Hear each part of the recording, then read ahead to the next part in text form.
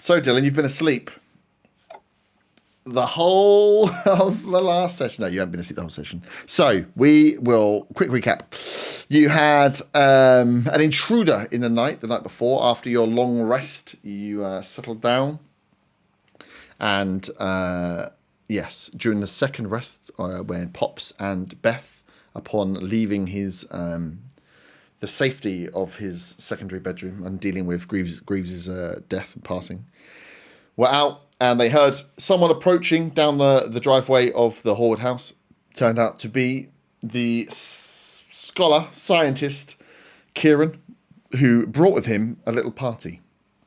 That party turned into quite the battle on the front lawn of the Horwood house as you were in the dark with torchlights trying to fight your way and kill off quietly as many of these zombies as you could that had been brought to the house. As part of that, many people, I think Matthew, you went down once. Luke decided the lance was the greatest thing in the world. He's going to carry on swinging it regardless of who was down and what was going on. So that was crazy. Pops also took a lot of damage in the fight, trying to front up the fight, and took a lot of damage as well from your former colleague, friend, survivor, John, as he gave in to the urges and the bloodlust of the infection that had been running through his system and turned on you guys, noticing that he had turned very animalistic and left his hammers and was fighting with just his bare fists, and did a lot of damage to John, who was nearest, and was eventually... Who put him down in the end? Matthew, did you put him down? Kieran put him down. Oh, yes. I don't think any of us actually hit him except for Pops and Kieran. Yeah, they took a lot of fight. Kieran explaining to the rest of you that he'd seen these symptoms before, and that to kind of try and quell the nerves of killing someone that was once your friend, that this person had lost the battle, and from what he'd seen was no longer the person you'd seen before. On hearing this ruckus, Kira woke up and came outside to find out what was going on, and found Pops in a state of being unconscious. You did get there and managed to patch him up and keep him alive, bring him into the Horwood house, and managed to finish off the rest of a rest into the early hours. So this happened probably like 3-4 in the morning, so the sun wasn't far from coming up. At first light, you gathered up some equipment. Pops still in a bad state, but was alive. Decided to head out towards where Kieran had just come from, the medical centre, where he said he believed there had been some supplies there that could help Pops. Akira jumping straight on that, wanting to get out and get down and see what was going on in the medical centre to try and find whatever she could to help him. You guys also being aware that your supplies are running quite short, and your allies running quite short now, with another party member dying within 2 days. So you head out towards the medical centre to scout and have a see at what would be facing you if you were to go there. Kieran drew up quite a good map of the facility and what you'd be expecting there, and made you aware that whilst it was a first floor facility or one-storey facility, that he was working at the lower levels, and that it was more of a science centre than it was necessarily a hospital, but they definitely did have medical supplies there, and he had to leave it all behind after the facility lost power a day ago, and he was forced to leave. So you got to the facility. I think Matthew rolled a nat 20, I believe, on perception roll, and you got a good view of what was going on. So you noticed that there's a few cars in the car park, that the medical centre was that one door. You could see on the front door that small opening that Kieran had to make to force himself out and get himself into the open world from the facility. And that the group of zombies that were kind of hoarding around, that were either at the front door or that were in the car park, were all kind of consciously making their way towards the facility. They weren't shambling around directionless as you normally, or you have seen them. And they weren't charging towards the building as if they had smelt or heard something inside. They were just slowly shambling all in the direction towards the building. So you got this information. On the way you also bumped into a wayward traveller, a very dehydrated, I think he was mid-50s odd, bald gentleman, well-dressed with a cane, who was babbling incoherently as you found him, and once you'd given him some water and kind of calmed him down a little, he told you that he was Dr. Edward Bowler, a doctor who had been at the Buckingham site the same time you guys had been, had escaped, had been caught there, and had only escaped a few days after being trapped in his medical tent, and had been slowly making his way down the dual carriageway towards this medical centre, which he knew existed from knowledge from the base, the army base, to try and get some supplies and see where he could help his sense to get out into the world and help from being a doctor. So you picked him up, checked out the site, came back, and at this point, so Dylan, you were asleep during the night and weren't awoken and didn't arouse and weren't awake as they guys left off. So you would be kind of waking up as they were out, coming downstairs and seeing that Pops is laid out on the table. I always forget this guy's name. Liam? Jacob? The Kieran? other guy? Kieran. It's another Kieran. Yeah. There's another Kieran. The other Kieran, that's why I can't remember it, because there's two Kierans. The other Kieran is tending to Pops, and the Colonel is going through again, trying to rummage and find stuff within the house. And then at this point, if you kind of raise it, and this was after your like 36-hour rest, right? So you've slept in, you've got fully recuperated from that.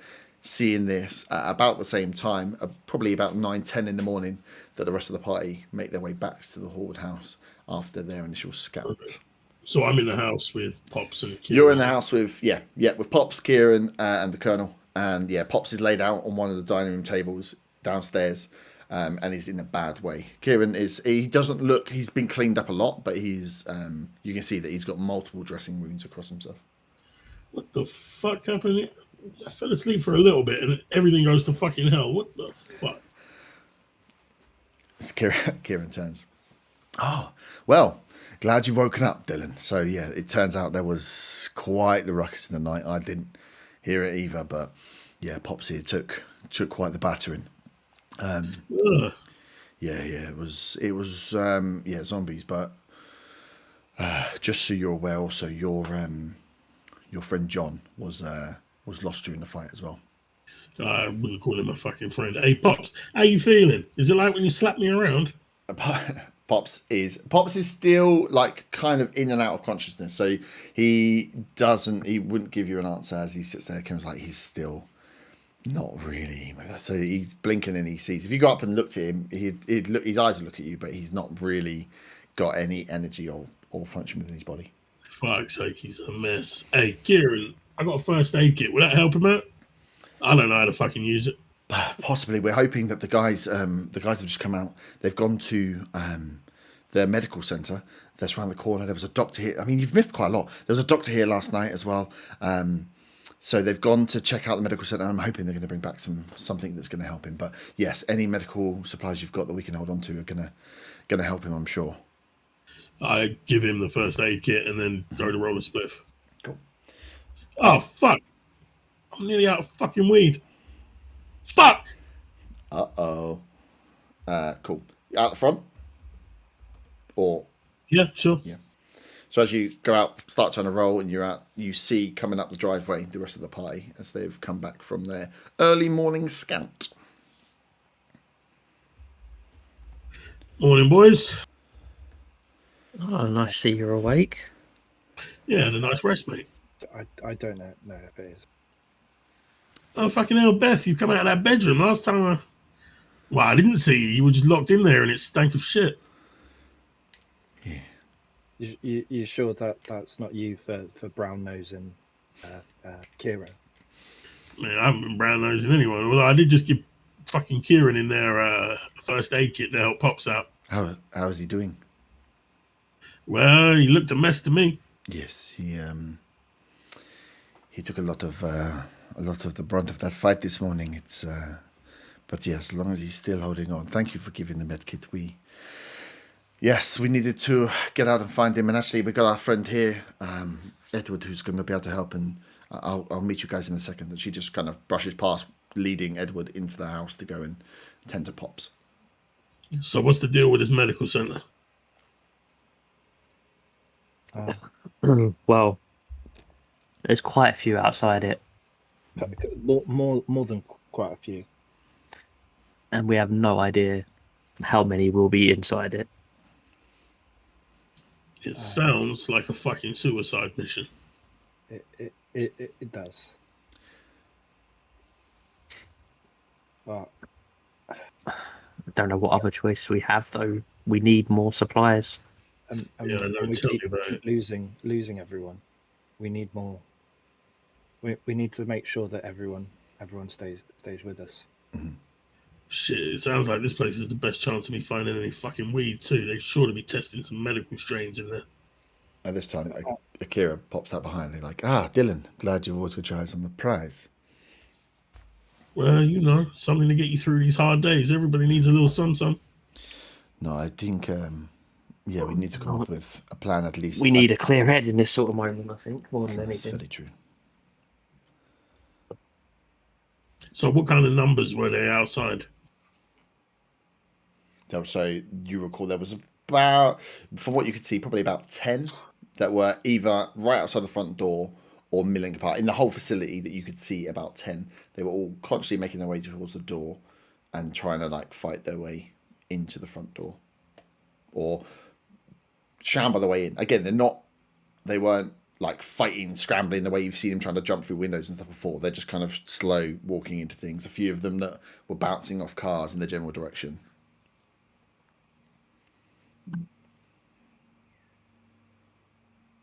Definitely in the double figures. There's enough. We We need need- a distraction. Or to be really sneaky. Yes. Or both. I mean, I kind of feel Luke's idea was good. I don't I believe it. mean, I doubt it. Luke is dead. Who's Luke? He was castrated by his own lance. Locked in a dungeon by someone from Derby.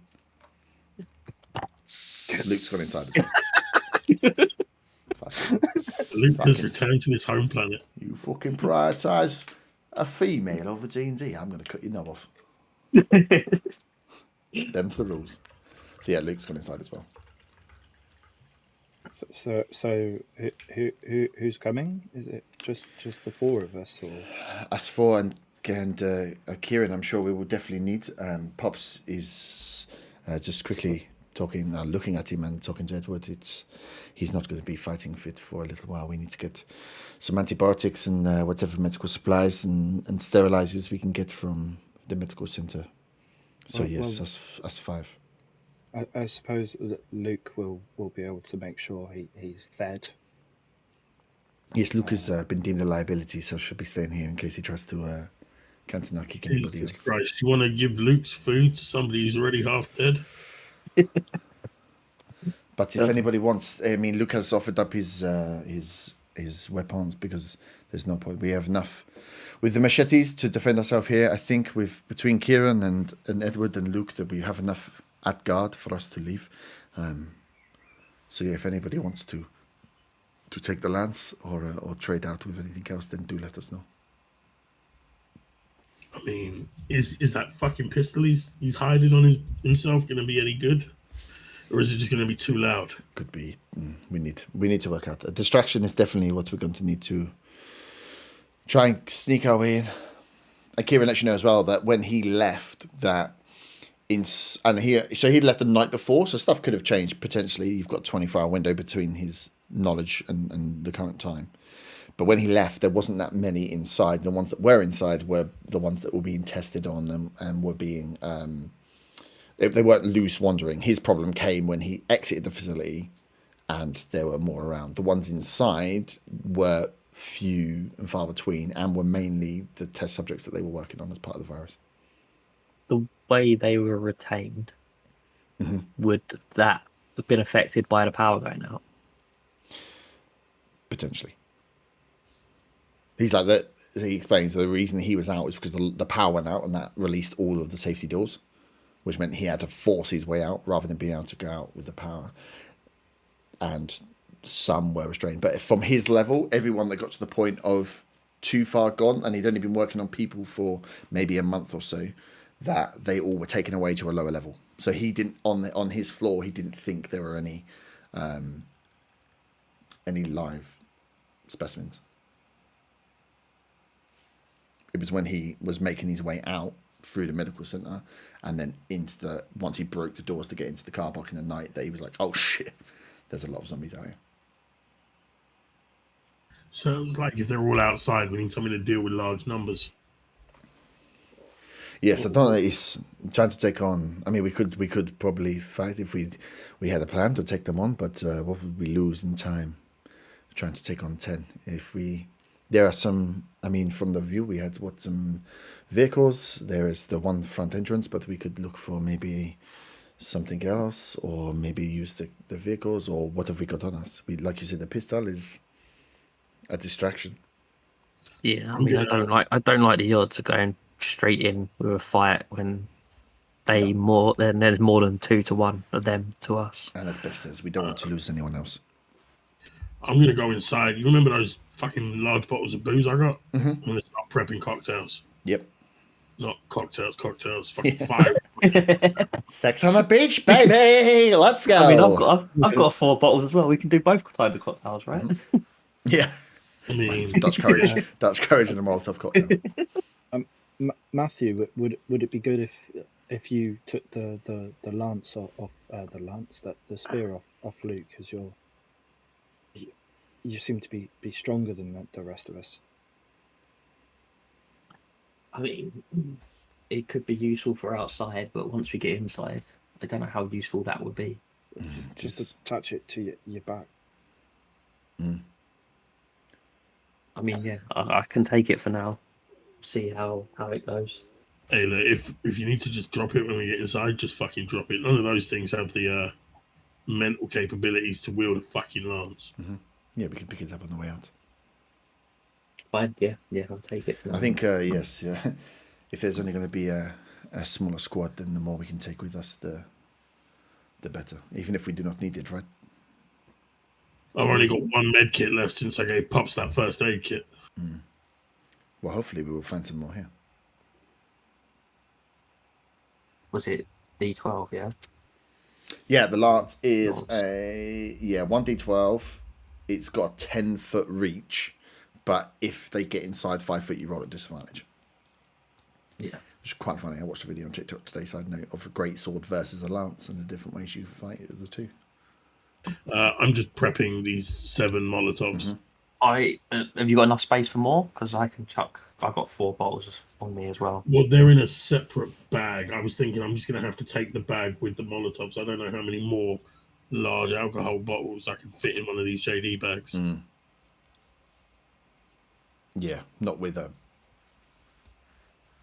I'm already going to have to leave a bunch of stuff behind. Like, I'm not taking the strong climbing rope. I'm not taking the large net in a bag. And I'm not taking the fucking fire extinguisher that I somehow came to possess. You forgot about that. I mean, yeah. The fire extinguisher would Well, be the great. fire extinguisher might be useful. Yeah, it's just that could make a distraction. But things like food and stuff, I'm going to have to leave behind as well. Yeah, I would say we run light, and I mean, the net might not be the worst thing either. Do we know if they react to light? Did we work that out? I don't know. I'm doing it in character voice. Did we work that out when I shone the torch at them? Yes, last session. I mean, by the amount they missed you, that was just pure luck. No, the light. They appeared to be better in the dark than you guys were, but the light didn't affect. Other than a bit like a shark, that they can hunt in the night, but when you show them a light, they will follow the light. Okay, I'm going to take my flares. So, and Kieran will make you aware as well that he's like, well, from what they did on testings, that they found that the further into the specimens that he had seen, the virus had got, the more kind of more animalistic, maybe not the wrong word, but maybe animalistic is the right word, where their brain just functions on the 5 senses. So they reacted to sound and movement and noise and smell more than they didn't think and plan.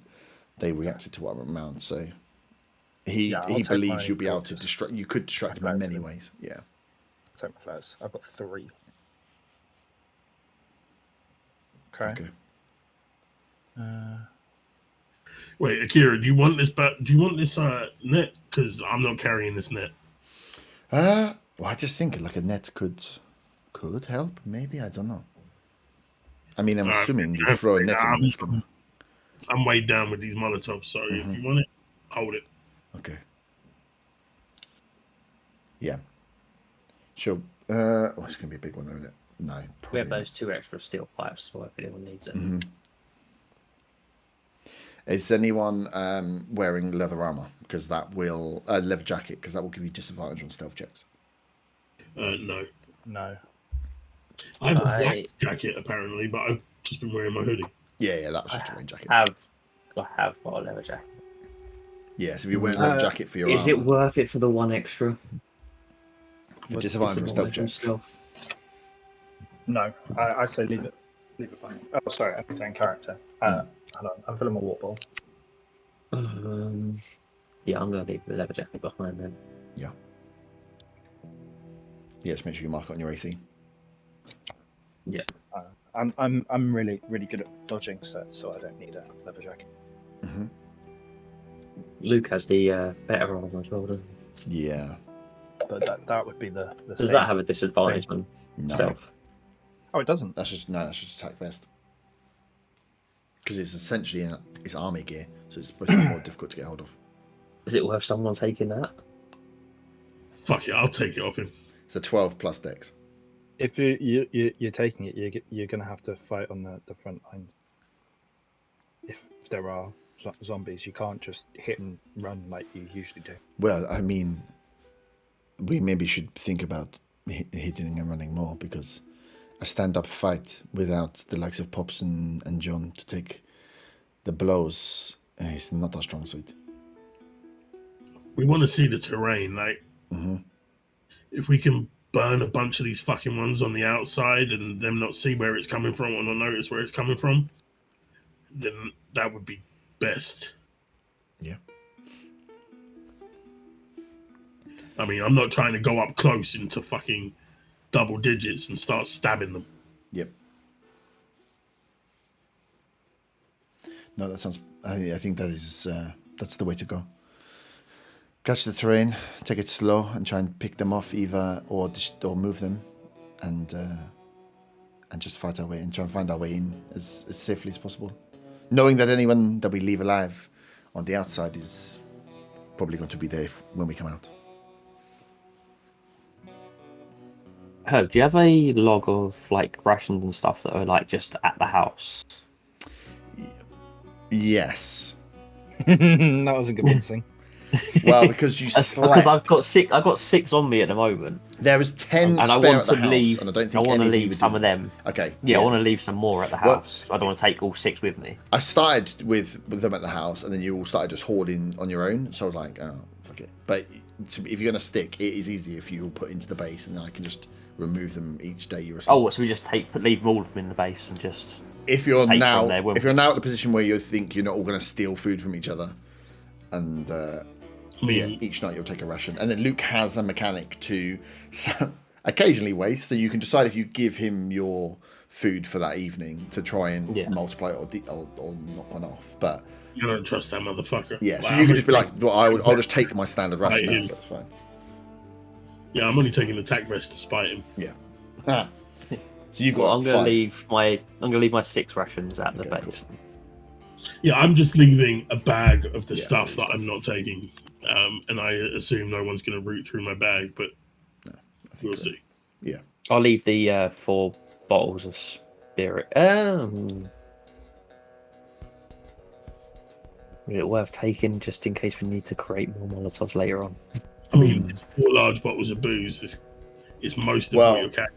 You've got to think as well. If you're I'm going to be making the sometimes- Molotovs in combat, is going to be a combat round of 6, so you're going to take a couple of your rounds to make a Molotov. You really want everything ready before you might end. To be honest, is it worth me just making them into Molotovs now and just having them in my bag? It's not going to weigh anymore. Yeah, it's up to you. Although I'm assuming the bag I'm carrying with 7 large bottles of booze in it gives me a disadvantage on stealth anyway. Yeah, it will be at full strain. Clinking. Yeah. Ding, ling, ling. Akira asked Dylan if you are going to be using the whip that you picked up. I was going to leave that behind. He's been waiting for her to say that for ages, isn't he? I was going to take the knife. So I from didn't the do it in shed. accent. Okay. She'll ask to take Guys, I don't know how to use a fucking whip. I grew up in the hood. give it here. I know how to use a whip.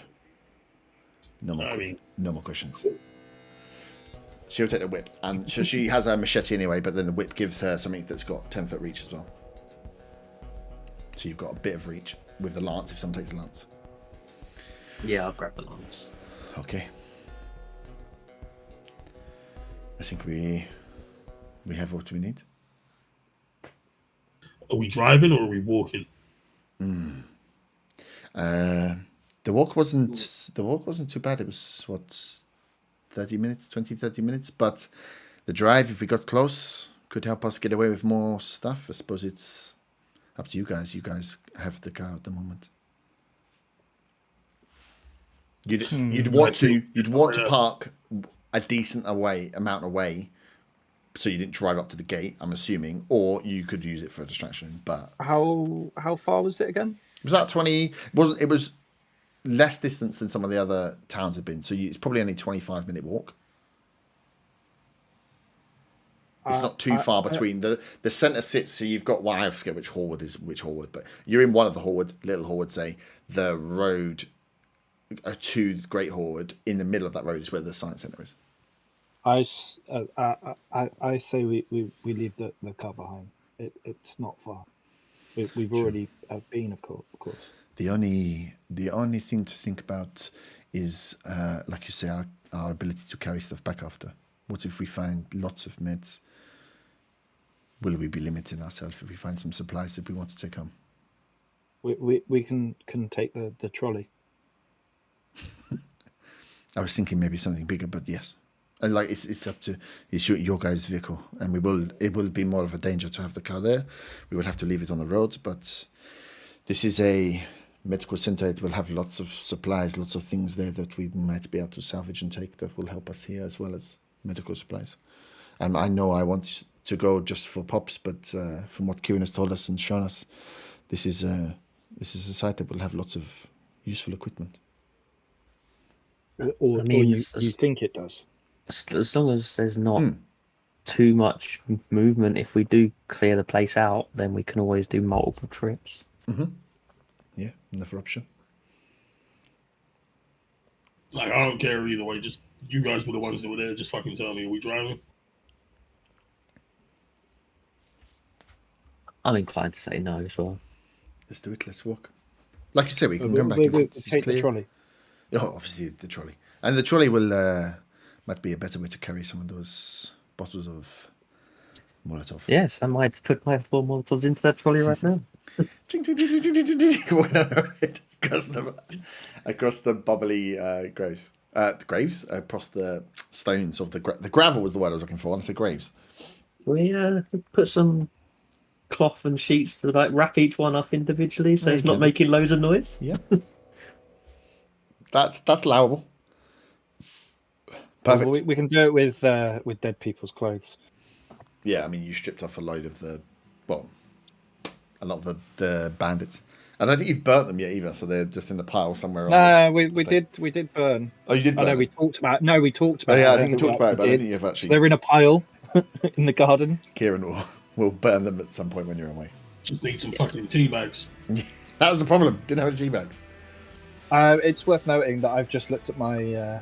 This is something else when I was talking about flares. I do have a box of lighters that I took from one of the shops that we went in. Nice. So you had firelighters and then you tried to use tea bags? No, I had lighters. He had lighters. You had lighters. Oh, actual lighters, yeah. Ooh, I'm going to take some of the lighters. I'm going to take the box of lighters as well in my little fanny pack. Do you want to pass? We can throw them around to make loud noises. Ah, okay.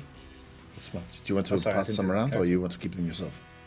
I don't know how many's in the box. How many's in the box? I did say, didn't I? I said it was something like 10 or 15. There was a lot of lighters, but they weren't like young use ones that are little, the ones that would explode if you threw them at the floor. Actually, exactly. So I'll give everyone a couple. Mm-hmm.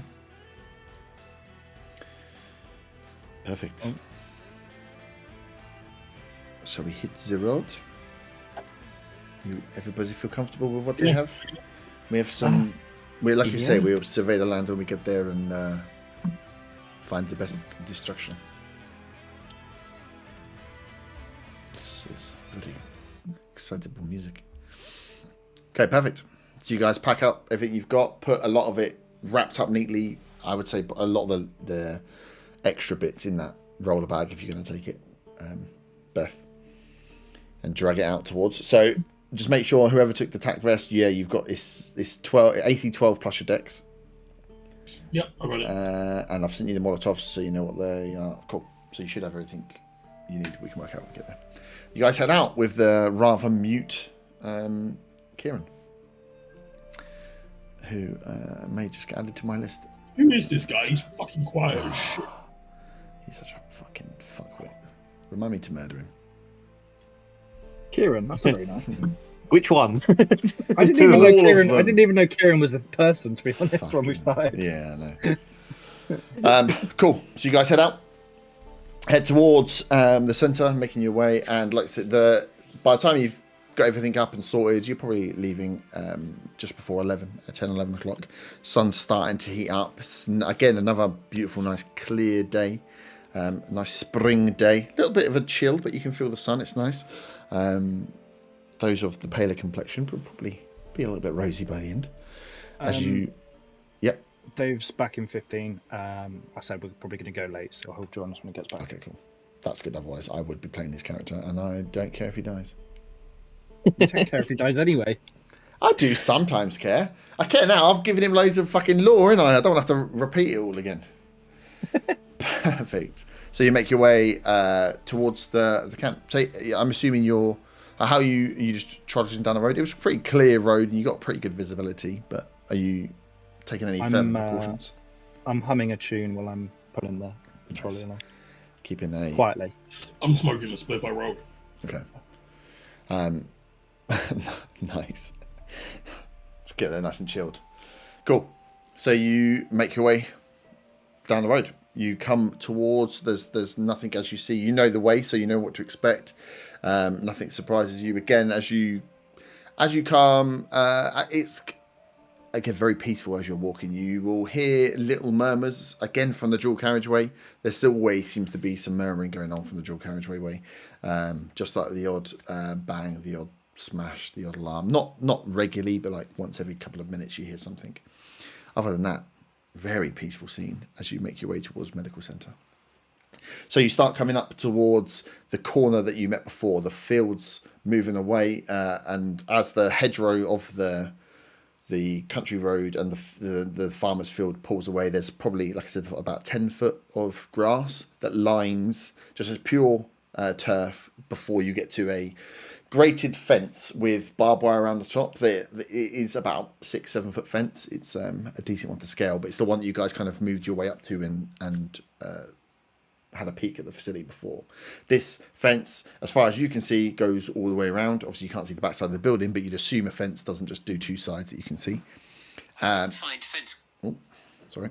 And the building sits within that as well. So you've got this 10 foot of grass. It's a clear edge around the outside of the hedgerow. You can see then the main road, and you can see the entrance where there's that little security box and the gate to let people in.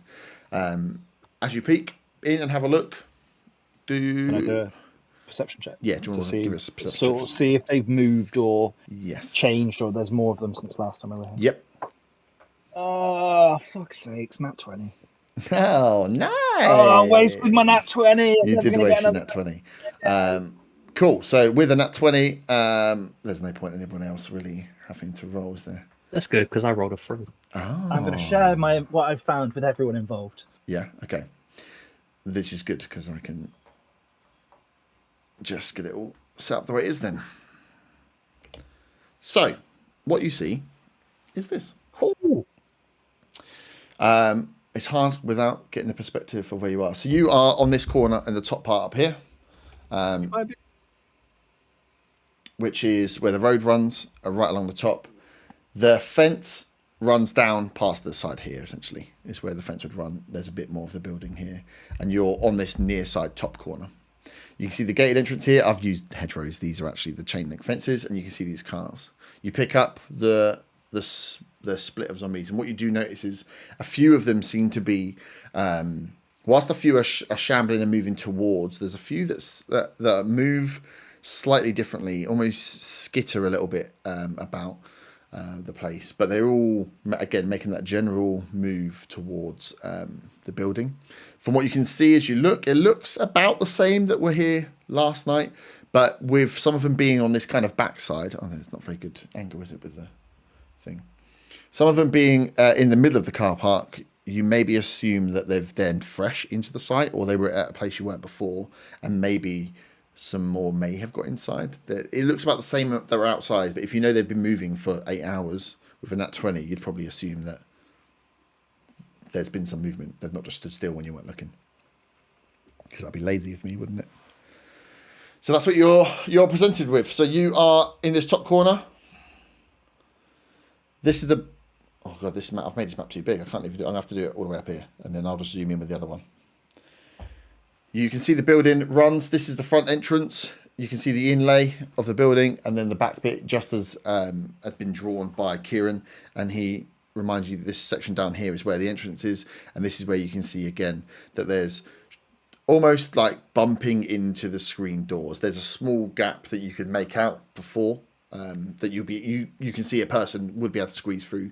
These guys aren't trying to squeeze in. They're kind of almost like bumbling into the door and bouncing back. It would be like if they squeezed through, it'd probably be a lucky trip by them. They're not making a concerted effort to try and pull themselves inside, but they are seemingly being drawn inside. Would you like anything else shown or cameras moved or whatnot? Because I'm aware I've made this a little bit big. Why the fuck are they focused on getting inside like that? That's not how these things have acted before. Yeah, I noticed it earlier as well. It's very weird. I don't know what the fuck was going on in there, but and Kieran, there's clearly something. Kieran draws a blank on that as well.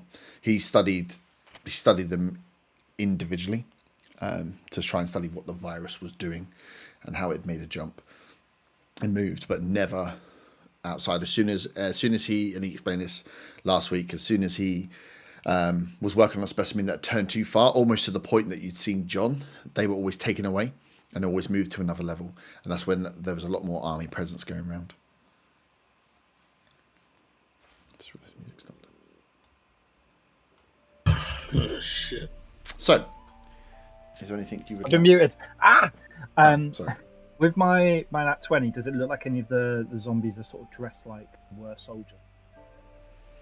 No, they all just appear to be in normal clothing, dress, or there's probably a few the odd uniform in there of like a scrub, but nothing that when you're looking at it is like that. It looks like a soldier.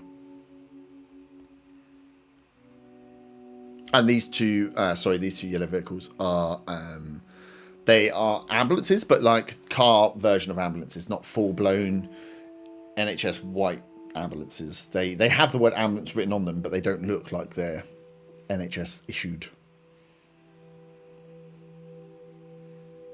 And there's no sort of ambulances or anything in the car park? They're the only ones you can see, the two ones that are parked out front. Okay. No, that's Again, fine. Kieran explains that it's a medical centre, but they were there working for many years as more of a science and disease centre rather than a medical hospital centre. But they did have patients in, and the first floor is very much a patient area. Is there any way we can get these fucking things to bunch up somewhere?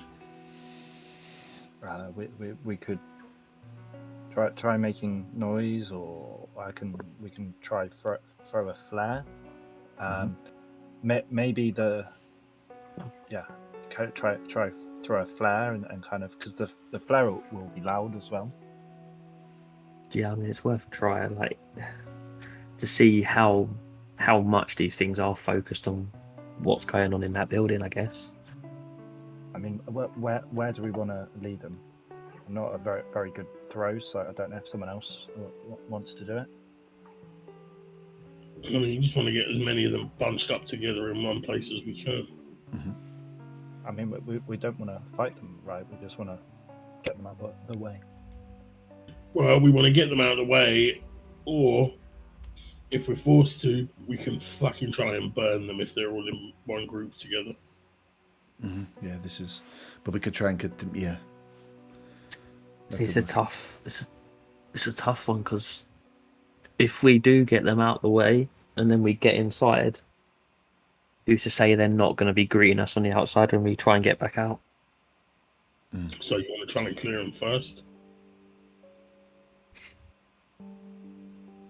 I don't think we might get trapped, but at the same point, there's too many. Can we? I mean, if we're quiet enough, can we try and pick off the few further back without trying to alert the rest?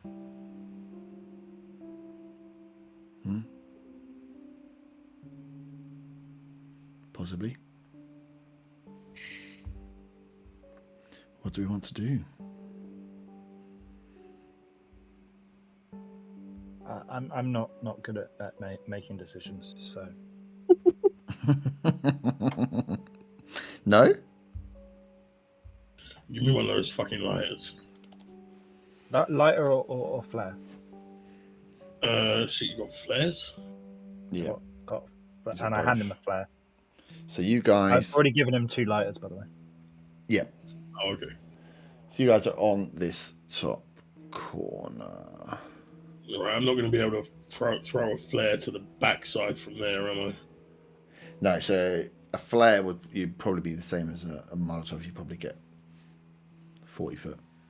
You said those hedges aren't hedges, they're fenced. This is chain link fence, and the chain link fence kind of comes out to it probably a little bit further than this bit is here because it leaves a gap to the side of the building. So this is the edge of the building here, but you'd probably have a bit of hedgerow, a bit of manicured grass on the side here before the fence goes. But I just haven't. I made it too big. How So, yeah, tall was the fence as well? It's about 6-7 foot. So it's as tall as a person, and there is that like the kind of V-shaped barbed wire on it. So the one in the center and the 2 wide ones. Okay, I'm going to try and sneak unnoticed. I was going to say, you do notice the gate does have, as a front goes, round here, around this building, is probably the only bit of cover that you'd have once you leave the safety of the hedgerow. Yeah, I'm going to try and sneak over to the... Because I have the bolt cutters that John had. You do have the bolt cutters. So, is there any way of being able to cut the barbed wire section above part of it? So you could probably cut the chain link fence with it. You could probably If I don't want to cut a hole in the whole fence because that gives them an exit.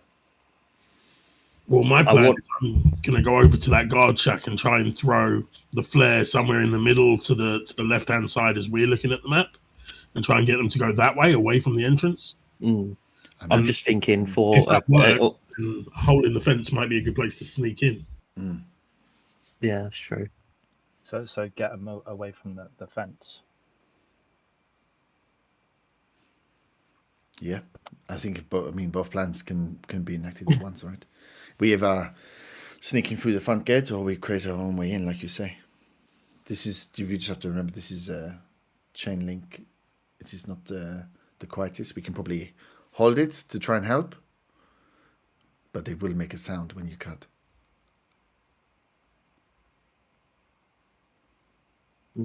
Well, if we've got flares and fucking lighters going off on the other side, I assume they'll make a bigger noise. I think it's worth trying this shit.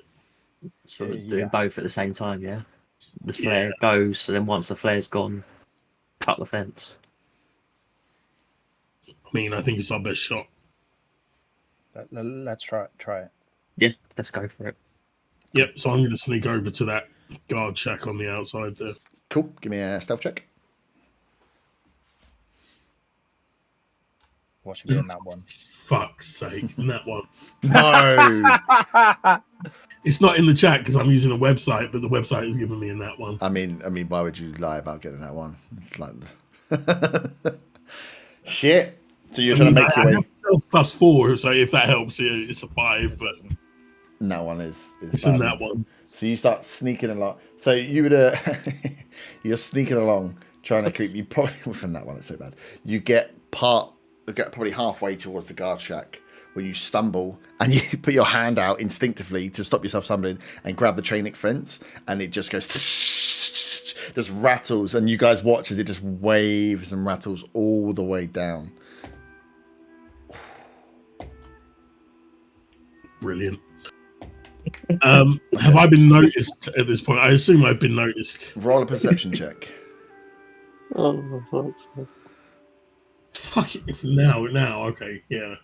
17. 17. So as you try and let go very quietly the fence, and you look through, the ones closest don't seem to notice, but this one here, you see start like kind of sniffing, and is looking now your direction. The one nearest the car somehow hasn't really moved, and any of the others you haven't seen any other movement, but you notice this one, the turn, as you like kind of let go and your hand readjusts, your eyes readjust, sorry, to get the distance view back. You see this thing looking towards and sniffing. Okay, I've got a big enough lead on that guy that I'm gonna take my chances and continue my sneaking to where I was trying to get before. Okay, cool. Give me another stealth check. Now you've steadied yourself. it's not another. Oh, for fuck's sake, no, 10. Okay, 10. 10's not so bad. Okay, so You get a +4, right? Or was that including the +4? That's including the +4. Okay, cool. You make it to the building. Luckily, they're not very perceptive. I mean, is that one that noticed me? Is he following? So you've made your way. You haven't looked back. So you've got yourself to the safety. Oh shit! As I just dropped a wall on your head. You've made your way The to safety of the wall on your head. of the thing. And whilst they're all four walls there, what you see is like your stereotypical security booth. You've got two short, like narrowish entrances and wide for a car with two barriers that come up, and in the middle it's almost like a fiberglass box, big perspex sheeting windows all the way through, and you can see the door is the back side of it. Yeah, I want to be on the other corner, and I'm going to try and throw the flare towards that blue car. Okay, cool. So you want to get to this corner. Right. Cool. So you've made your way up there. Anyone else? Well, so if they've responded to Dylan shaking the fence, then I think this is the perfect time. So I kind of say to him, I don't know if he's done it right, but I think we have a shot in cutting the gate, the fence now. I think move closer to it. Yeah. But I think we'll wait for the. Wait for the flare. Wait for the flare to go off. Okay, perfect. So you'll bunch up to it. Where would you like to set yourself to cut the fence? So this is all fence on this front bit, and then, like I say, there's some fence that will. Though, to be fair, the fence will probably come round on this side here to say for ease of map. I think just side then. Here, maybe. Say when, left and right. I know when my hand's moving. Right. No, right. We want to go like right in the corner. Right in the corner. Yeah. Okay, cool. So you'll muff you up here, and then you're gonna have the scientist is very weak. Okay, cool. So you're all set. So we'll have this as almost like a surprise round, if that kind of makes sense. Do you want to, just so we're ready, all roll initiative, just so I can keep track of what's going on? Are you suggesting that we'll be fighting? I thought we were running past them all. No, I just want to know where you would be. So we'll do this round and see what happens. Because then I I can just make want sure to know where you'd be in case you do accidentally get into. I mean, let's be honest. The chances are something's going to go the wrong way. Yeah. Not well, me. We've already done that one. So yeah, that one on a stealth check walking down the road. So. The first roll of the night was a nat 1. So yeah, that's first roll of the night was a nat 20. Yeah. Well, oh yeah, that's true. Yeah. We've gone the two opposites for the first two rolls. This website is fucking with me. For initiative, it's given me a 19, so overall 24. I've got a 16 for initiative. Okay. 6. 6, bloody hell. Right. What was your number, Hayward? Sorry, 16? 16, yeah. Yeah. 6. 6 for Beth. Kira rolled an 11, so she sits in the middle. And I will roll. And now you've got to roll about 20 different ones for the zombies. No, wait. No, I'm not putting them on the. Hey, look at that resub. Yay! Here he is. Is he in? Can we be resubing with gold bullions? Oh wait, is he close? He could roll his own fucking initiative. Okay, cool. Well, I hope so. Otherwise, I hope he's close. Otherwise, he's doing that from the car. Whee! Hey. Did you have fun? Yeah, Yes, your games. lots of fun. News. Well, get ready because you're gonna get fucking murdered. Fucking look forward to it. Has that ever got the target off me instead of Weaver now? Is that how it is? Well, now Dewhurst picked it up because I was gonna chop his willy off, and now I've got multiple people to beat up. I thought Jewess fell over the lance. He fell over the lance, and yeah, that's why he's back. He Castrated himself. punctured a testicle. Oh, He was sorry doomed. about that. Not fit. No worries. Right. Don't worry about it. These things happen. So Just a catch you up. random 9-hour roleplay session. Fucking 9 hours. Oh god. Well, I mean, it's bank holiday tomorrow, so you got another one. Let the good times roll. Okay, well, you're lucky because you missed us catching up and getting all the stuff. So you've got all your bits. One thing I want to check with you beforehand. You know your darts. Yep. How many of them did you expunge the goodness inside of? Then not all of the goodness is gone. Oh, okay. No, there's one that won't. you had That one. will still have because it missed. Okay. Oh yeah. I shot all 6, but 1 missed. Yeah, good. That's what I want to check because yeah, you'll be looking for the ability to refill them. Yep. Okay, good. That's what I want to check. That's the only reason I'm here. I would like to refill myself. So everyone's packed up some bits. You've left behind one ball, lukewarm. Pops is still on the brink of consciousness. So the doctor you found last week is there looking after him, and Kieran is front up the site. You guys grabbed everything that you could. The guys made a load of Molotov cocktails, and you literally just got to the site, which is good because we're about to kick it all off. Then, do you want to roll an initiative for me so I can put you in order, just in case it goes wrong?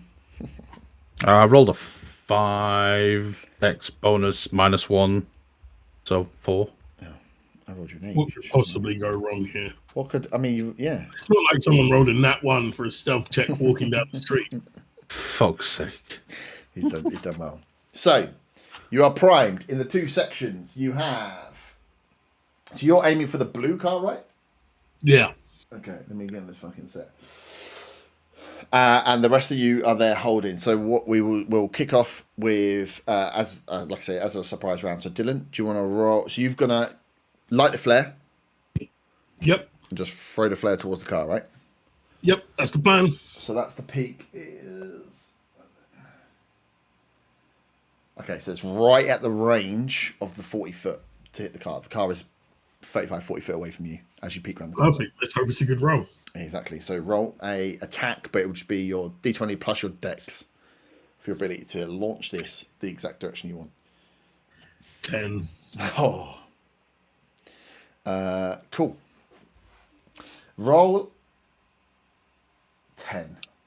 Roll a D4 for me. 4. Oh, fucking hell. Okay. So you step out, light the flare, and as you light the flare to throw it, it's like it's a bit bright. You've probably not lit many flares before. It's a bit fucking brighter and a little bit warmer than you're imagining, and that kind of puts you off as you go to throw. Your throw falls short by, because of the 4, quite a way. So it lands. I've got fire. Hang on, give me a second. I actually had a thing. Herb didn't start the fire. It was always burning, and I don't know the rest of the words. Because I know how much you guys love Molotovs. Cool. Like that. Okay, that's not too bad. So that little marker is your flare. Okay, and with my perception, do I notice these zombies moving towards it? We will find out if they move towards it. I'm just gonna sit waiting for like 20 minutes. Yeah. Yeah, sorry. Well, I assume the one on in the red that was over on the right is moving towards me moving anyway. towards you anyway, yeah. So you notice all of the ones that are here all turn, and yeah, this guy's starting to move towards you. So you notice, the ones from, although from your perspective, looking through the perspex, from what you can see, you've noticed that this group here are all starting to make their way. So you've got 1, 2, 3, 4, and the one that was moving, 5, have all started their move towards. This guy hasn't. Sorry, he's facing the wrong way. That guy hasn't. Yep, so they're going to start their move. So that was your surprise round. We're paused in time. So the rest of you guys, you've seen the flare, you hear it light, you've seen it drop in and just drop by the car. Would you like to attempt to cut the fence? I think we Yes. should wait until they start moving. Oh, okay. Do you want to use a surprise round? Yeah. Cool.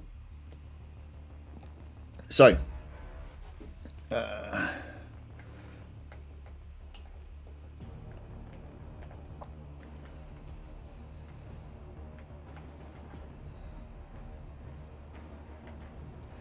and then this guy is making his way. I think it'll be this way. But so they all, in their round, have made their move. The rest of these guys are still going towards the door. This guy's ambling around still. Dylan, you give me a stealth check. Stealth is, what was that? Okay. 17. 17, good. So as you see them all moving, and you see the one that originally had seen you, you can almost hear, as you're tuned down, the stalking of this, the sniffing of this zombies that's out there. You duck behind the perspex. You're down nice and low. You believe yourself to be well hidden. The rest of you, back to you guys. You have seen them all start to make their way out. There's still a group by the front door, but they've cleared off a decent way from your vision. Okay, we go for the cart now. Yep. So we Are we doing it them two of them brace the fence and Yeah, like cut, or if two of them brace the fence, you'll be able to cut the fence. So with two of them bracing, we'll give you advantage. Well, either you advantage or two people can roll. It makes sense for you to have advantage on the check, depending on your roll with your dexterity. So roll d20 plus your dex. Depending on your roll, will depend on how much noise you make. Them guys helping is giving you the advantage. okay. That is a 19. 19. So you kind of, between with Kieran kind of stating back, knowing that strength isn't his strong suit, with Akira and Beth kind of get their fingers into the net slowly, the chainmail, sorry, and kind of like pull it left and right. We So would have you've lost a finger if you'd got a 1. Beth puts his hand in the bolt car. And then you just slowly, one at a time, just clip, clip, clip, all the way up, taking your time as you go through to make the fence cut in. And as you look, you don't see anyone as turned. They've not turned from their path as kind of Akira and Beth are looking out for any movement in there. Is there anything else you would like to do, Dylan? I'm still watching these approach the fire. I'm just wondering, should I throw a lighter and see if I can pick up that straggler on the corner? It's your own decision. Yeah. How many? I can't see how many are down by the entrance, can I? Not from here. No, you're completely blocked off. You've got a decent-ish view as you peek around of what's going on with the car, but yeah, looking across through the perspex, everything this side is a bit more blurry. I'm just gonna prep a Molotov for when those all get closer to the flare. Mm-hmm. Okay. No other action at this point. Just still ducking down behind the corner there. Cool. So the flare continues to burn away. It's still probably got a few more, maybe a round or two in it before it blows down. The rest of these guys continue their way forward. And as they make their way to it... Oh, that was already moved. Oh, they gathered nicely. Yeah, they amble up to the flame, kind of getting towards where the sound was, and then enter back into their kind of searching mode. They're not. They're a bit more alert than they were before because they've heard something and they're moving, but they're not in a rampage. They're looking around to try and find. They can obviously see the flare, but that's not food.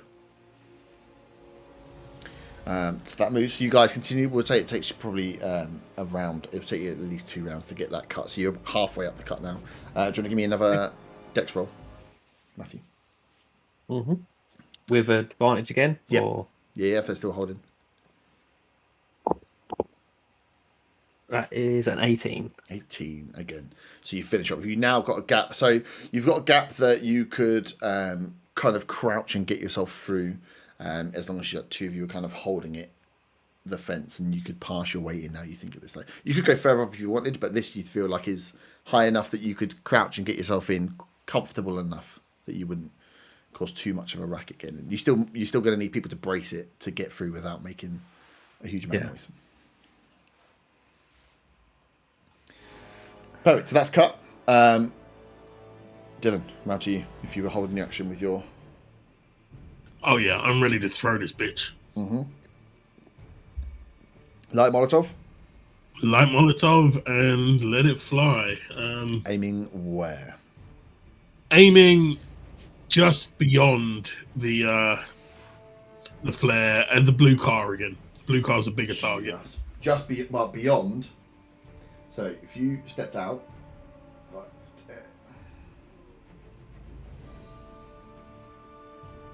so 40 is the car. Yeah, I'm aiming at the car. So you want to hit the car as your sentinel point. I'm assuming that I'm not going to hit the car, Okay. but I'm aiming at the car. Okay. So roll your attack. Dex, Dex. right? Yep. D20 plus Dex. 13. 13. Okay, cool. Give me a... give me your D4. 2. 2. No, that's not too bad. Okay, cool. So that was just for a spray of angle, but 2 is nicely down the middle. So you launch forward. 13 doesn't quite get it the distance you want, so it's going to fall short, but it falls pretty true. So it's going to land on top of, it's going to literally burn straight into this zombie in the blue as it lands here. So that is a 20-foot radius of a Molotov as it explodes out. It is a Dex 15 save to take half damage. If you can roll 3d6, and I will try and save 4. So that is going to cover. Jesus Christ. 20 foot is that way, isn't it? Yeah, it's going to be massive. Of course, it's going to get, not going to get one. It's going to get all of them. Yeah. Cool. Yeah, let's burn these motherfuckers. Yeah, I'm going to burn them. Right, fail. Fail.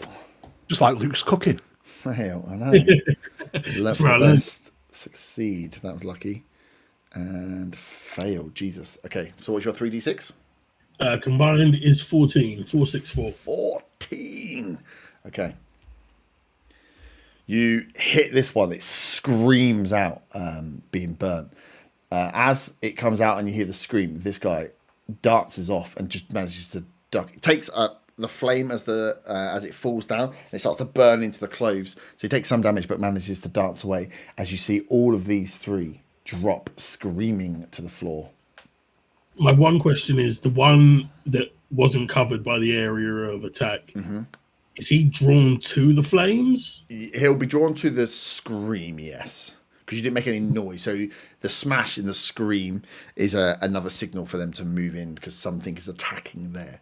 Doesn't I assume he'll back off when he feels the heat. Yeah, but so the Molotov is a one attack splash. So it goes burns. They'll set on fire, but they're not going to stay on fire.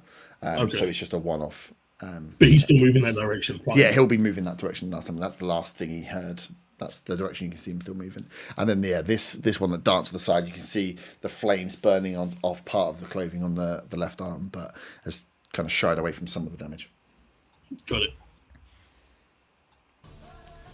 Perfect.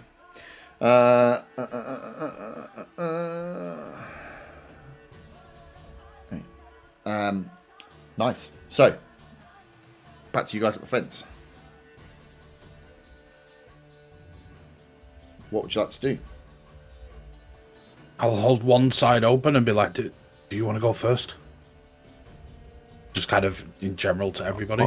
I'll go in first then. I'll crawl in. You're gonna crawl in. Yeah. Okay, cool. So, give me. So you're gonna have. Yeah, this is right. So let me explain how this works. So you're gonna crawl through. You're gonna need 2 people to hold back, and then that gives you advantage on the stealth check to climb through, to not make noise, not catch yourself in anything. Obviously, the last person going in, it's going to be a little bit more difficult for them to hold without making the noise. So 3 of you will get advantage. And can we hold from the other side once we got through? Yeah, if it's chain link fence. No, because the way you've cut it out and pulled it, you wouldn't be able to pull it back in on itself without making the noise. So once you've pulled it one way, pulling it back in on itself is going to create noise. Yeah, so okay. You've got a chance for 2 of you to get through with advantage, 2 of you to get through on normal rolls. I'll let you decide what you do with that. Well, if we're running an initiative order, then I'm last anyway, so... Well, for this, until we get, like I said, we're not in. Okay. No one's fighting anyone yet, so I know this is still until it all goes. It's just I like having it there with some of the other characters, so I know roughly what the order is, and I don't want to lose track of people because I have a tendency to forget. Well, I'll go first. Okay. Should I do that with advantage, or should I do that normal? Yeah, first 2 people go through with advantage, and then the second 2 people go on the standard rolls. I'll go with advantage. I rolled 2 dice. Do you know what I got? 1 on a 1. Please. 2 natural 20s. No way! No! You've got 3 natural 20s tonight. I'm going to send a photo in the chat. Yeah, you have to do it. What You've the been hell? rolling Dave's dice. I expect them back next week. So you slide through with the grace of a Slippery snake. pole dancer, I'm a snake. sliding through, almost popping There and you locking go. to get through. I've put it in the thing. Amazing. 2 natural 20s. I'll be sick. So you Disgusting. get through, no problem whatsoever.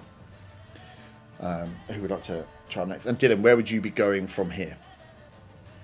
At this point, I'm still standing and watching. Well, not standing, but I'm ducking behind that Assuming corner. you've come back behind this corner, right? Yeah. Yeah. Okay. I'd offer to the other 2 as well. If one of them wants to go first. After you. Yeah, I've got a hold of it already. It's fine. Okay. Okay. Okay, well, I'll go next then. No, fuck it. Akira's going to go. Fuck you, man. Oh, she's going, yeah? Okay, Yeah. well.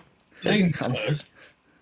Come on, ladies. God, honestly. I offered, she said no. I got a 2 and an 8. That wasn't so good. Okay. So Akira gets through, catches like a bit of a pant jean loop as she's going through, and the chain rattles a little bit as she makes her way through, but with nothing too catastrophic. And as you stop and look around, nothing is seen to have picked up the issue or the noise yet. After you, Matthew. So is this not advantage now? Just a normal, normal. Just normal. Yeah. Why have I wasted 3 Oh. natural 20s? Yeah. That's a nat 20 as well. Why? Guys, man. Can you not save them for when it matters? Yeah, I was gonna say. I suppose this is. That's the thing. That's the problem. Okay. I'm not even using my loaded dice. Why? I sent them to you. Yeah. Okay, Kieran, over to you. Last man in.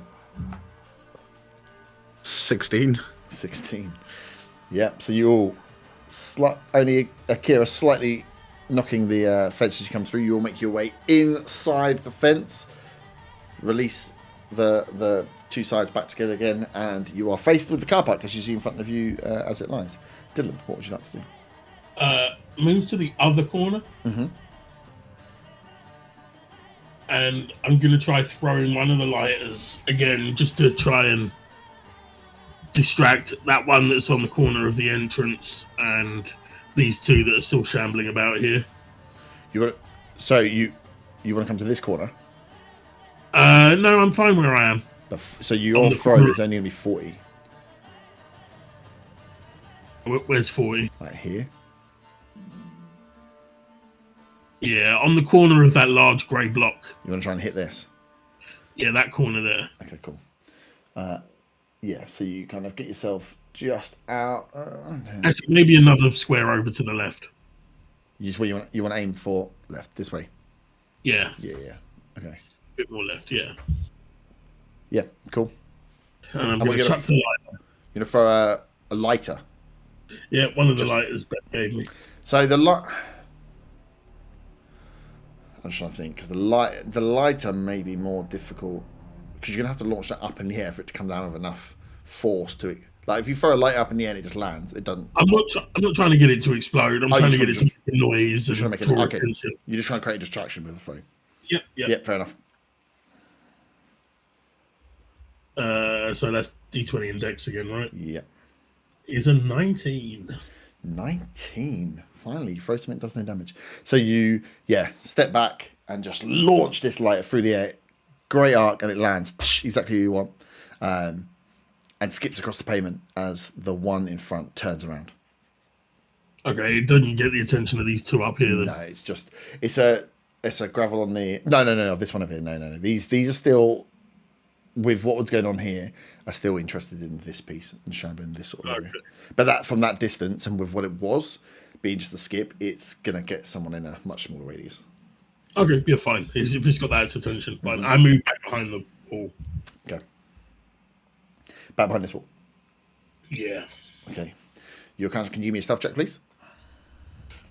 Stealth is 17. 17. Where the hell?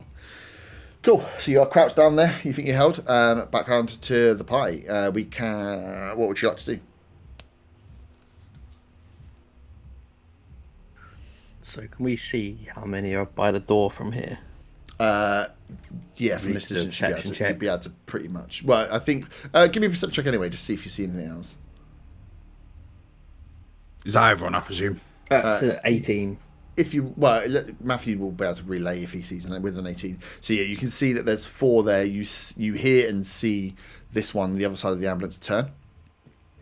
As it looks to kind of stalk down, and you notice that again. This one is looking around with a bit more intent, and it's not just moving towards the sound. It's almost scanning around to see what might be going on. And then at the doorway, you see there's 4 zombies as they're knocking in, but none of them look like they're getting in. You can't see that there's any like hands trying to make their way in. They're just kind of banging into that front door at the moment. Okay. And what sort of distance is that door from? So the door is right up here. So you're talking about right there. About 60 foot. Okay. And this is the curb bit here. So the actual building wall is here. Yeah. So this is a like a stairway entrance into what would be the door is like what would be 2 automatic glass sliding doors that have just been pulled open enough, and that was where Kieran forced his way out. Just pulled him open enough to get himself through. So Matthew can relay that to you guys, so you guys can use your action if there's any. What else would you like to do? So there's 4 by the door that seem dead and fully focused on whatever's inside. 1 on the corner that is looking out to where the flares and that got thrown. So I think if I can sneak along quite a bit, I could maybe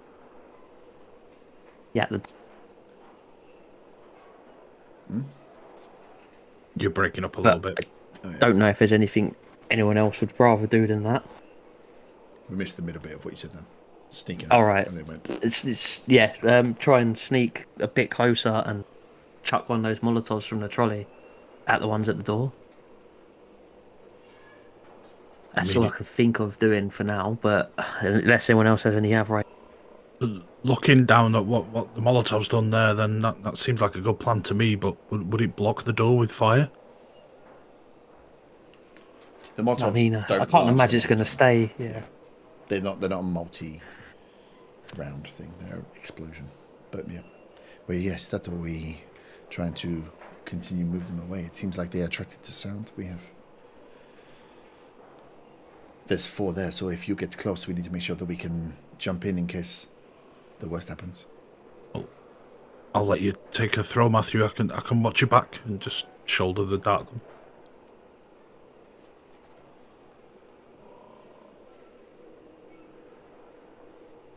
Yeah, so you're going to need to get kind of in this no man's land to get within the 40 foot to be able to hit.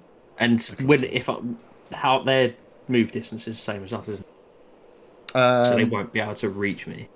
They're the ones when you faced them before, they've never quite been they've never been quite as fast, but when they see someone, they will rush towards them, negating getting close is their number one objective rather than attacking. So they'd rather get up to you before they take their swing, if that makes sense. Yeah, that makes sense, yeah. So if you try and go to the yellow truck, I can wait on the corner of this red car and take a shot if anyone arrives. Yeah, let's go with that then. So I get a move within range. Mm-hmm. So you can one of the Molotovs. Yeah, so you'll have. So it depends where you want to aim. So it's a big old square that can hit. So you could get closer to almost give yourself a better chance of hitting these guys. So I just realised they're not on camera, are they? Oh yeah, because obviously that's the maximum range I have to get. Yeah, the maximum range. Pretty good throw to. If you were here, but there's 20-foot radius. Yeah. So from just in front of the car, you could get to the back end. From getting up to the yellow car, you'd have a much better chance of hitting them. Closer you get, so the shorter distance you're throwing, the lower the DC for hitting exactly where you want to hit. A miss then has a degree of sway and weight. Yeah. But it is a big splash damage on them. Okay. Then I'll get up just in front of the truck, in the front of the ambulance, and I'll go to the back corner of the red car. So in front. Well, yeah, just so I can get obviously. So I can kind of throw around rather than. Okay. Yep. Having to lob it over the car because that could go quite bad if I. I don't know. Cool. And then we've all got loaded dice tonight, so it's fine. Yeah, exactly. Where did you want to be placed, Kieran? Exactly where you put me. Exactly where you put you. Okay, so you're. Can he get a clear shot? You won't have a clear shot when you move across. He'd have a clear shot in this alleyway if someone got closer. Okay. Again, what's your? Is it 60? Yes. Yeah, so you would probably be able to almost hit the ones at the front here. That's about 60. I think it is 60 actually. The back, the wall. Mm-hmm. Perfect. Akira will sit up behind here. Beth, this plan is in action. Where would you like to be? I want to be just in best. front of Kieran. Okay. Like to the side. So from where we're sort of viewing. Yeah, exactly there. Just kind of ready if anything kind of occurs. I'm going to hold an attack. Yep. Just because they may come for us, and I don't know how far away they are, but I don't want to be too close in case the Molotov goes wrong. Yeah. Okay. Yeah, you can hold that. So an enemy enters your area of attack. You want to be able to attack. Yep. Cool. That's fine. Perfect. Dylan, anything from you before they attack off? I'm thinking. I just distracted that one in the corner there, didn't I? And I've still got these two up here. It's a question of, do I leave these two up here and try and sneak down to the group, or do I try and do some more damage? That's a great question. I mean, the two of them are bunched close enough that I could throw a Molotov at them. And that would leave me, I suppose that would leave me with 5. 5's still plenty. Yeah, I'm going to go back onto that corner and I'm going to throw a Molotov for the spot directly in between those two. You are prepped. I just want to make sure you had a move. Okay, so Matthew. So it's a martial weapon, isn't it? Martial range. So you can't add your proficiency, so it's just it's D20 plus Dex. Okay. Dex being your ability to throw accurately. That is a 17. 17. Very good. Cool. So where you aiming for? Just in the middle? Yeah. Yeah. Perfect. So you Yeah. launch in with your Molotov. Can you roll 3d6 for me, please? And I shall roll some saves. Fail. Come here, please.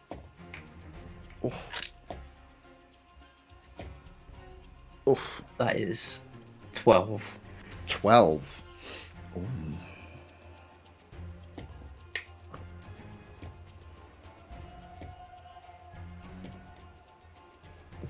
Okay, so you launch the Molotov through the air, lands, smashes right between. It kind of comes off a bit of the overhang of the ceiling, rains down fire on all of them. You see all go down screaming. As 12 is quite a bit of damage for these ones. 2, you see, whilst down, are screaming, but are still writhing slightly more than another 2 are.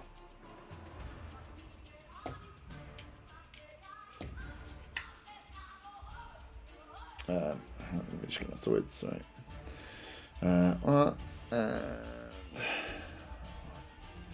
Yeah, so big attack, 2 go down, but 2 are kind of rolling around on the floor, still moving a little bit more. The other 2 appear to be stationary as they go down. Perfect.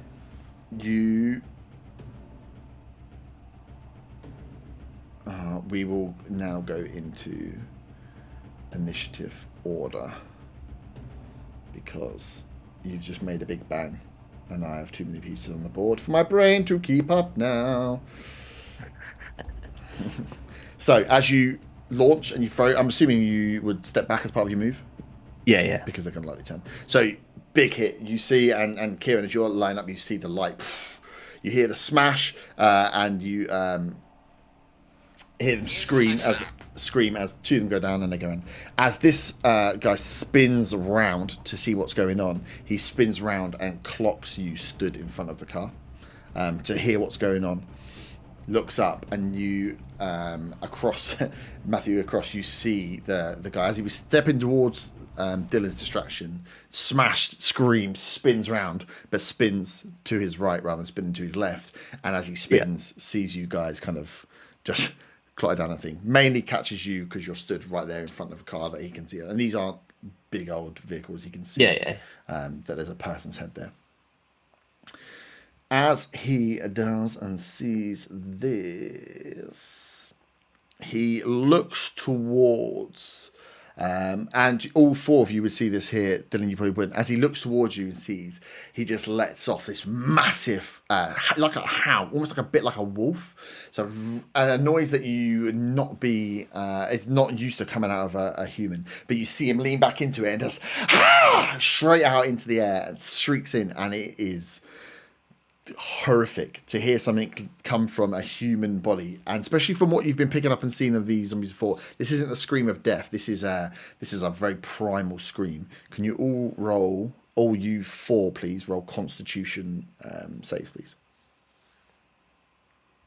Which would be a D20 plus whatever your con modifier is. Shit, he's bringing in status effects. 17. 14. Beth. 9. 9. Come on, Beth. And Akira. 9. 10. So you, Matthew, Kieran, Akira, you hear. Okay, Kira's me. I'm fucking talking like myself. You hear the scream. You're like, whoa, that is fucking creepy. There's something about this scream, though, Beth, that just hits straight to your core, and you're just like, whoa. What the fuck is this? This is something else. This is something that you've not seen before, and something that chills you to your core, and you are considered frightened. Oh no, that means I run away. I've done. It means you can't run towards them. Yeah. Yeah. So yeah, let's out this howl. I'm gonna poo myself again. Quick, get a suit of armor. Yeah. Cool. As he screams, I'll go around. Let me just do one last check. No, okay, cool. Dylan, You topped off initiative, so you are launching a Molotov. Yes, I am right between those two motherfuckers. Mm-hmm. Cool. So you step out. I step out. You trying to launch one? Cock back my arm. Mm-hmm. It's a short throw, so I'm hoping it doesn't fuck up too badly. Roll your attack plus dex. It is 21. 21. Strong launch. You almost confident and cocky with it as you out of light.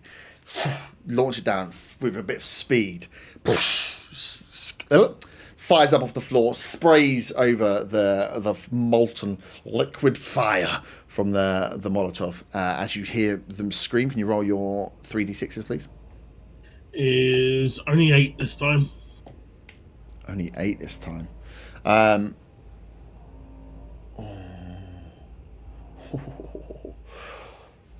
Oh, that won't do. So you hear, as you fire, it fires up, you hear the scream as this zombie goes straight down. Steel writhing on the floor as they're burning. But where the rest of them you saw kind of almost, after a very short time, it was almost a bit lights out. This one is still wriggling and squealing as they go. This guy, again, almost as you step out, hears the footstep and darts again to the side, this time getting caught on the right-hand side as the sleeves... Sorry? Is this guy a fucking athlete? Look at him, he's got a all-in-one orange tracksuit. Of course he's a fucking athlete. He's a criminal. Burning again now, the almost opposite side, the same effect from the left side on the right side now, the sleeve burning away as it turns now to face you and snarls. It's looking weak and burnt, and you can see bits of the skin are really soldered in where it's got like the open wound, almost looks like honeycomb down the left and right arms where you can see bits of muscle twinging and underneath. Okay, I'm gonna use my movement to step back behind the wall and make my way towards the hole in the fence the others left. Okay. I just want to make sure I've got enough distance that when that thing comes around the corner, it can't reach me. What's your movement? 30? Yeah. So you can get to here. Oh, you can't see. Yeah, that's fine, because he's going to come around the corner after me. He's coming from after you.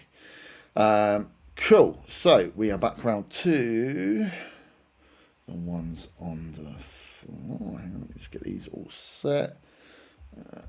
There you are. And then... Oh, you motherfucker. And... grey. No matter how much I preset on this, always having to type. So, next up, you no one sees, but this one gets to the feet, squealing still, looking very weak, but stands up. And you see the same from one of the ones within the pack here. The ones that were writhing around on the floor stands up. Matthew, it's your turn. Okay, so because I noticed the other one from the other side of the car, Yep. kind of step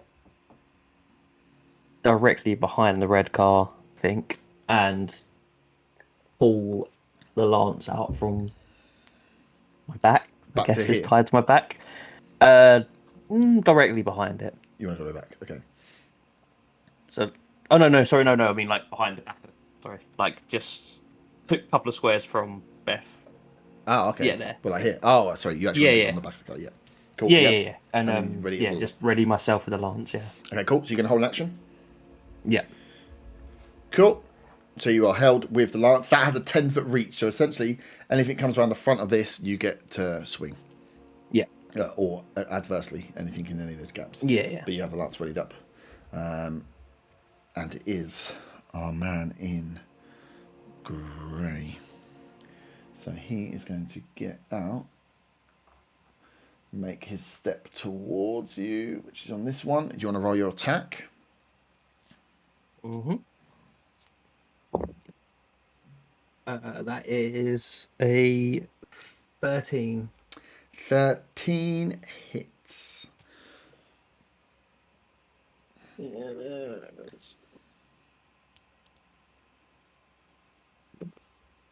And that does 8 damage. I've been a real fucking pain in the ass. 8 damage. Yeah. Nice. Cool. So as it comes around the corner, like almost like one hand pushing itself forward from the bonnet of the ambulance vehicle, and you slash straight in into the abdomen of the beast. Pull back as it screams out, looks back at you, and that has halted it. On an attack, I can still run that guy. Your held attack doesn't affect him, does it? It just means you get to attack anyway because you had a held action. Yeah, it's a bit like if you get attack of opportunities, you can still do but attack of a... opportunity can if you try and move through and attack of opportunity hits, it stops you moving, but this won't it doesn't take away his go because you held an action. Is that really? Yeah, if you try to get away on attack of opportunity and they hit, it stops you moving. It means if the hit pulls you back into the square you're in. But this doesn't affect, I don't think. So it's going to charge at you, and once you stab into Matthew, you stab into the abdomen, pull back this beast, like takes one step back, and then the face snarls all the way up. You almost get a little glisten of jaws. It fires itself forward to charge, and this thing's coming at you incredibly fast, and it's going to try and hit you with a slam attack. Come on, me. Roll something good. I rolled a 2. That does not hit. So this thing charges at you, like almost you get on the side of the lance and just jumps towards you, missing the distance, almost the lance getting in the way slightly of the distance. As it goes for a big slam attack at you, misses. Does it go flying straight into the car? It didn't roll a natural one, so no, it just missed. It ran, though. Let me think about this. Let me think about it like a smart boy.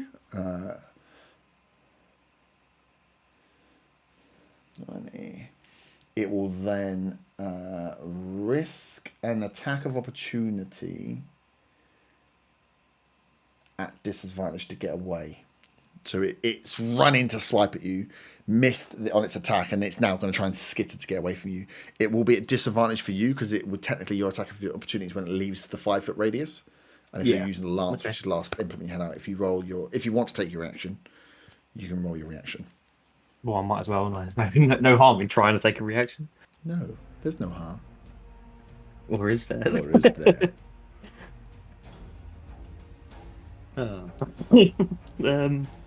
Yeah. What'd you roll? That is an 11. 11. Okay, I'll just realize this isn't quite sure. Cool. So the 11. Oh no, 11. Even on a disadvantage. Yeah. Fuck you bastard. 11 hits. So as it tries to get away, the other one I've rolled would have been a 21. Oh, okay. As it turns to try and get away, you manage to crack it in the side with the lance. Not the sharp end, but the steel pole into the side of this creature as it turns right in, almost where you would wind someone. It takes some damage. Roll your damage. That's an 8 again. 8 again. This thing squeals as you hit it, taking a lot of damage. It looks very weak. Almost that swing you assume would have broken a couple of ribs with a force at which you cracked in the side of it. And the way it's wheezing now, it feels like it's taken a lot of damage. It's looking very weak. Another reanimated corpse stands up as it is Akira's go. She has seen what has gone on there. I think she's going to dart round to here, seeing the weakness, is going to keep herself as safe as possible. And just because I really want to use it, it's going to use the whip. So she darts over the back of the car, seeing what's going on, and seeing the big hit you've just taken there. Matthew's going to swing out. That's got a 10-foot range. Rolls a 15, which hits. And I think it's only a D4, yeah, nice. And then you hear Matthew from like the right. If you've taken this big swash and you've seen it squeal, you can hear it wheezing. As you pull the lance away, you hear this crack, this loud like skin on skin slap, and it's like, oh, what the hell? And as you look behind, you see the Akira's behind. She's whipped in and cracked this zombie right across the face, and it falls down to the ground as she pulls the whip back. And as you turn to look at her, she just smiles. Nice. Nice. I can't believe that. Attack of opportunity. Dylan likes this. Big hit. Roll a Constitution save so he doesn't get a hard on. Bonus during combat. Okay, now is our runner who smells a mad fire. I can't see.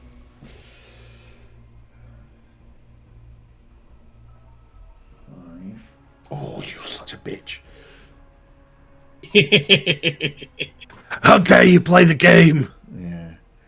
As as he runs, and as he's chasing you down again, he gives that this you would have heard in the distance, you would have heard this, but not really heard it, but wouldn't have exactly picked up exactly what it was. Hearing it this second time, behind you as you are running to get away, you hear this like ear-splitting howl, like you're being chased, being hunted down by almost like a dog. It feels like, and as you're running, the fear kind of, you feel it creep up your neck. Can you roll a con save, please? I just have to check what my con is. I don't think any of you have. Oh, 21. Oh, 21. Fine. So yeah, you hear it coming, but you feel the chills start to run up your neck, and as you then your kind of brain tries to kick back in, and you realise you still have that distance on them, and if it's howling, it means it's not attacking, and you still have some time to get away. You are not frightened. Congratulations. Awesome. Beth, you are up. And you are here. So I was going to ask because I was frightened, is it frightened of that specific one, or is it frightened of everything? You're frightened of that specific one, and it's just been killed. Okay, sound. So you're not frightened. So Annoyingly. how many? We've got 2 up. The one that's chasing Dylan that the rest of us don't know about. Technically 3 up. You've got 1 over here that you're not really paying attention to. Yeah. In the doorway, you've got 2 very beaten, broken, burnt zombies that have just got back to their feet. I want to go to the right-hand side of the right-hand yellow car. Yep. Oh, the right-hand side of the right-hand car? This one?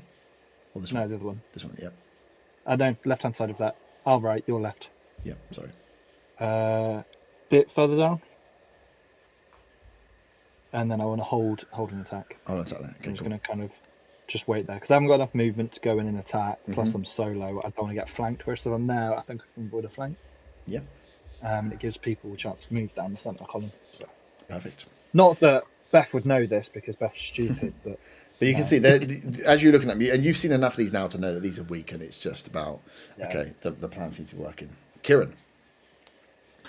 Can I see over the hedge that's there, or is it chain link fence all the way across? Like above us? Here? Yeah. This is all chain link fence. Yeah, the hedgerow is just to show that there's a fence. Yeah, this is all chain link fence, and it breaks for the gap, but the fence runs all the way around the facility. Okay, no problem. I'm going to follow down towards where Beth went, but instead of being at the front bar I'll kind of go where Matthew was at the front of the car. Yep. Just to kind of ready and actually, because there's any of those like up? 2 of them that are we up. can see. Yeah, 2 of them are up. Yeah. Take aim at the one closest to us. Yeah, it's only 35, 40 foot. Yep. And take a shot with a normal dart. Yep. That is, I believe, a 10 check. Yeah, 10. 10. 10 hits. Okay. 2. 2, nice. So as you lean out, and you can see that the flames have died down now, and there's a few bodies on the floor, and these ones just pull themselves to the feet as you line up and straight through. And whilst you didn't think they wasn't going to do that much damage, these things are super weak, and straight in the head. This one goes down and is out. The one in yellow. Dylan.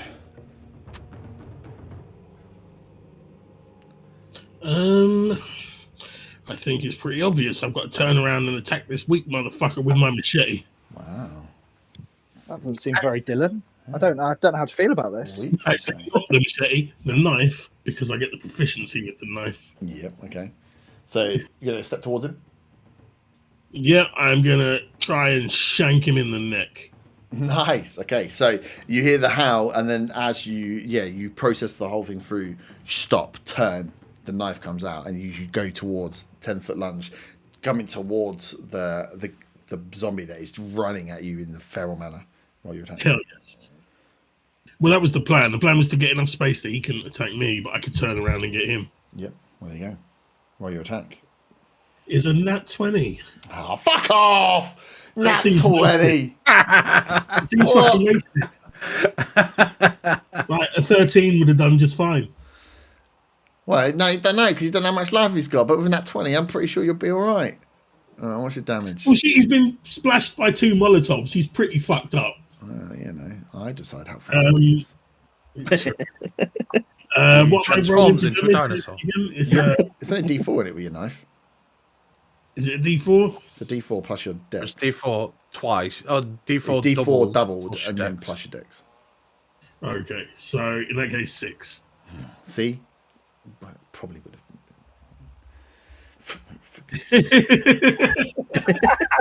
He had 4 life, and I was like, with a knife, you're probably not going to roll a 4. He's going to fucking eat your face off. Do we need to remember to do a wellness check on Herb tomorrow? Just spend all my time. He's been planning this for ages. He's like, They'll right, this just is gonna die really straight get away. him. The thing is, this is And we've absolutely bossed it. I know you've done. Yeah, the Yeah, Molotovs. this is just the outside. Yeah.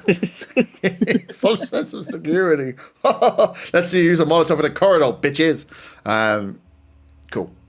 Yeah, you turn, and this thing is charging at you. You stab. What are you trying to do?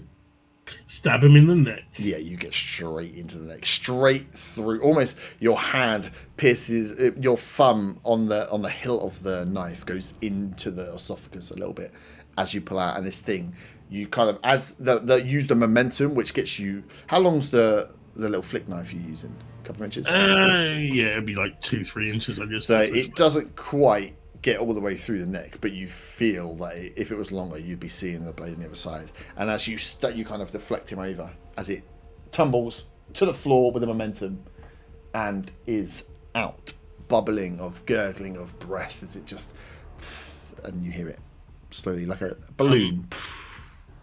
Before I decide on movement, what am I aware of other zombies that are still alive? Roll a perception check.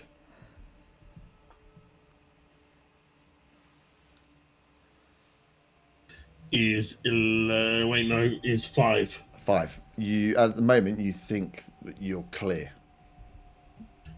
You see the Molotov. You saw the one go down. It was rolling around still, but you knew it was really fucked up. It was only this one that was coming for you that you thought, get away from, and I'm safe. And you haven't really been able to pay too much attention for what the other guys are doing, other than hearing there's some fight going on.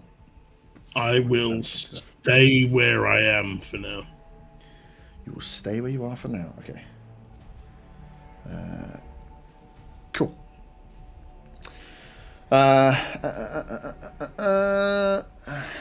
So this one will step its way.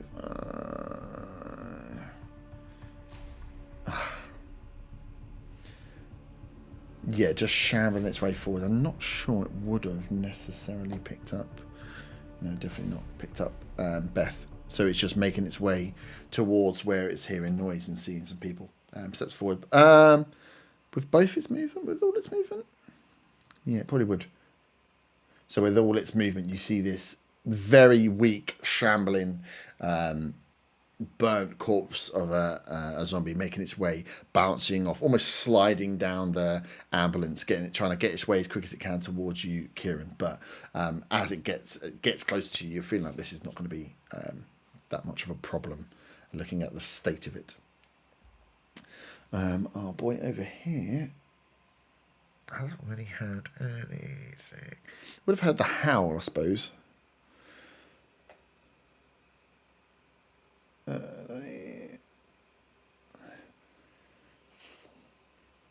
And just appears around the corner. So Dylan, as you're trying to get yourself set, you've seen this one go, you look back and you hear the moaning, the slow moaning, and again you almost smell now as well the burnt flesh as you look up, and almost the same sort of visage of this burnt to a crisp zombie sliding down the side of the security, just trying to make his way towards where he heard the howl coming from, and you can see him as he's about to peer around the corner, but is posing no threat to you as he stands.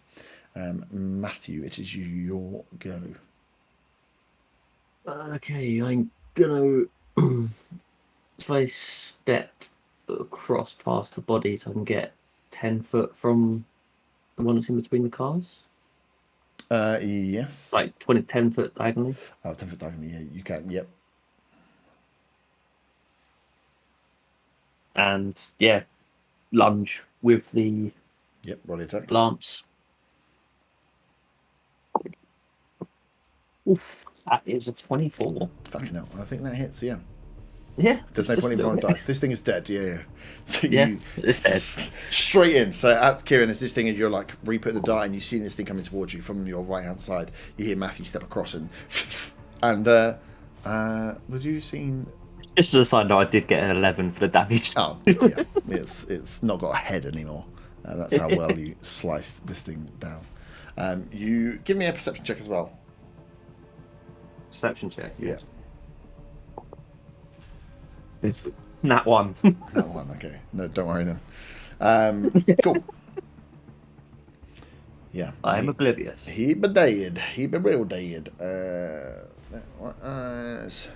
Dead. I think the. Where's one in? Oh, I think you've murdered all my little babies. Except for the ones on Dylan. The one on Dylan, yeah. So it is Akira, but she. So Akira is going to, for safety reasons, step up and just with the machete just chop straight into the head of this one laying in front of you. And as she does so, you see that the hand may have been moving slightly on this one before. She's like, "Yeah, make sure you finish them off each time here, Matthew." Noted. Beth, it is on you. You can see no threats. 2 seconds, let me finish. Put my crisps down. Yeah, eating some crisps as you're watching the fight unfold. Like, this is fucking easy. I mean, Well, you did say he was scared. He was frightened. Yeah. Might be an automatic response. I'm what's the word? Comfort eating. Yeah. I mean, at least you're not pooing against a tree. Right. So there's no one we can see. Yeah. Combat still activated. Well, no, you're in. Yeah. There's not much. You can, as you're standing up now, you're looking around. You've seen the kind of the Molotov fire dissipated. You see the bodies. You've heard the last one get put down the other side of that vehicle that you've seen. So you just have. I'm going to reconvene with the rest of them. But while I'm doing that, Mhm. I want to see if there's anything in the back of these trucks. Okay. Like before I move, I want to see if there's anything in the back of these trucks. Because with my level up, Yeah. I've made myself proficient in investigation, so it's now only -1. So you. Yeah, I did that too. It's now only -1. So you go and try the truck doors. They're locked. Oh no, like the back bit. That looks like it's open. It's not. It's like it's almost like an estate car ambulance. So Okay. it's got a boot and everything. Yeah. Well, then I'm not going to do That's that, car. and I'm going to go join okay. the rest of the group so we can work out what we're doing there. Cool. You come back round. Kieran, you're up. Anything you'd like to do before? Nope. Got everyone around is dead. So back to the top, Dylan. You've just seen this boy walk out in front of you. I mean, it's got to be machete to the neck, isn't it? Please roll on that one. Roll your attack. Come on. Plus Dex is 17. Yeah, okay. Yep, it's dead. You swing. You kill my boy. My last little burnt boy.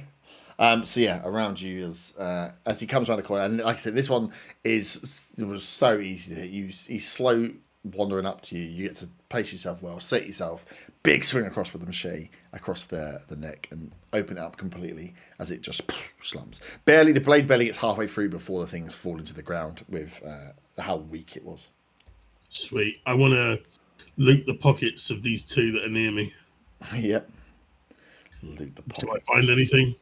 Roll an investigation check. 5. No. You find a shotgun. Yeah. It's a good thing zombies can't pull triggers, isn't it? Yeah, it is. Yeah, just walking around with a fucking shotgun on his back. Well, you say that. No, they can't. Cool. So you are now out of initiative. I guess I'll wander over to the group. Yep. and let them all know in, Dylan's kind of way that they should all be thankful for my brilliant plan. Nice. Paying zero attention to it. I'm just going to try and sneak forward just in case there's anyone inside and retrieve the dart from the yellow person.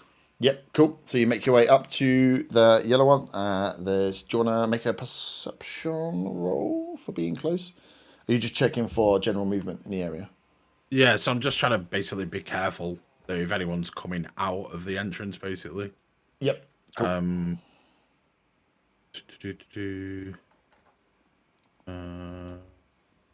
15, 16. 16, nice.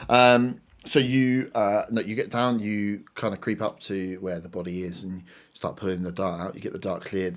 Around you, you can see the bodies are burnt. There's that smell of flesh, like burning flesh in the air. It's nasty, but you're a bit more used to oddities and kind of bodily smells from a lot of the work you've been doing. But still, never nice to smell. And as you look up towards the door looks clear, looks much the way you left it. The gap hasn't been opened any more than it was there before. And as you kind of listen out, you don't hear anything that you think would be in that immediate kind of foyer area. Okay. Pull, kind of, while walking back to the group, pull my bag off the back and just start writing a couple of notes in the notebook. Hey, is this the place you were working at, right, science dude? Yeah, it was. We were researching here in the basement. Where do you guys keep the medical marijuana? I was told you were going to ask about this. I'm sure I can grow some if it's needed. I mean, but then we got to wait for it to grow. Like, I don't have the patience for that, man. I need some shit now. It's not a hospital. It's a research facility. You don't research on marijuana? Somebody in here must be researching on marijuana. No. Fuck, I know there's something here. I'm gonna fucking find it. I mean, if I can get some pots and pans, I can make you something to get you high. Man, that's all that chemical shit. No, I need the shit that grows from the ground. Well, I've offered to do that, but then... I mean, I appreciate the offer. I just, I don't have the weeks for the shit to grow, Fortunately, it's a brick and concrete building. It's not a plantation. Shit, if it comes to it, then I'll take you up on the gardening. No worries. In the meantime, if you do want something, then I need to collect some things while I'm here. I'm sure it'll help with my research back at base, and I can make you something on the side. Then I'm sure we're going to ransack this place. Sounds good to me. Cool. While that's happening, I'm going to take out John's hammer and just finish a shot to the head of the other zombies, just to make sure. Yep, nice. So you go around and make sure that the rest of the ones that are on the ground are dealt with and they have no brains left. Yes. Cool. I will need to just wiggle some stuff, as I'm assuming we're going to move on to... Cool. So... we are out of combat, back at the front of the medical centre. So you have in front of you the entranceway, which Kieran had drawn the map out for. You know that the general shape is this kind of N, upside down N, the way you've seen it before. And the top centre was a medical part, and the entrance to the lower floor where there's more equipment and more supplies, and where Kieran would have been working, or one of the floors that Kieran would have been working on, was on the other side of the end. So this was the entrance, and then the other side, this way, is where the way to get down to the lower floors would have been. You all stood outside. There was a perception check from Kieran that said this is that he couldn't hear anything in the immediate foyer. How would you like to proceed? If we go here, the stairs are this way. If someone wants to lead, I'll direct and follow. Is the door open? Yeah, the doors, like I say, two big automatic doors that have been pulled to leave a gap for you to kind of like sideways slide your way through. They're glass doors, so you can see through them. But yeah, they've been that, and that was the way Kieran got himself out when he kind of prized them open. Beth, Alright. you got that torch on you still? I do. So who's leading? Sorry. I was just going to push through the doors without Okay. much conversation. You've got a torch as well, don't you? I do possess one. I don't remember if I brought it. I might have left. I will follow through lighting my torch. Okay, so you're going to follow through, and then you're going to lead the way with the light, yeah? Yeah. Okay, because it is dark, so you squeeze through the door. All of you make your way through the door. There's not too much of a problem there. It's kind of wedged at that point. It's not sliding backwards and forwards. It's there. You don't have to move it further if you wanted to. And if you were to try and get anything out of this door, you probably would need to push it further to get something, because you've had to turn sideways to squeeze through. And you are greeted with like a reception area, the foyer area of a medical centre, and you can see that it goes round to the left-hand side into some areas around the back. Are you taking the lead, Beth? Yeah, I will. As you step in, you get a smell that you probably haven't smelt for a long time, and one that almost, whilst would be natural for this environment, feels unnatural, of like bleach and clean, and that medical hospital smell of bleach and clean, funnily enough, which is odd because you haven't smelled it for so long, and there's been all these different, whether they be natural smells and being the outdoors or being flesh and decay, but to smell that almost overpowering clean smell that is just inherent with this sort of building as you walk through. Beth isn't very used to the smell of clean anyway. This is lovely. But as you walk in, the first thing you notice is once you get past this foyer, that first door in front of you, whilst it's like an archway you can see is open, it's pitch black within there. There is no light within this upstairs as you can see it. The light that you're seeing at the moment is from the bright daylight shining through those double doors into this foyer area, but you are going to need a torch, otherwise you'll be operating at disadvantage for anything you're rolling. You can't see without the torchlight.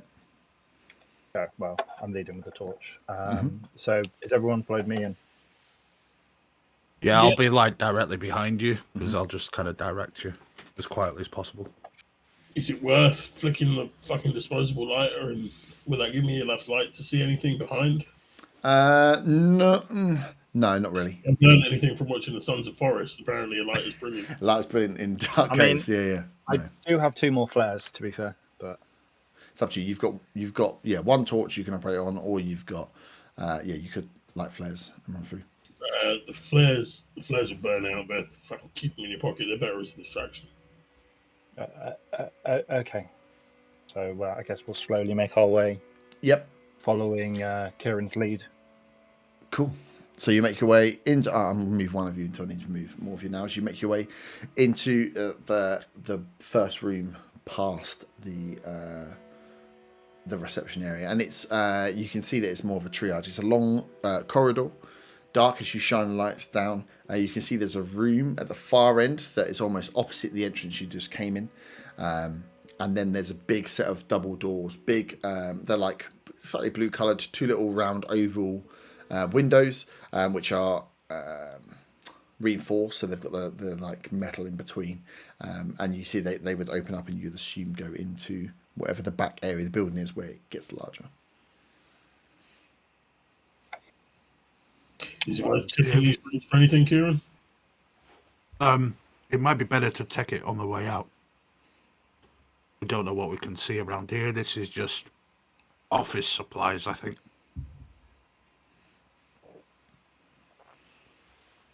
If we head down the corridor there, there's the stairs that go down, because obviously the lifts don't work. How I got up there, I don't know, but there's some stairs at the bottom of the corridor that will kind of explaining where the fire stairs would be to go down. Yep. Cool. So you make your way in. So yeah, you've got the corridor in front, you've got the room here, and then you've got the way to go into the double doors, which will take you into that long corridor that takes you down the way that Kieran is stating. Like to push. I guess we're going down that long corridor then. Hey, Beth, you leading the way? I'm being directed by Kieran. Okay. How would you? I'm leading. But I'm following directions. Yeah. You're at the front. Without that torchlight, you guys, wouldn't see anything. How would you like to proceed? As in, you just walking down the corridor? I'm just directing him down. I'm staying kind of on his shoulder, but staying hidden down. Okay. Just kind of turning around. It's like, I'd still kind of stay low and stay quiet. They're very like hospital flourish. Like they might kind of make noise when we walk across it. So, nice soft steps will probably be best if any of them are inside. Right. Okay. Cool. So you push through the double door? Should we check the rooms at the far side first before pushing on? Make sure there's nothing in them 2 rooms or that room there. I mean, as far as I know, they're just office supplies. Yeah, but It's I mean, what I would if know. there's some of these things in that room, get behind us. Good call. Maybe we should check them first. Cool. So 2 of you are still at the double door. So Matthew, you and anyone going with Matthew to support? You get and you can see that the door is just a full wooden door, no windows, no nothing else. Got like the metal plates across the top, middle, and bottom, and then a normal handle, as much as you expect. Nothing out of the ordinary with this door. Yeah, I'll follow behind them. Yeah. Akira kind of braces between the 2 groups, keeping up the rear. Try the door.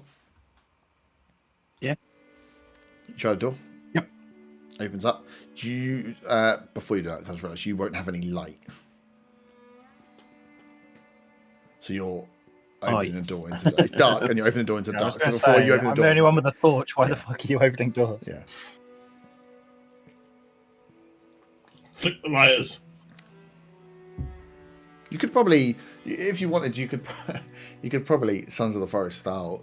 I've grabbed some stuff and tried to make a fire on your steel pipe that you would probably have knocking around still, or on the end of the lance if you want to use it as a fire ranging thing. If you want to get some light, it would be great, but to give you something, or you've got the lighters when you're just peeking up. The lance torch. The lance might be a bit too far. I was thinking maybe the metal pole might be better. Maybe the steel pipe. 10 foot, you just walk along setting fire to the ceiling. Oh god, you just released. Yeah, okay. I'll try and do a makeshift. Or you can flick thing on the steel lighters. Flick the lighters will give you a bit of flicking the lighters. What it will do is if you're investigating with the lighters and you're getting close, that's fine. If you're perception checking, you're probably not going to be able to like look out with the lighter. But if you're like, okay, we want to find something, and you've got the lighters out, you won't get disadvantage on investigation checks because you'll be able to get the lighter down to the tables and the desks and move it around to check what's going on. Can I make some sort of temporary thing with the pipe then, wrap something around it? Yeah. Use that as a guiding light to see in that room. It's like roll before opening door, obviously, and then open the door. Yeah, roll a d10.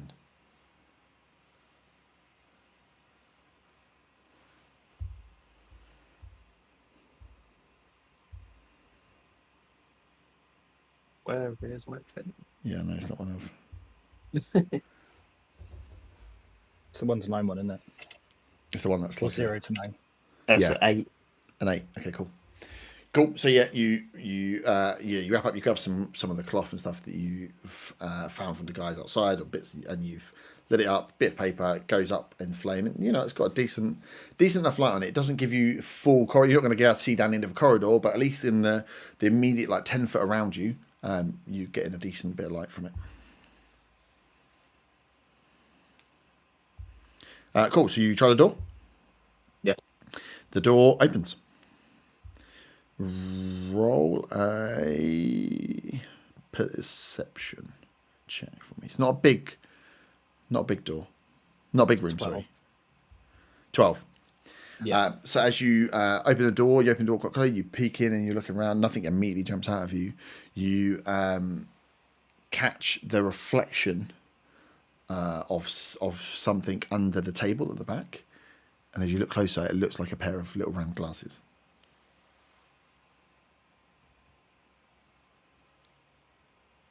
What, like on the floor or As if they're on a person under the counter. Possibly on a person under the counter. Stab! Stab! Stab! I mean, is Matt the only one that sees this? Yes, because at the moment you wouldn't be able to see around. He's stood in the doorway. He's opened the door. The door is a one-person door, so you'd be trying to like peek over his shoulder. So until he moves from here, then yeah, this is a thin, like cupboard. As you look around, it is just like it's got a desk in it, but then it is just like really a store cupboard. There's some shelving units. There's a few desks, and they're all just full of basic office crap. But you're there, and as you're holding the doors open, you look in. There's these two classes. They don't seem to be moving, but you're getting a reflection from them, and yeah, they're just sat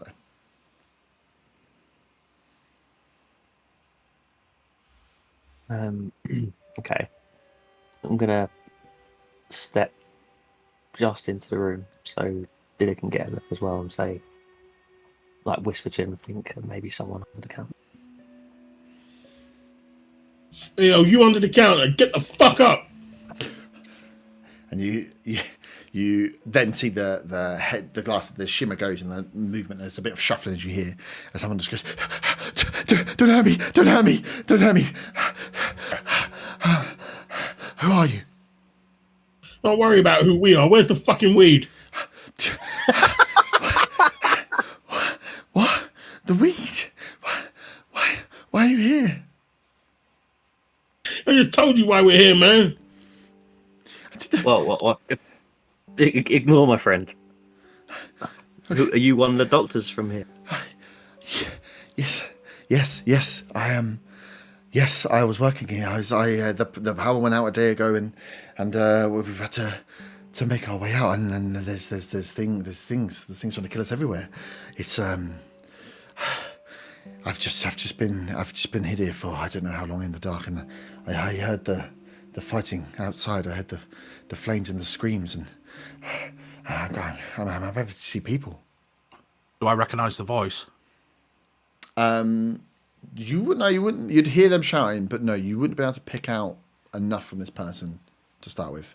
But yeah, as he kind of crawls out and stands in front of him, you see in front of you like quite a small gentleman, like small frame and small body, probably like 5'5", maybe 5'4", very slight male, and has a little pair of glasses, which are like more like goggles than glasses that are like wrapped around their heads, and they're just placed above their head now as they're. Is it the evil scientist? Did the Nazi stuff for. No, don't say the evil. America. Not the evil Nazi scientist, no, because then you're already going to think he's an evil Nazi scientist. The Hydra scientist. He's no. That's the only picture that I've got in my head. Yeah, no, he's more like skinny, like small frame. So he's a very slight man, but a very small slight man. So he just is. You wouldn't. I'm not sure he is a man, but he wouldn't be much more of a frame than a adolescent boy. So he's not fat and plump and just a Nazi scientist. He's just a smaller framed man. Hey, yo, you got a fucking mole man over here. Hey, doctor, you recognize this guy? I'll kind of, as I notice that they're talking to them, I'll go over to kind of like push past them and talk to him. Yep. He goes, hello, doctor. And at first glance, you don't recognize him kind of at all. But you recognise that he is wearing the uniform of the people that has the security pass, the same security access pass that you would have had. You also are aware that this facility, whilst it was dealing with lots of different things, there were lots of different teams that worked within the facility, so you wouldn't have known everybody. And especially in the last couple of months, you and your team specifically were working in isolation, so you imagine many other teams working in isolation as well. But you recognise like the question that I had kind of being, does he look like someone that works here? Yes, yeah, he does. And he goes, doctor, good to see you. And he again recognises your stuff, and he's like, when did you leave? When did you get out? Like 2 days ago. I didn't know there was anyone else here. I thought it was the last group. No. I stayed behind when the teams got got evacuated, and I've been trying to just get back and get to the research again and get the power going, but I've not succeeded. Clearly, I've been here for a while. I left as soon as the power went, but I just want to continue the research, but I don't think it's possible here anymore. Not until we get the generators going, but that's not going to happen anytime soon. Well, it might be possible. I was working on rerouting some of the power in the control room to get one of the floors going again. I think I can get my floor going again, but we need to get to the end of the corridor, and unfortunately, I got chased out of there. And it's not just getting a floor up and running. Think of food. Think of water. Think of being able to, it being secure above you. Like being on his friend. It's not something to do. I tried to think about this before I left. Oh, good point. But I need to. We must. Okay, but I would like to get my research. My research is down. Is in the lab. In the basement, yeah. Yes. You worked on the first floor and second floor as well. Yeah, mine too. Yeah. Okay. Yeah, next floor down. Yeah. Yes. Okay. Well, can we?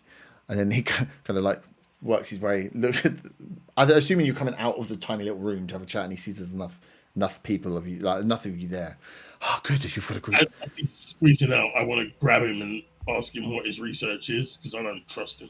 Okay. So as you grab him, he goes, ah! And a little squeak comes out. He's like, what? The fuck are you researching, old man? I'll set the dog off. I just met and he kind of looks for reassurance towards you, Kieran, and then looks back. The virus and what was going on, and we looked after lots of things, and cures and diseases and contagion and everything. It was, the last 6 months we've just been researching this virus. This is probably the only man as well that you could probably tower over and scare. I know, I'm enjoying it. Spotted the opportunity. Yeah.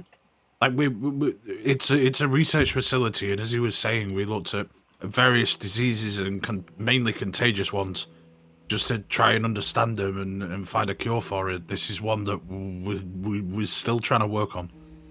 Yeah, but you said everyone was separated into different teams and shit.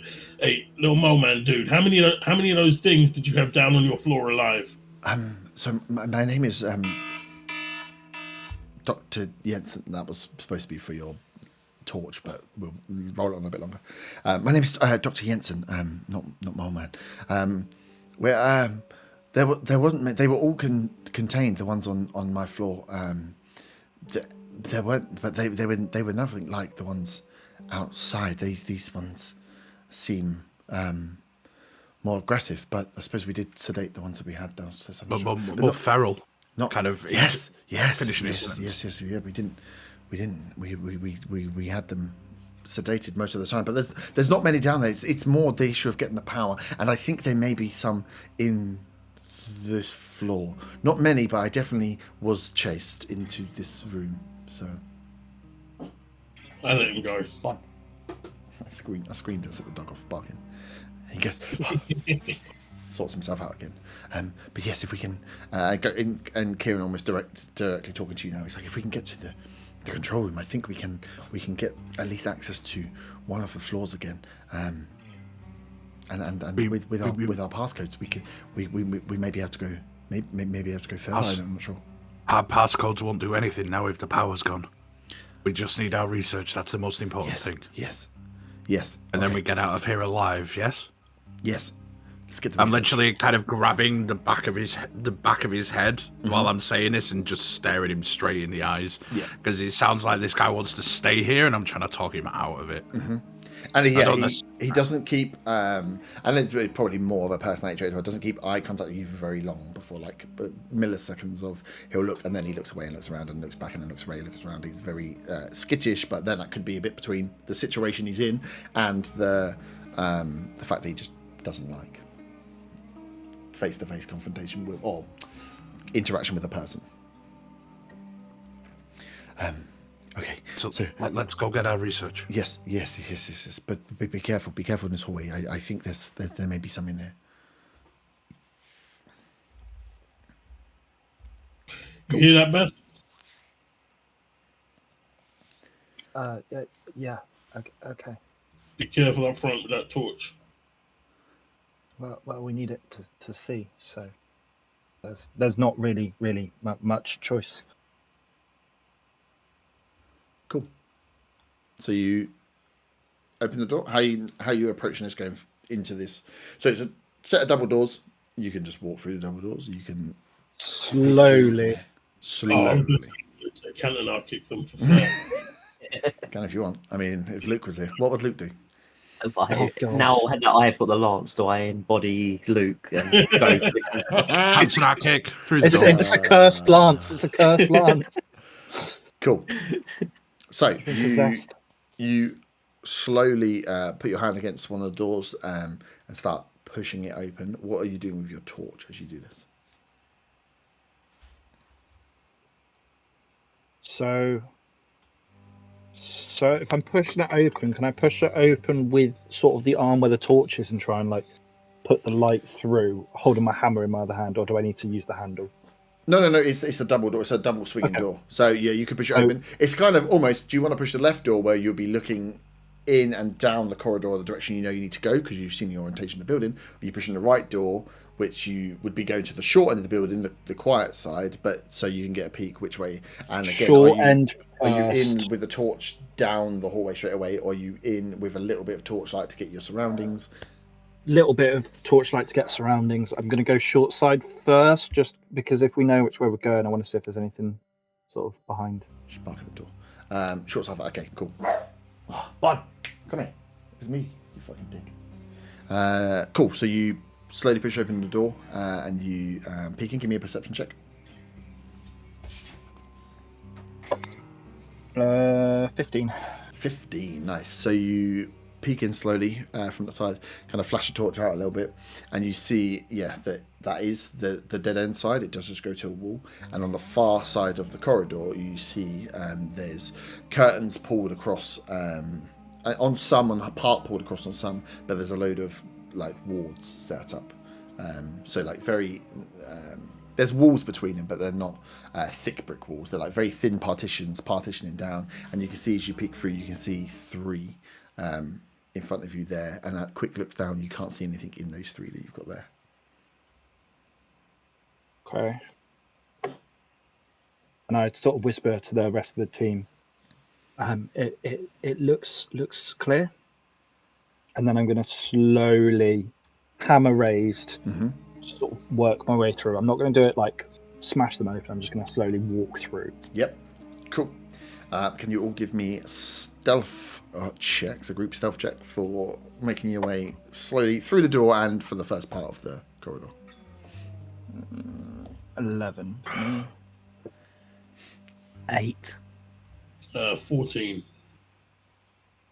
14. Cool. And then you've got 17 and 4, so it just about balances out. So cool. You all step your way in, one after the other, kind of backing yourself into this corner. Who wants to keep eye of Dr. Jensen? I'll kind of, as we move forward, I'll kind of keep a hold of his sleeve almost. Just to almost as like a reassuring aspect, like his forearm basically. Yep. Cool. So you all make it into your way into the dead end, and the door slowly closes, and you're creeping down, and it's very eerie. And that you notice as you're looking down now that there's in front of you no windows in sight. Behind you there is a shutter, which you believe leads onto a window. It looks the way it's out is a window, but it's there, and it's completely. It's almost like they've sealed off the window with this kind of corrugated metal shutter that just is to cut out everything. But from the design, you can see there's probably a window there behind you. What would your marching order be as you would like to come down? So we've got Beth at the front with a torch. You can go 2 by 2 in a light. Well, I know you two are side by side, the doctors. I'll be kind of directly behind him to direct him. Mm-hmm. I'm assuming Dylan will want to go next to Akira, so I guess I'll go up front with Beth. Yep. Perfect. Cool. So you... Oh, that's vulnerable at the rear, huh? Protecting you by putting you at the rear, aren't you? Because you're going to be clearing as you go. So in front of you, you can see, the corridor rains out. How are you going to shine the light and torch down, or are you going to just? I want to know how you're approaching. So you're in a almost pitch black darkness. You've got the torch that's just about dying out from Matthew as you've come in now, and now you're back on the torchlight. So you can flare, you can shine down the light, or you can relight the torch. As you have got in front of you, what you can see is a bit of a corridor. But as I've seen it now, Beth, you're kind of keeping the torch almost pointed at the ground or towards yourself, so not to light up the whole place. I don't think Beth's smart enough to do that, if I'm honest, but we'll go with it. Or if not, you can shine it down and just see what's in front of you. As we're all kind of lined up, I think that's what I'll do. I'll kind of shine it forward just to see if I can see anything as far as we can. Yeah.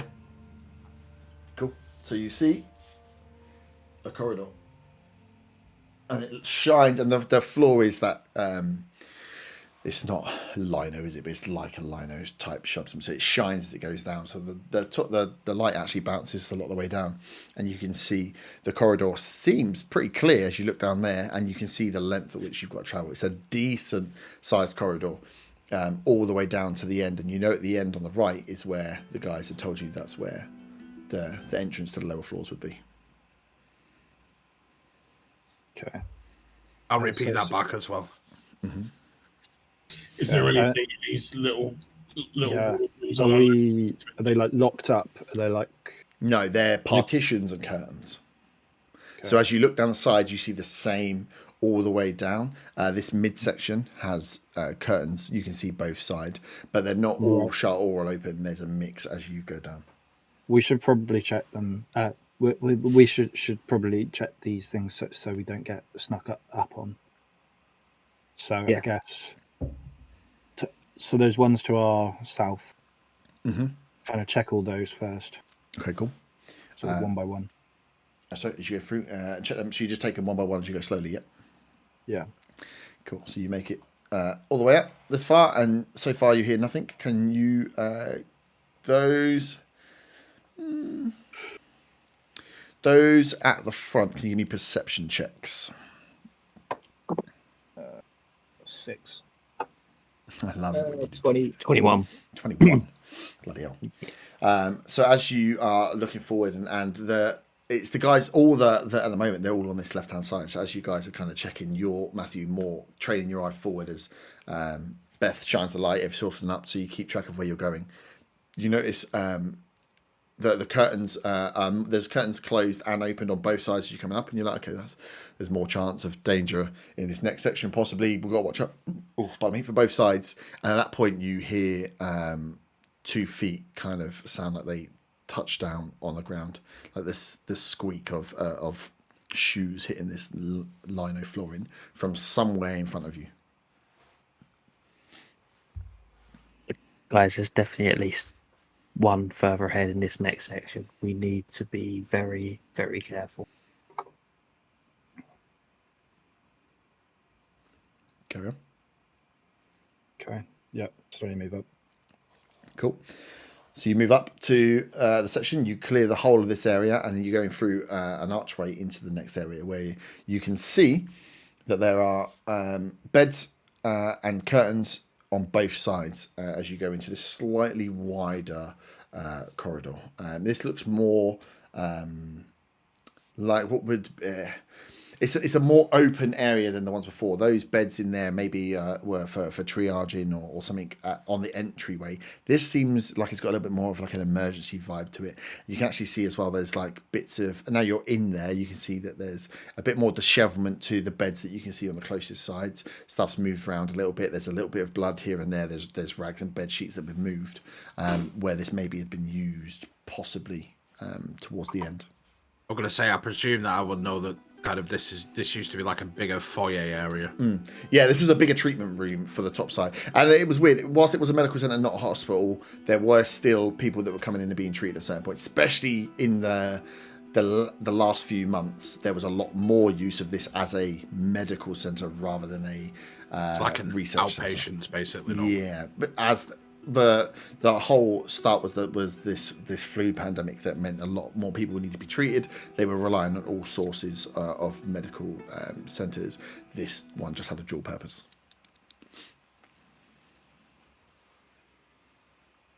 Cool. Okay. How would you like to approach the next section? Same as before, I guess. Slowly. Yeah. Just stay low and keep our eyes peeled. I'm not going to have the torch. I'm going to have the torch sort of pointing more downwards now instead of the big light. That was just so I could see what's ahead of it. Okay, cool. Can you all give me another stealth check?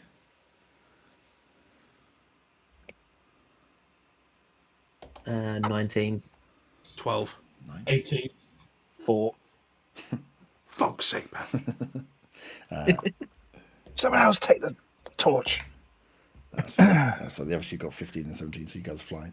Cool. So you're stepping in, and as you're listening out, you hear the movement on the floor again. Still, you can only hear the footsteps or the movement or shuffling of one set of feet, but you don't know from where it's coming. So you're taking a step forward? Yes? Well, yeah, I presume so. Yeah. Okay. First one. Are you taking one side each? Well, it's as up I'm to the you. only one with the torch. You can hear you are walking into a slightly wide area. You can probably get 3 along in the middle corridor, and then you've got some of them. The first 2 have got slightly open curtains, so you can see in.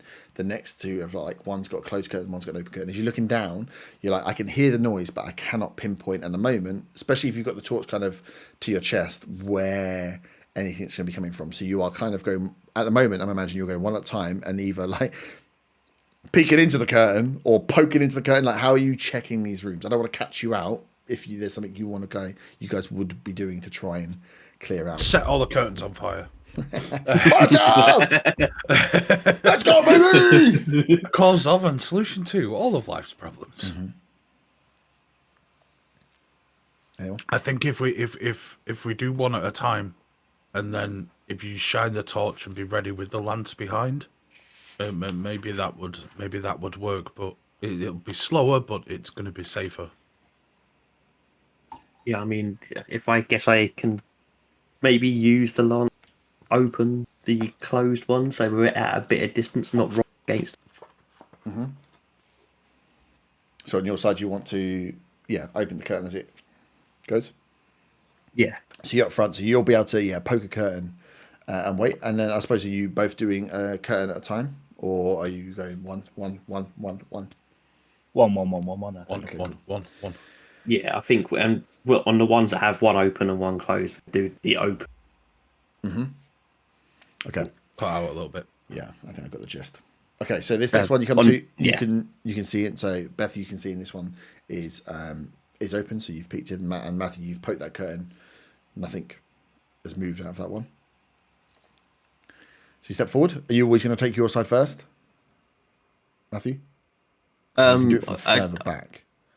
So yeah, well, I think it's best we do if there's one open, just whatever one's open, do that first. Okay. Oh, cool. So as you come to this one, they're both closed. Okay. I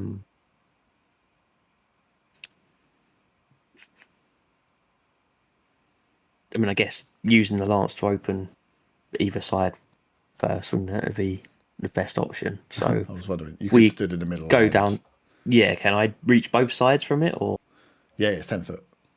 Yeah, so I was waiting to see if you realised that you were stood right. You could just poke both sides. Yeah. No, exactly. Yes. Yeah, so. Cool. So you poke. So you're going to have Beth on your left-hand side. Who wants to stand on the right-hand side? Being right in the middle. Yeah, so I wouldn't have thought you would have been there. So Akira or Dylan? Akira just tells you Dylan, goes, would you like me to take this, Dylan? Dylan, you on mute? You dead? Oh, sorry, I was pouring a fucking drink. What did I miss? A chance of chivalry with Dylan. Or to stare at a bum. So Matthew is clearing Matthew's going to use the lance to poke the curtains from both sides from the middle. He's going to have someone on his left and someone on his right, depending on what might come out of one of these rooms. There's a space on his right open, and it's for you or Akira. And she asked if you would like to take it, or she asked if she would if you want her to step in for you. With a cheeky smile. No, I got it. Shit. Don't you be asking me questions like that. Yeah. Well, go on, take the lead. So you stood on the right-hand side. Akira's kind of floating behind. So you poke the right-hand one. Wait. Nothing. Poke the left-hand one. Nothing moves. Step forward. This one you have. How far down are we now? So it's like two You've more got on each side. Yeah, you got 2 more on each side. Okay. So you step up to the next one. This one has a closed one on the left-hand side and an open one on the right-hand side. Which one are you going for?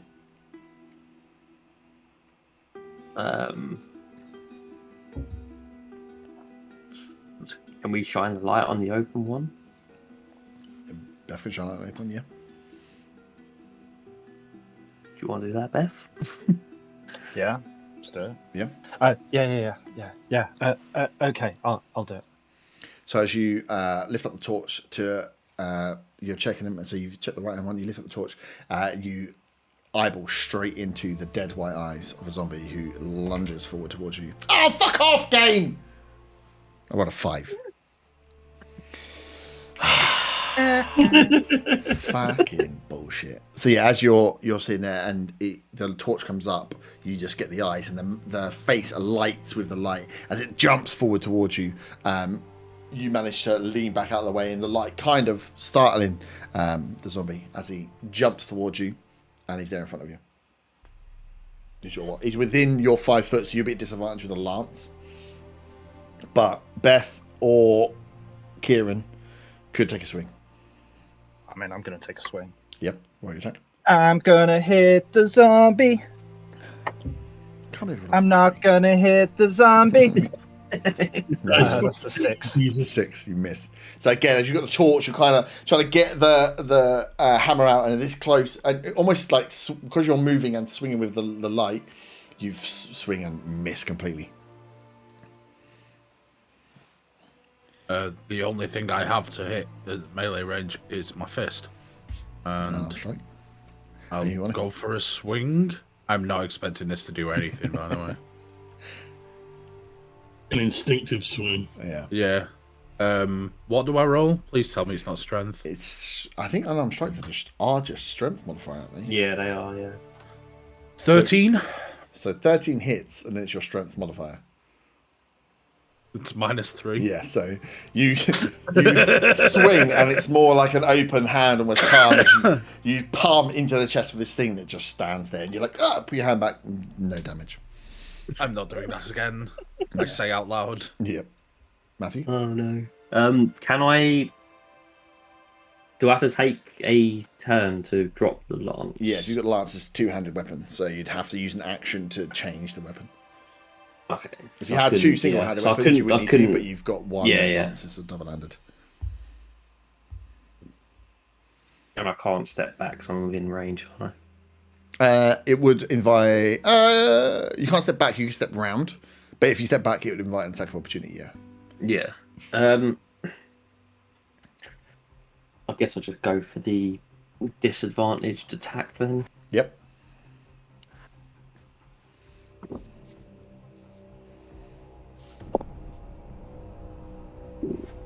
And the lowest there is 17. You bitch. Hey, being proficient on martial weapons definitely helps. Yeah, definitely. What your attack? What your damage, sorry?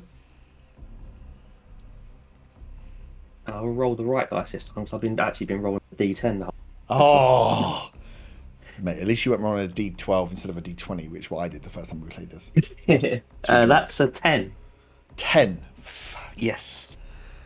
Why did I give you a lance? So in the panic of Beth swinging and going for it, as the pushback that does absolutely nothing from Kieran, and you manage to get back and get a side swing where you were almost you were ready to to kind of like poke them open, you've got it in a decent position to lance, and you just use your body to get the momentum around and side, and even disadvantage that pole, the same connection that you had kind of on that the zombie outside, crushing in, and you hear the crack at close range of the ribs as the whole thing kind of deflates and falls down to the ground, panting very heavily, but is very, very downed and weak at the moment.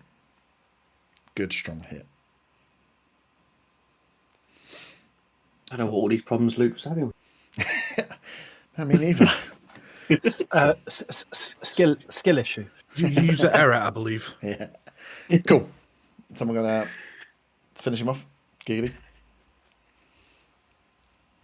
I'll stamp on his head if no one else is going to do. Yep. By stamping on his head, it's done the most unmanly way where I try and jump in that general direction and probably miss it. You don't have strength for that. Good. What? Sorry. Does he have the strength? No. But instead of like stamping, he like lines his foot up and almost just like it almost more cruel almost by folds. not trying to do it is it's like trying to balance and squeeze down as hard as you can. It's nasty, but this thing is very weak and it doesn't take much to do enough damage to squash the rest of the skull. And it's not very good at hitting things either. No, apparently not. I mean, my lovely little surprise attack. But that's done, and you settle down. As you listen out, you can't hear anything from just your passive perceptions as you stand now. Would you like to carry on? Shall we continue? Yes. Yeah. So I poke the curtain the other side then, the one that's closed right outside. Yep. Yep. So you poke that curtain, wait, and you hear nothing. And then the one on the right side is closed as well. You poke that, and you hear nothing. You as you get towards the end bit, someone bet you two at the front want to give me a perception check again as you get to the next part. Let's roll something better than a 4. Yeah, you're real good at perception. With these perceptions, is it possible for me to try and explain the room that they're looking into to maybe give them advantage? It's not necessarily. It's more actually hearing than it is seeing. It's more for like listening out for any disturbance that may be. And it's very because you're only working off torchlight. It's more. Can we hear anything? Can we hear movement? Essentially. That's 20. Matthew just refuses to roll badly on perception. So as you stop, and again, you're I got that one earlier on the perception. And you're now practicing this building. You've acclimatized your eyes slightly to the dark and your ears to what the normal sound and how your footsteps are working. In front, you hear nothing. Again, you see a row of beds, a row of open units and beds. These are all open, and at quick glance on the closest ones, these are in a much more pristine condition, like they maybe haven't been used at all. And all the curtains are all conformed, all pulled to the right hand side, lined up. So you get the feeling that okay, this is very different to the area before, and you can see the double doors on the right hand side to the area that both Kieran and Dr. Jensen had pushed you towards. Just quickly, with the ones that have been closed, have we opened them by poking them, or just no? You just poked into them.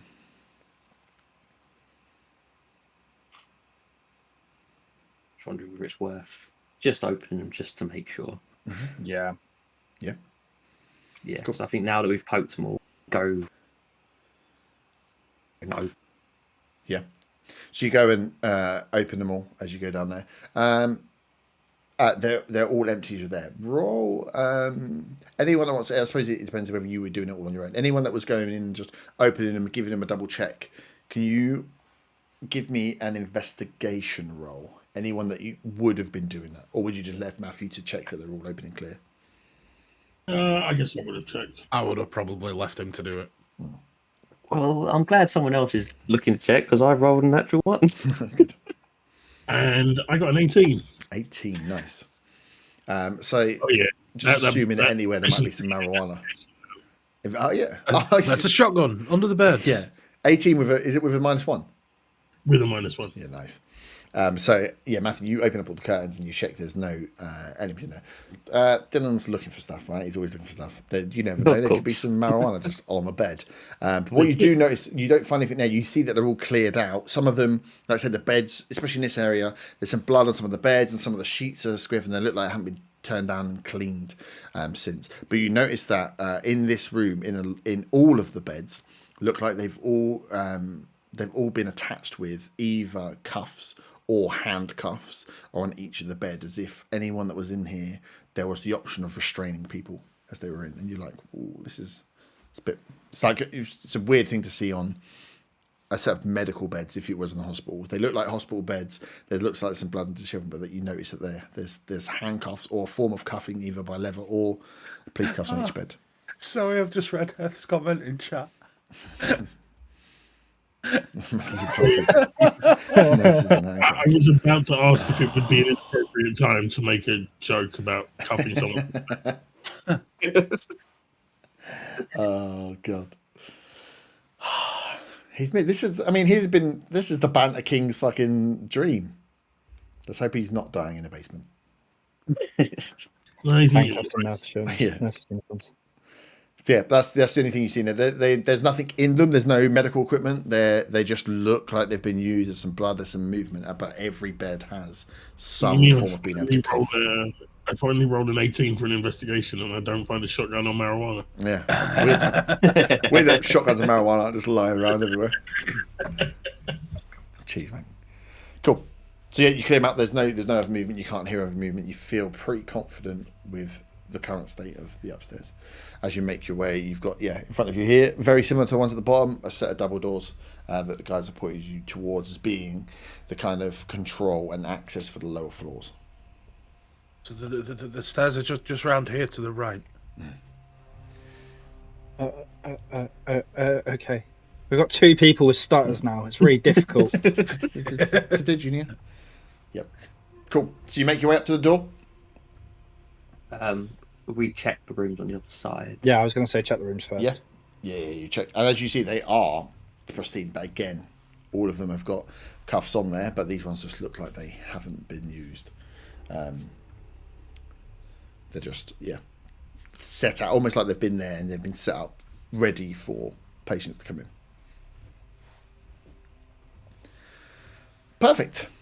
So as you get close to the door, and there's 2 sets of double doors in front of you, you're walking up to them.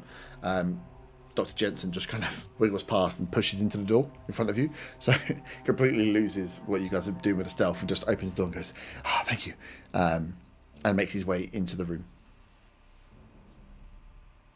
Well, let's hope he gets fucking surprised. Following suit? I'll follow him in if he barges through. Because I know why he's done it, but I'm also kind of shitting myself. Yeah. So you... But no, he won't listen to anyone else. He won't listen to me, but he definitely won't listen to anyone else. So you follow in? Are you all following in behind? Yeah. Yeah.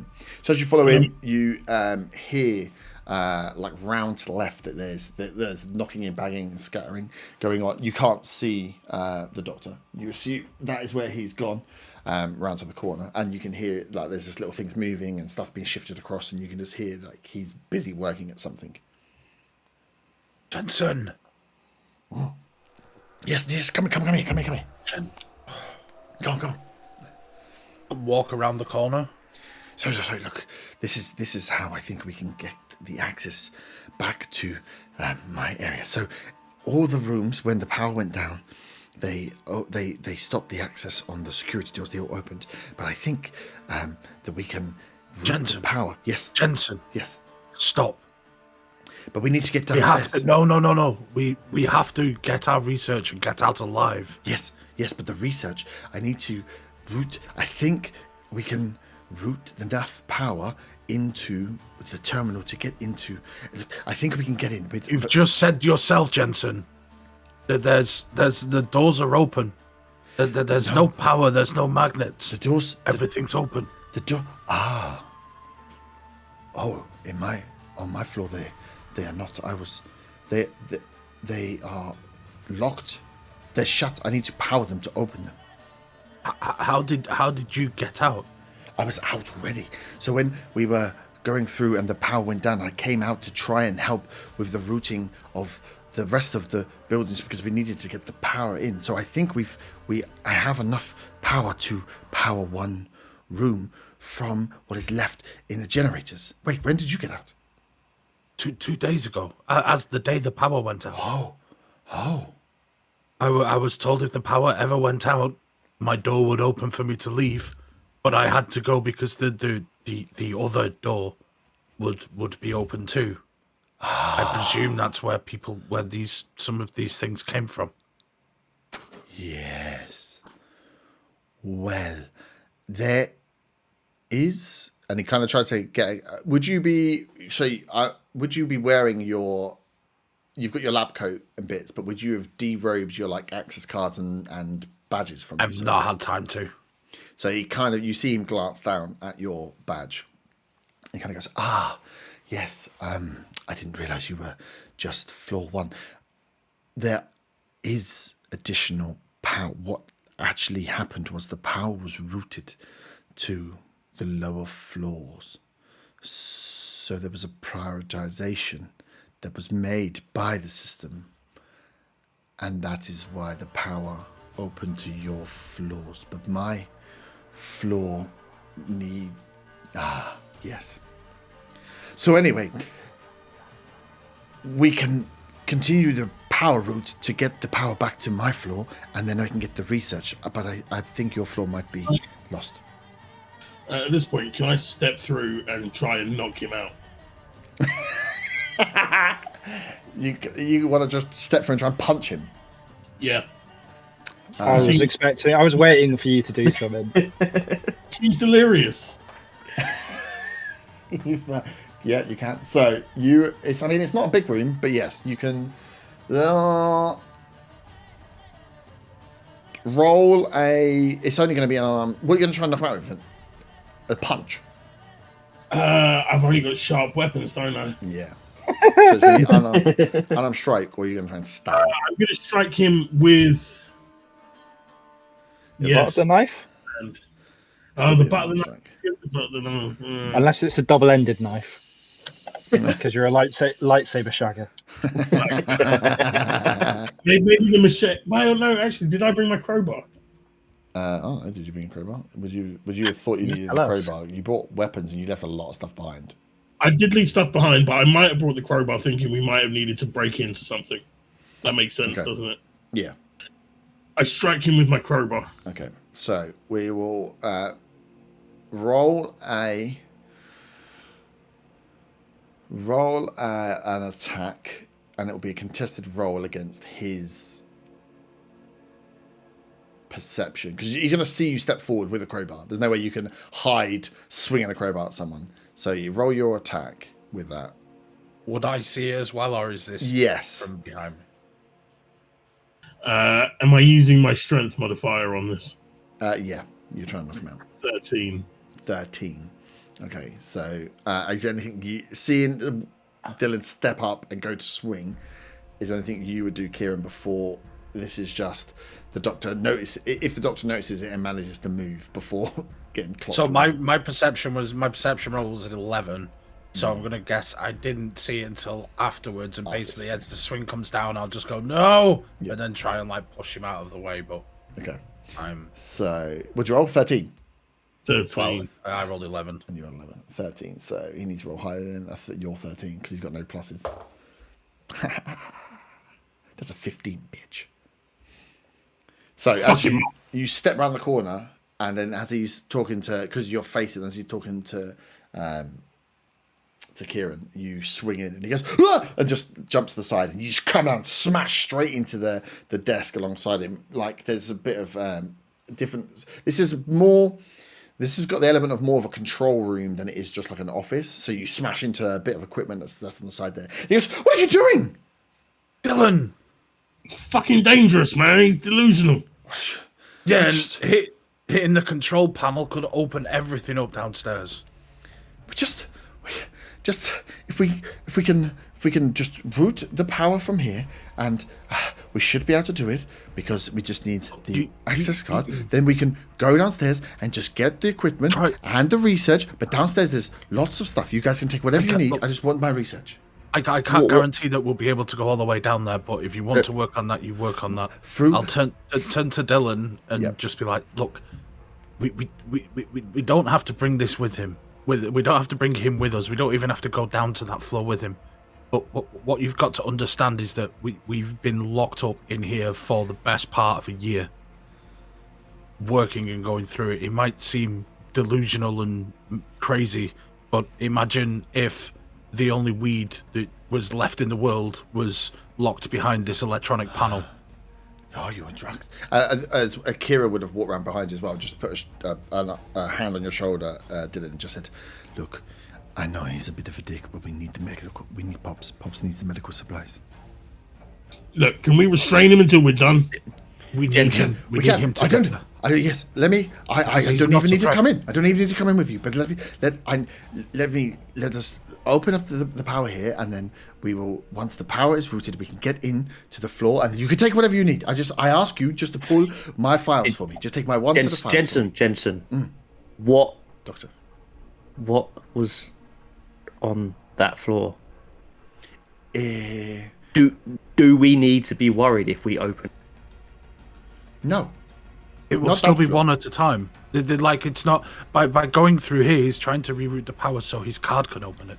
Yes, but what I'm saying is, like, if as they you said, when they reach different levels, they will not that floor. Not on that floor, no. But further down, maybe.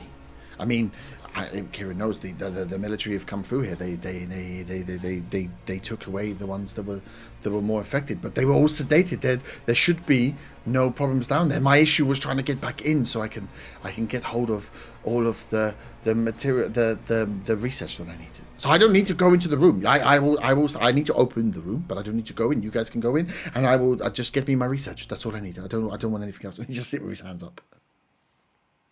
The issue is, Matthew, with his card, needs the power in order to open the door. It's different to my floor, where I needed the power to keep the door locked. The floors below, apparently I was never allowed down there, but they automatically lock when there's no power. They still have power. Yes. If he opens his door, will anything get out behind us? That's what I'm saying. Yeah, that's exactly what. The door opens into the lab, and the lab is the lab. There was nothing in the lab when we were working on it, but the lab does have access to the lower floors. But the power was routed to the lower floors to keep them locked. I understand what you're saying. Did you say you don't need to come down there with? No, you told me you don't need to come. Oh, no, I'd feel a lot safer. Oh, you can't again. I mean, I would also feel safer if you came with us, because I only know the floor below. I know nothing of the one that you worked on. Yes, that's what I was saying. I would come with you, but the man with the crowbar decided to don't. I would be happy if you came with me. Okay. So can we route the power? I need your access. Let me help. Okay. And just kind of go in. So you come over to the panel, you see, and he's got on the and what he's been working on is essentially there's a 2 access card required, beep. Yep. To make anything move. So he's been struggling. So he's got it all set up to move, and then there's no one around with an access card to help him move it. All that is going to do is reroute. So the power to his door is going to, as he explains to you, the power to his door will open because the power is all been routed to the lower floors to keep them locked down and safe. But he needs to route a little bit of power up one floor so they can get into his floor, because the rest of it is all been locked down. As you go through and you see kind of the map of the facility, it's a bit like this bit sits on top of a central column that goes down. And then what you maybe didn't appreciate because you wouldn't have been in everywhere is that you knew there was other parts of the facility, but as you watch out, it's like it spiders out in 4 different directions from this central column. So there is like a way of, and being for what you were working on with kind of disease and virus and stuff, it makes sense that they would have had large like areas of being able to contain. And what he explains is, and you see, is all the floors bar his one are all blacked out on the screen. They've all been. I'm not saying that I don't trust his logic, but I don't trust his logic. Yep. Can I double check all of his work just to make sure there's no like mistake that it's able to like jump back up, basically try and double check all of the code, basically be a massive nerd for probably about 10-15 minutes, just double checking all the work. Roll an Arcana science check. This isn't your area. It wouldn't be advantage because it's not your area of expertise. This is him geeking out on rooting the power of the system that he shouldn't really know, but he does know about. 20, nice. So yes, as you look at it, it makes sense from what he's saying. You can see that the generators that they have here, the backup generators, have routed all the power to the lower floor, and they've routed it down to lock it down. So it's to keep all of the locks in place on that lower floor. And what he is shown that he's managed to do is route part of that power up to enable access on his door to his lab. So the one thing that I want to make sure of is on the screen in front of us, there are, how many floors deep does this go? It only goes 2. So there's your one, there's 1, and then there's 2. His one was on parallel with your one, but you were a different subset. Yeah. And his was here. Okay.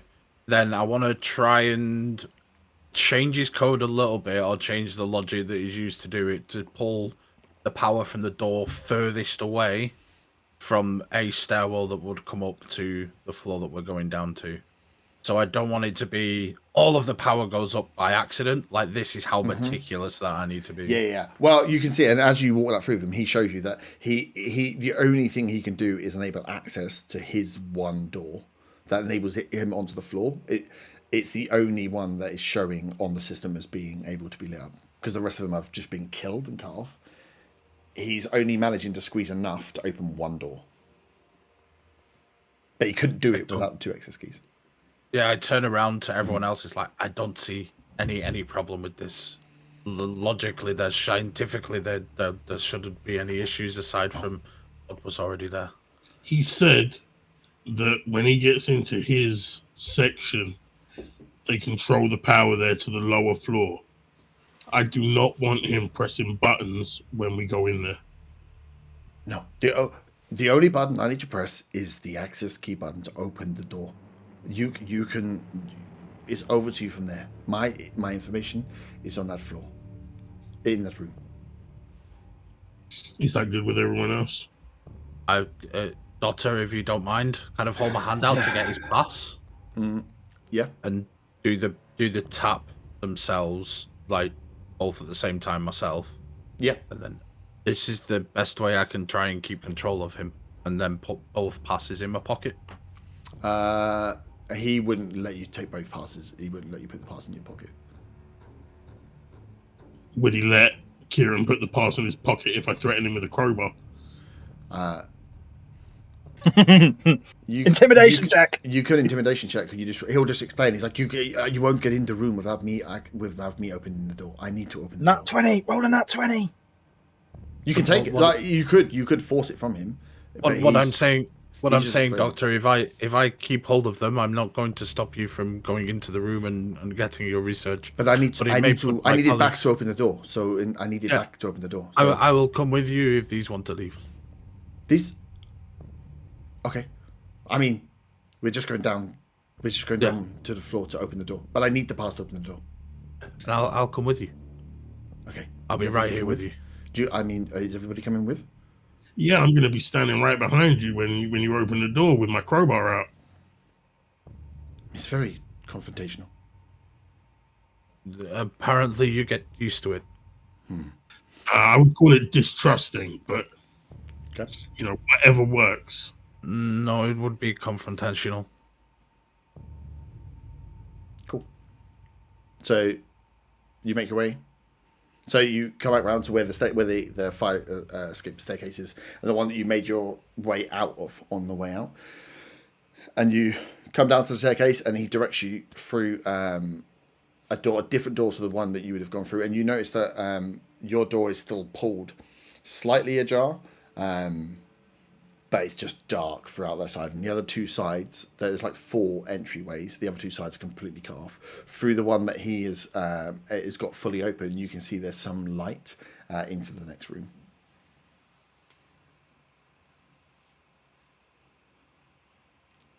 Making your way in?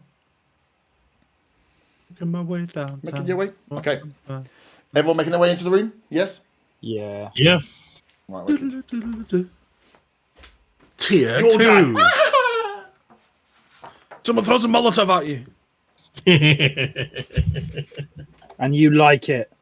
Let me just get... And the zombie says, "How do you like it, fuckers?" Oh, because...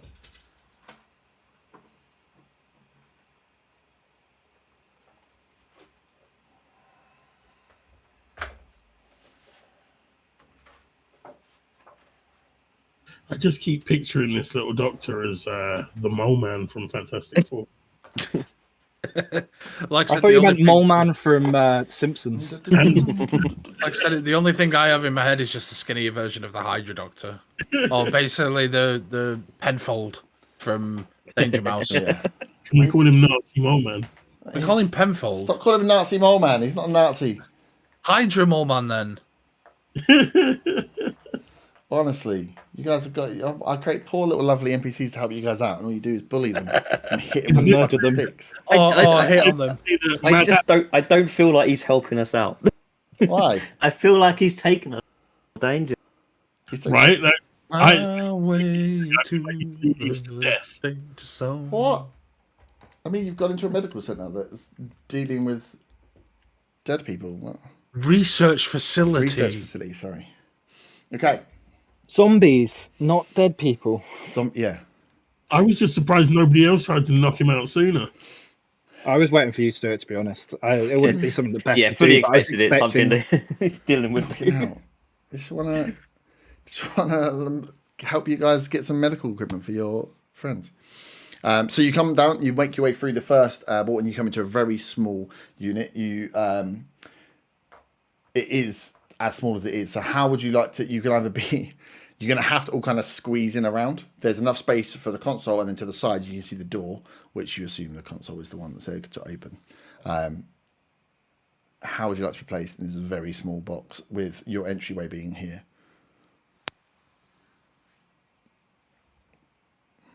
Anyone?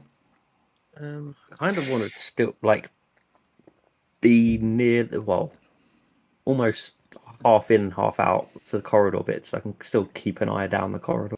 So obviously we're opening the door type thing. So does that mean there's power here? So have we got lights? Yes, this area is lit. Yeah. Okay. Yeah. Cool. Yeah. So as you came down the I'll stairs, so leave what my you've come down torch is out, but I'll turn it off. okay. So what you did is you came out of that control room, you came around the opposite side, and this is a spiral staircase. You've come down a metal spiral staircase, which was almost completely black. At the bottom on the first floor, it levels out, and you've got 4 doorways. 3 of the doorways pitch black, one of them slightly ajar, which Kieran knows is the one that he came out of and made his way out of when the doors were released. The other one is showing a bit of light and is wide open. And he walks you into this room. And then it goes straight into just a very small chamber with an access panel and a door on the left. I want to be next to the doctor because I don't trust him for shit. Okay. Which one? Yeah. Not you, the NPC. So you in this side of him. Which one? I just want to be ready to knock him out at the first sign of. Okay. So it's a squeeze. So where the rest you say? In the stairway, or are you coming into the room?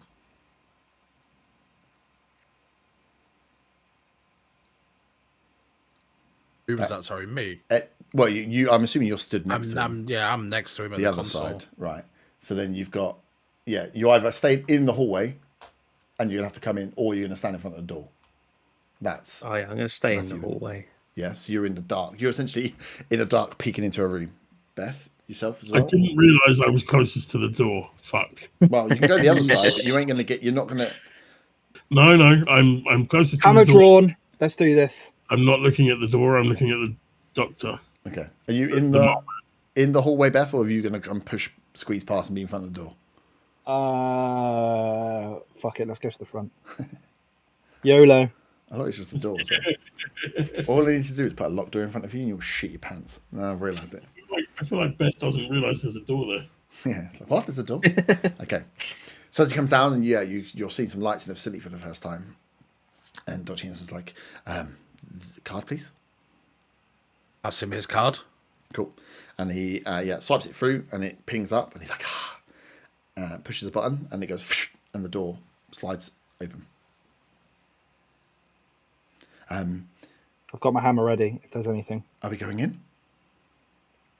We're going in. Yeah. Yes. Well, are we all going After in? you. I'll say after you and go as if I'm following him. The door will close behind me on a timer. So if we're going to go in, we all need to go in, and I need to go in either in the middle or at the back because they're not set to let anyone else in. The timer has it for one person to come through. Otherwise, you're going to get stuck on the outside. And if I'm on the inside of the card, you are stuck in here. Let's go through the door.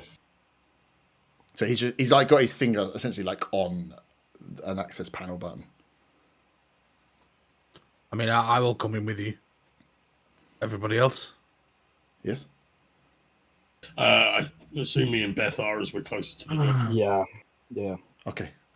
Do we want say you guys in the hallway? You coming as well? You're gonna have to squeeze in.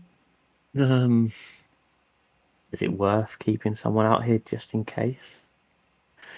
I mean, the door will close shut, and I can't get you in until we all come out.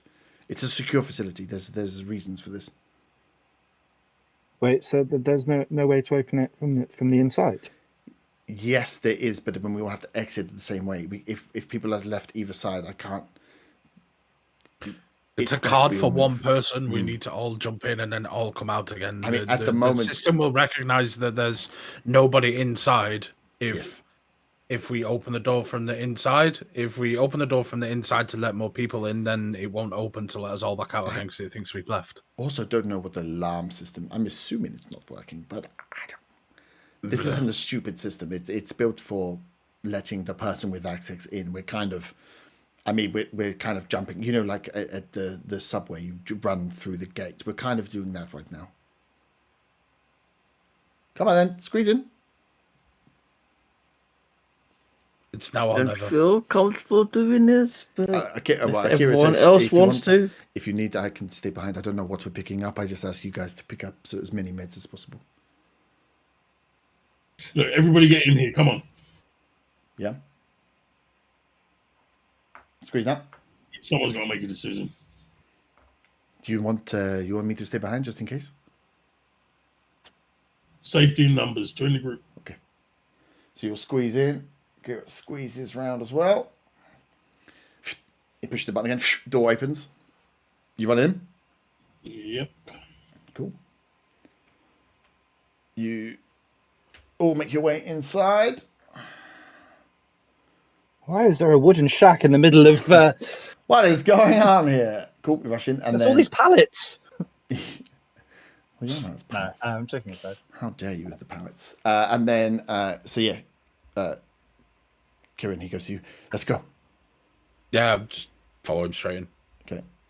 So, from your direction, you'll have to go around the other side of him.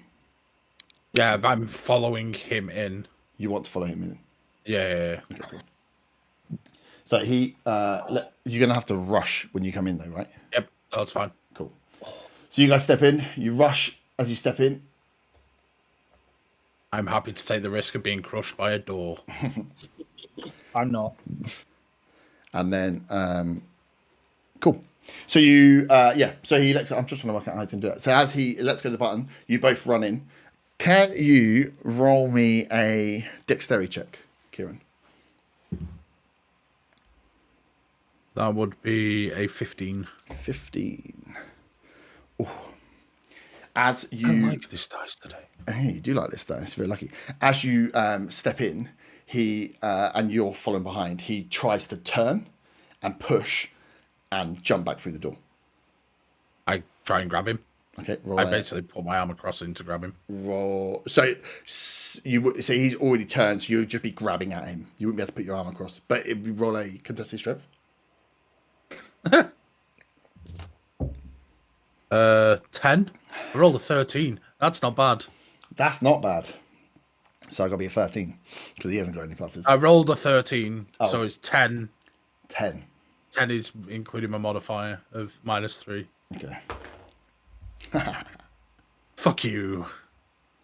19. Yeah, you grab his coat and he slips out of the coat. And a Notice door. how he rolled that off screen. I rolled it on screen. No, I rolled it on screen. I did saw it. it. There. Yeah. I was worried because he was going to get trapped in there. I mean, I think that you should always roll behind the screen, so. I can make up whatever number I want. That's my fucking world, mate. But I did roll it on the screen, so it was a chance. So yeah, he spins as you walk in. He tries to like trip and push away from you. You don't fall for that at all. And as he turns, you grab the collar of his coat, and he slips almost out of his coat completely, and the door shuts behind. First thing I'm checking for is the card in his coat. The card is not in his coat. Fuck. He left the card in the machine. So you move in. Door shuts. Poof. You guys are confronted with the room. I turn around, notice he's not there, Fuck's and sake. swear to kill him the next time I see him. So you hear you hear over a little intercom system. He go, sorry guys, but we need to continue the research. So yes, you'll be staying here for a little while. I immediately turn around looking for any sort of exit panel. And Yep. just immediately start trying to like pick it apart. Cool. So you're making your way inside the room? No, as in on the side of the door. Oh, on the side of the door. You're looking at the door. Okay, you roll a roll investigation check on that. Anyone? Well, Matthew and Dylan, as you're on the precipice of stepping into the room, do you want to give me a perception check? 20. Fuck's sake. 12. That's a 4. 4. Okay. 20 was my 20 investigation, investigation. check. As you look at investigation, as you're investigating here, you see this door is sealed off, much like the ones in your ones, where they're controlled by access cards, and access cards alone. You've got nothing there that you can try. There's a panel for you to try, and if you tried your access card on it, it pops up red. It doesn't. Yep. It doesn't allow you to exit. Can I? Does anybody have a knife I can borrow? I hand him my multi-tool, my fancy multi-tool. So you hand the Perfect. multi-tool over as you look around, because the four, Matthew, you're like just trying to. This is a very unusual scenario for you, because you're looking around like this is, you're not used to being inside like a laboratory, and there's like all this weird equipment, these panels, and the lights are on, and it's this very like sterile white blue light that's out there. Dylan, as you hand over the multi-tool and you're looking around, you notice that each of these is like it's like the only way I can think of describe it is a bit like a shower screen. Like it's not what's the word I'm looking for? Like diffused behind. You can't see through it, but you can see roughly through it, but you can't see clearly through it.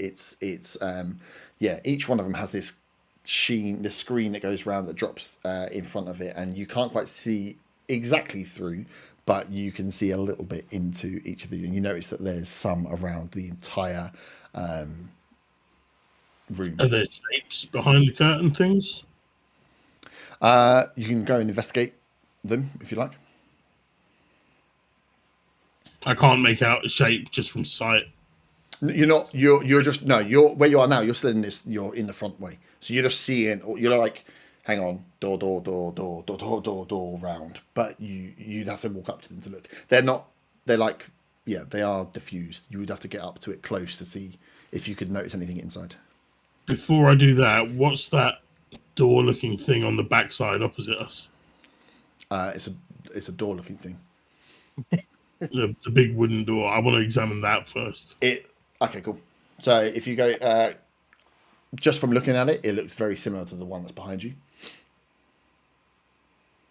So the one you came through, like a Is there any kind of fully access? hermetic sort of, no, but you can see two big consoles in the middle of the room. Okay, I'm ignoring the consoles because the best I can do with them is smash them with a crowbar. Cool. Do you want to go and have a look at that door? Yeah, I'll have a look at the door. Cool. Anyone else? I'm gonna go with Dylan, and I'm gonna assist him in his investigation of the door. Okay. The door. What's it made of? It's made of metal. Metal. Bugger. Yeah. Bugger, I'm a carpenter. Wood is my speciality. What am I going to do now? Anybody else? I'm using the multi-tool to unscrew the panel. Okay, cool. That my pass doesn't work on. Cool. Matthew. I guess I'm just gonna move a bit further into the room, just cautiously looking around, like my back to the console. Yep. Cool. Give me a perception check.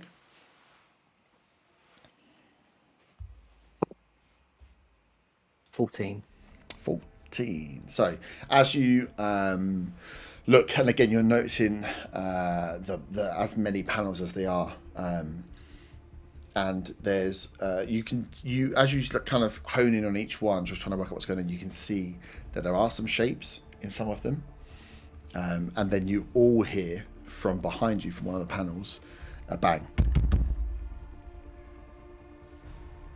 Which panel was that? As you spin around, it is this one in the middle. Fuck was that? And it goes again. Does anyone get the feeling we've been led into a fucking trap? That's exactly what I would call it. Anyone get Why close? do we trust that fucker? Anyone get close? It was your friend. I kind of gesture towards Kieran and point at him. Yep. Would you call this a friend? I'm trying to work on getting us out of here. There's a couple of computer panels here in the middle of the room, but none of us are going to know what the fuck to do with them. I doubt I will have access to them, so it's pointless me looking at them. I'm going the how would you say, old school way. Mm-hmm.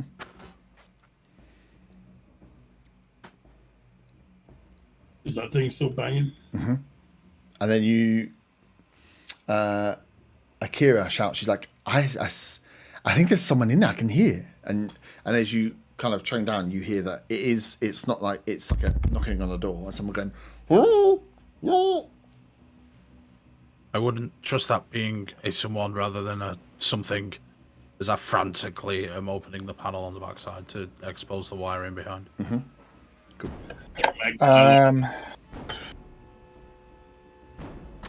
Trying to think if there's any like traps or anything we can set up, but we can't. We don't have anything. No. What are those green things? Can I see them? Are they in the room with us? They're through the door, yeah. Okay. I'm just going to Is that what you stand think it is? stand there with my hammer just drawn, just Okay. in case. I'm probably going to stand to the side actually, just in case it like breaks through and like collapses on us. So I'm going to stand to the side of the door. Okay. Yeah, you stand to the side of the door. Cool. Anyone want to check anything else out? I mean, I'll have a quick look at the computer panels. It's not going to do shit, but No. Yeah, roll an investigation. No, roll a Arcana or Science check. oh god. Yeah. Actually, 15. 15. So as you're you're like a visual learner. So you don't read a manual, you just push the button and see what happens. So you start pushing buttons and you see that the console that this side springs to life. You're like flicking through and you can see the buttons and you can see there's like some access bits on there. And you're like, okay, like this might be able to do something as you're like playing around with the buttons. Nothing seems to work as you're pressing it, but for now you're like, okay, this is sprung to life. There might be something in here that we can use. Or there's something that could be accessed. Like he must have been doing something from inside this room, right, with these panels. Mm-hmm. I guess all those years playing PlayStation come in handy. Yeah.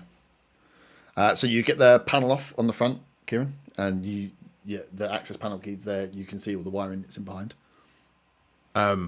Start working on the wiring. So basically, I'm looking to try and hotwire something so the door shorts and opens up. Okay, it's amazing how hot wiring. Very well done. So you give me a science check. Yep.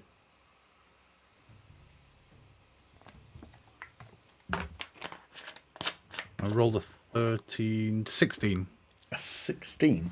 So you pull the wiring out and you manage to keep. You don't damage anything as you pull it apart and you manage to take it apart. But as you're looking at it now, you're like, this is going to take some work to trial and error different things because hot wiring isn't your speciality.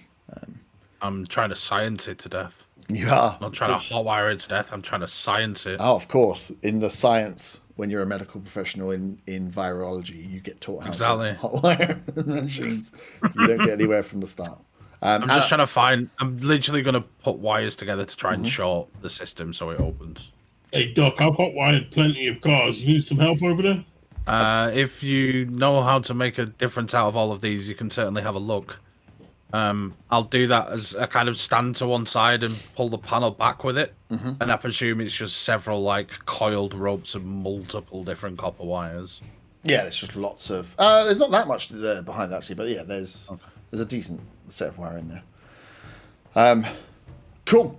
It is midnight. How long are people wanting to go? I mean, I'm fine going longer. I guess it depends on how long the next stage is going to take. Yeah.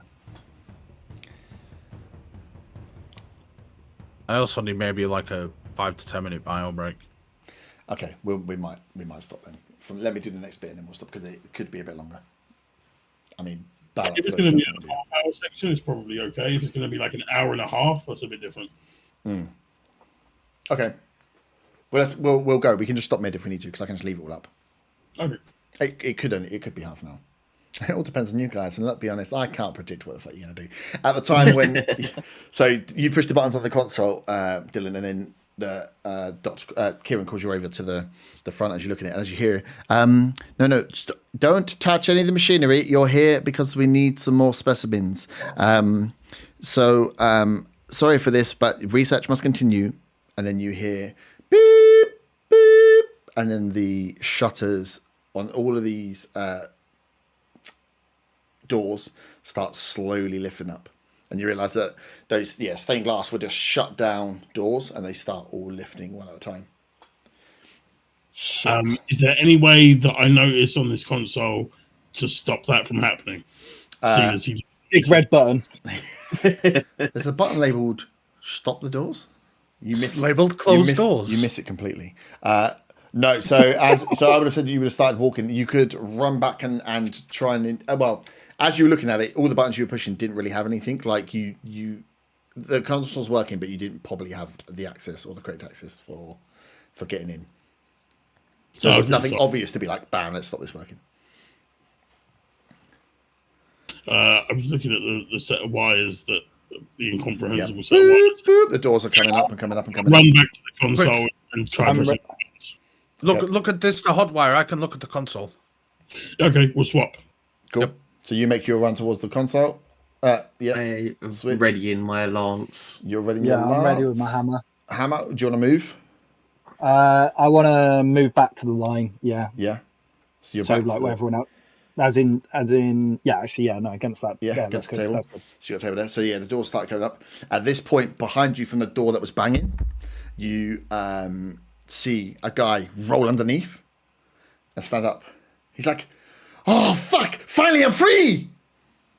And standing in front of you is a young man a youngish man, probably like late 20s, in a long black trench coat, and he literally like army rolls rolls sideways under the door, jumps up, and he's like, "Oh shit! What's going on?" Does he have black hair across one eye and no, he has belt? He has a shaved sides of the head and a little like ponytail. Docks? Is wearing docks? Pretty much docks, yeah. Big. Well, they're not actually. They're like not the sandal docks. They're like big black dock-like boots. Yeah. What's going on, guys? You tell us. Who are we fighting? No. Who we fighting? What? Oh. Yeah, shit. Get ready! And he backs up a little bit to the wall as these things start coming up now, and you hear, especially from your side, Matthew and Beth, you hear snarling starting to make sounds against the door, and you feel the doors now. Something's in the doors, and this is different. This is things running and trying to smash into these doors as they're slowly opening. You've got one more action, guys, if you want it before. I'm still trying to hotwire this door, so... Okay. I'm trying to log into the computer stroke override the fact that my key card won't work. Okay. So you try your access card. If your access card doesn't work on the door, but when you put your access card onto the console, it does pop up with a few more options than we're just on the home screen, so it gets you in behind something. So if Dylan, you give me a what the hell did we do for hot wiring last time? Good question. Sleight of Sleight It was kind of hand. It must be sleight of hand. You give me sleight of hand, and then if Kieran gives me an Arcana / Science. Anyone else doing anything? I just Just prepping. ready in that lance. Okay, cool. Someone's like, "Hey, has anyone got something I can take? This is gonna get hairy."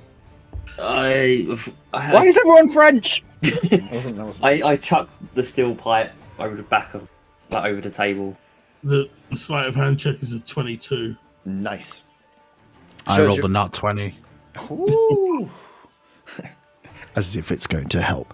So you get into the. It just means I get to play Minesweeper You get on the hardest into difficulty. the machine, and as you get in, you see that you get the options up for this area, and you can see that it has an access log for each of the booths, and it's you get from looking at the. From the quick look you'll get, because it's like 6 seconds, that this is like a containment unit, and this is where some specimens were being worked on. A bit like yours, but slightly different. Like, you didn't have any of these, the full cells like this one has. And you can see that it has on there all the cells labelled, and you can see that it says human, and then it then says subject 1, 2, 3, 4, 5. I'm literally trying As you're looking at the to- map, the 2 human ones are behind you, and then a spare, and then you can see it says subject 1, subject 2, subject 3, subject 4, subject 5. Looking for any way to override the controls to close it. Okay. That'll be the next one round. On your... What did you Definitely get picked for the your wrong side of the room to stand. The sleight of hand was a 22. 22. So you managed to get the wires out. You're going to have essentially a set of just trial and error codes with the different wires. This isn't a car. This is a high-tech system. So you're trying to override something to enable you to get access to it. You're not going to... You're likely not going to be able to hotwire it. It's just going to spring open, because that's not as well. It's going to be trying to trigger the access point. And that's something you've never done before. But maybe a little bit like getting around an immobilizer. It's very high check. But you've got all the wires there in front of you, so you can make a sense of checks as part of your rounds as you go. Yeah, okay. Cool. So yeah, Kieran, you see that as you're stood, you've got 2 human cells behind you. You've got all the specimen cells in front of you, and the doors are now just coming to midway up. Five will be in front on your side. Akira, you may want to go over. I don't know if these will help, and reach into my backpack and give her the 2 smoke grenades I have. Okay. It might distract somewhere. I know it's a small room. Oh, Cool. can I? Yep. So they're coming from our side. So like the things are coming out. Yep. The smells. No, actually, I was going to throw a flare, but it seems kind of pointless because we know they're coming for us. Yes. So they are coming for you. Would you like to all roll initiative, please? 14. 7. 19. Nice. Right. 5. I need to wait. That was a defeated 5. Yeah, it's not a good time to roll a 5. You say you had 7, Weaver? 14. Oh, 14. Yeah, I got 7. Oh, you got 7. 14. 7 for Kieran. 5. Oh.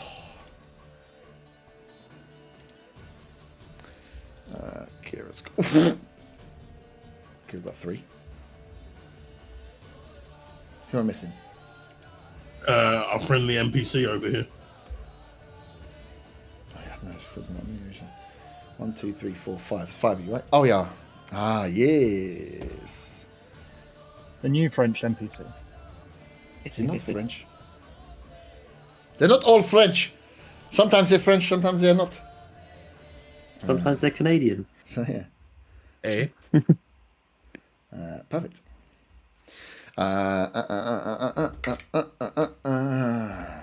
Oh, please come back. I just tried to roll a dice, not my train. It's not working.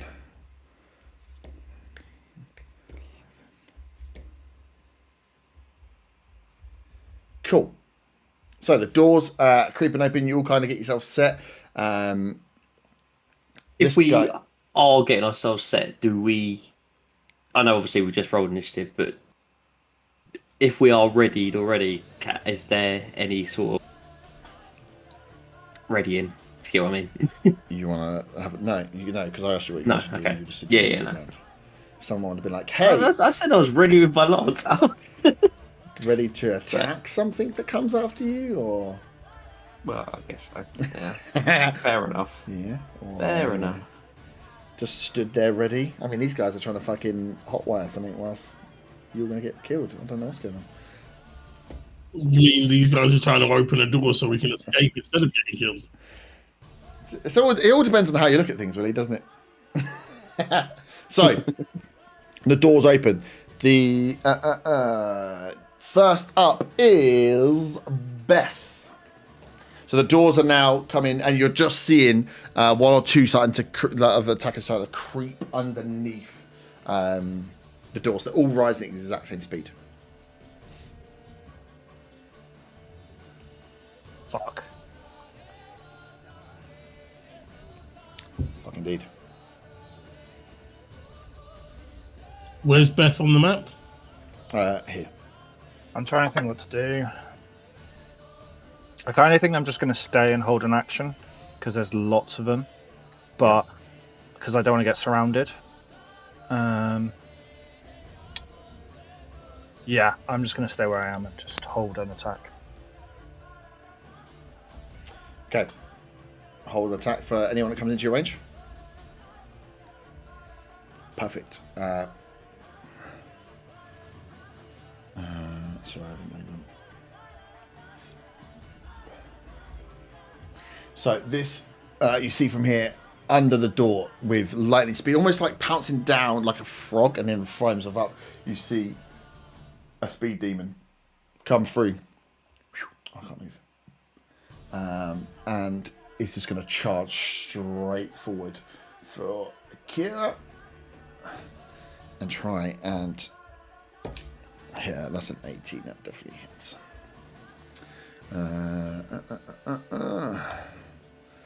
So Kira, so yeah, you see, Matthew, you see as you're readied, and are you ready with a lance? Yeah. With a lance. So as you're ready with a lance, you see quicker than you could even react, like this blur, this like greeny brown blur, just shoot out from under the door and come flying down. As you then hear Akira scream as she takes 4 points of damage. And this thing moves at such a pace that it pounces on her, trying to knock her prone. So she needs to roll. She does. And it's come at from such distance that she takes the hit. She kind of deflects slightly and doesn't get knocked prone. But this thing was trying to knock her on the floor to take full advantage. As she steadies herself with this thing snarling in her face in front. That way. I think it's probably going to stay. Actually, do you know what? It's going to climb up. It's going to climb up, but stay within range. Cool. That is then Dylan. You hear the snarl and you hear Kira scream as she gets hit with that one there. As you've got in front of you the panel and all the wires there. And now he's on top of something next to the door. Okay. Mm-hmm. If I try and attack him up there, am I at a disadvantage? No. He has the high ground, Luke. He does have the high ground. Yeah, but you wouldn't know. He's still reachable. He's only on like a table or something. You should be able to swing his legs. Okay, I'm gonna abandon the door for the second and take the machete to his legs. Mm-hmm. Cool. Swing attack. Oh, is he flanking? No. I don't think you'd be able to flank because she's off to the side. I was talking about with Kieran. With me. If you stepped one... I've already made my roll, Yeah. and you're going to hate it. It's in that 20. Oh, fuck you, man. Hi, guys. You guys got to ruin my fun. What's my attack roll? Can you say again? It's a D6. 6 plus dexterity, doubled for the... Okay. Double the dice. Double the dice roll and then add your... You're going to hate this because I just rolled a 6, so that's 12, 14.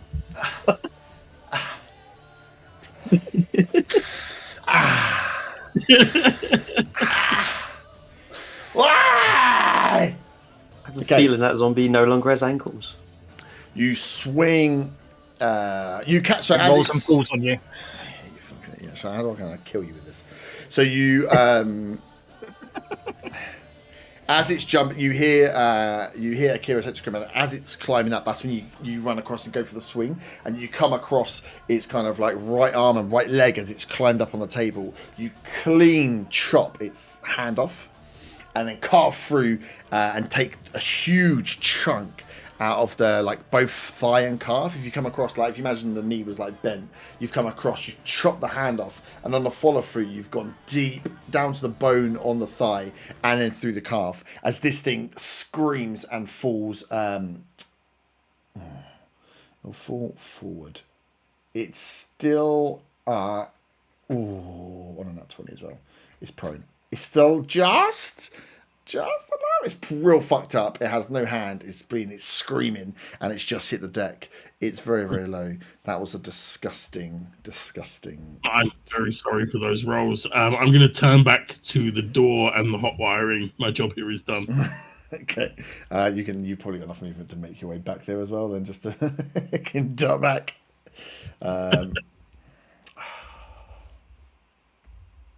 Cool.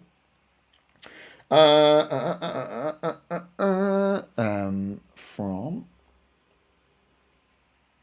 Oh, I didn't label them all. Balls. From this door, one dikes underneath and comes out, and it's going to make an attack for your new ally. I think Dave might have taken a quick bathroom break. Oh. That was a No, long bathroom Steve. break if he got kicked from Discord. Yeah, that was Discord being weird again, wasn't it? It was because he's muted for too long. Right, we're back. Looks like it. Okay, good. We're all in, right? You can all hear again. Yeah. Yes. Cool. Sorry, I haven't turned off. Yeah, so he comes out. And this one comes out this far door and fronts up and takes an attack towards your new little bard. Rolls terribly because I love dice. I rolled a 3. Comes out, turns, tries to swing, misses completely, jumps back, goes, whoa! He can't seem to be loving his life. Next up, it is his go. He's got the metal pole that's a D4, isn't it? Damage. Yeah. I think, yeah. So rolls and screams, "Come here, little fucker!" Just swings down, boshes him on the head, does 3 points of damage to that boy. As it gets screams out, and he's like, he looks like he's enjoying himself. Cool. Fronting up, Matthew, you see in front of you, this one darts underneath and just dives towards your like midriff. That is a 12. Yeah, that hits. Remember that 1 point that you didn't want? No, I still would have hit anyway. Oh, would it? It would have been meets it, beats it. So. So you take 3 points of damage That's my temporary hit points gone. and are grappled. Where's my grappled things gone? Oh no. I'm don't gonna have any need grapple them. things. Grapple things are pointless. Yes, we do not get grappled. We don't get grappled because the DM is unprepared. Has he not got his grappling things? Nope. Surely he should have them, otherwise we never get grappled. Yeah. Yeah, that's what I think. Like, this is an outrage. It's an outrage. It's an outrage. It's an outrage. I'll just send my headphones. Right, if we had to make sure that we had everything with us, you have to make sure that you have the rings with you and not have to wander off to go and get them. Let's just grab them quickly. I'm calling outrage. Are you calling outrage? It's an outrage. Oh, sorry. I mean, what time did you turn up today? Exactly when I meant to arrive. Thank you. My case is rested. So you're grappled. Yay. Yay, grapplage. Kieran. You are up. There is a writhing on the floor beast next to you, and you are in front of the console. Is he writhing, still moving around? Yes. Okay. Shoot him in the head. Cool. Point blank range. Shoot the dark. Does dark gun? It doesn't. Oh no, we didn't put any disadvantage for close range. So we know. Cool. So roll attack. It's wriggling around. So point blank range doesn't exist, as we worked out with guns whenever I play this round. 13. 13 hits though, and it is that low. You literally do point blank, poof, and the dart at that range with that much power goes in and indents into the skull as the breath leaves, and you can just reach down and pop the dart back out. That's my move action. He gone. Cool. Matthew, you're grappled. I'm Again. going to try and break the grapple. Okay, give me a strength check. That is 15. 15, yes. With these, you break out. So this thing came to it, and it's kind of it came out because it's coming under the thing. It dived and got you kind of in the midriff. So you managed to just with the you've still got the lance. With the lance sideways, just like push down towards it on its head and free it away from your midriff to break yourself free from the grapple. Ooh, thank luck for that. Is your action. Not moving. There is absolutely trying. Well, you might miss an attack opportunity. Yeah. Cool. That's up to you. Akira is up. She, hearing Kieran, is going to move to here. And seeing you're free now, just hold her action for anything coming out of come out the doorway towards her. So it is the last. Why is this Spotify's been a right dick today? It keeps just turning off. And that's the door now as it makes its way almost all the way up, head tight, flying out of here. 5, 7. It's a beast, and you see this, Beth, as this last door you've been waiting. You've seen all the doors around open. This last door opens. You see this thing come flying out. I've missed one. My held attack. Yeah. Oh wait, there's one to the door to the right. Yeah, I'll put him in. I'll put him in at the top. Don't worry. I thought I put him in. That's because of 2 Marine Grey. Yeah, so he comes charging into you to make an attack, but you have your held action, so you get to swipe first. 15. 15 hits. And that is 1 + 1, 2. 2 points of Give me a damage. machete! I want a machete! You could have taken a machete at any time. Akira's gone. So yeah, you as it comes towards you, you swing and hit the damage, but it carries on towards you, and it will make its attack to try and slam. Fuck's sake! I've rolled a 3 about 19 times. All these nat 20s tonight, not one. I'm not getting any. I just want to kill someone. Bastards. Okay, that's the last one. Okay, we'll go back from the top part, and I'll put this guy in first. So this one comes charging out to try and find someone, runs straight into the machete, hopefully, of Akira. Come on, I'm attacking now. Let me do good damage against my own people. Brilliant, I'm 17. Fucking stupid. That's really good damage, man. And she rolled a 6 as well. Fucking hell.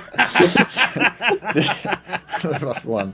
So there's this zombie comes running out and almost waiting, knowing that it's supposed to be coming out, hearing Kieran say that there's some zombies coming out of these cells. Swings across right into the chest and neck as this zombie comes out, almost decapitating itself as it comes out. It is looking real rough as she removes the machete and it stumbles forward. It looks turned to try and swing towards her. And I know. Oh, no, it beats it. Does just here. I was like, I just remembered I didn't know what her thing was. And then swings back and just loosely grabs hold, as weak as it is, grabs hold of her. This almost as it's holding on, its hands are working, but its head is like a Pez dispenser, just like flopping backwards or forwards on its thing, spraying her slightly with blood as it's holding. But it does manage to keep hold of her. Can I take any sort of reaction to that happening? Not as an action to like shoot, but just to say something. Yeah. Make sure your mouth's closed. Okay. Is that be loud enough for everyone? That's literally directed at Akira. Okay. So if it's loud enough for Akira to hear them, maybe the others. Yeah, probably would be. Cool. How action is done. It's round 2. Beth. Attack! The one that went for me. Okay, go for it. Fuck. 6. So 6 does not hit. And that's what? Done. That's done. That's me done. Cool. You can. This table would be climbable one as well, just so you're not completely. Yeah, that'd be great. Let's get my legs pulled out from underneath me and get prone. That's gonna be fun. Right. I see what you're doing. I see your. What are you on about? I see you've played Knifey Spoony before. I'm not done anything. I got my back protected more or less. I'm in a good position. I'm staying where I am. Okay, cool. So Weaver, you've gone back to Dylan, you've gone back to the unit, right? Yeah, I'm back at the door. I'm gonna again try and hotwire this door. It's not your go. I just want to ask what you were doing. Oh, okay. Because I'm gonna try and kill you.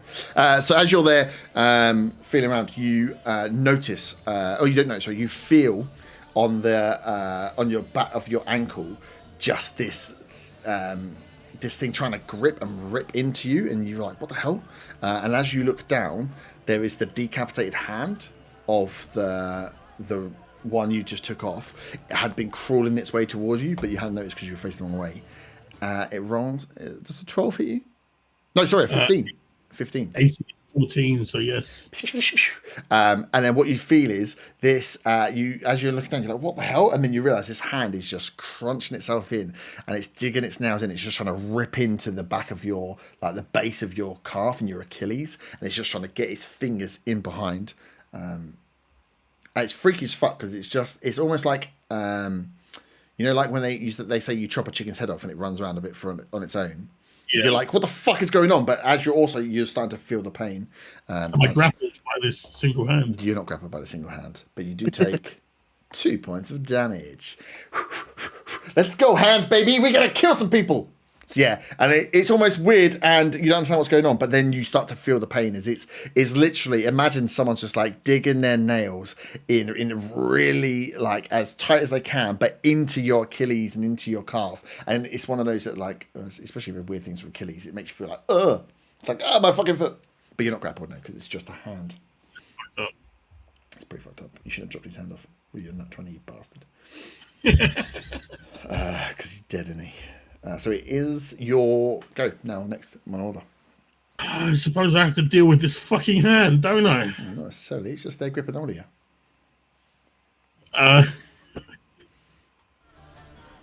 Yeah, I'm gonna take the. Can I rip the hand, or can I grab the hand? And I guess what I want to do is like pin it to the wall with my knife. So it was just struggling there. Yeah, to rip it off, you could roll a strength check. It'd be a contested strength roll. Against a single hand. Yeah. Okay, watch me lose a strength against this hand. That would be 2. Is it you having rolled a dice? I roll a 12. So even if I take off all the minuses, it still holds on. So you're trying to like prise its fingers. You know, like I don't know if anyone has siblings, but someone just like grapples your hand. And you're like, fuck off! Trying to like pull their fingers off one at a time. What are you doing with your siblings? Also, just like holding people down, killing them, and then you're drowning them, obviously. And the awkwardness of it being like on the back of your leg, trying to reach down and get enough force to do it. Yeah. I wish people could see you dancing around with an arm on your leg, but I don't think anyone's nearby. No, nobody's looking, thankfully. Yeah, annoying.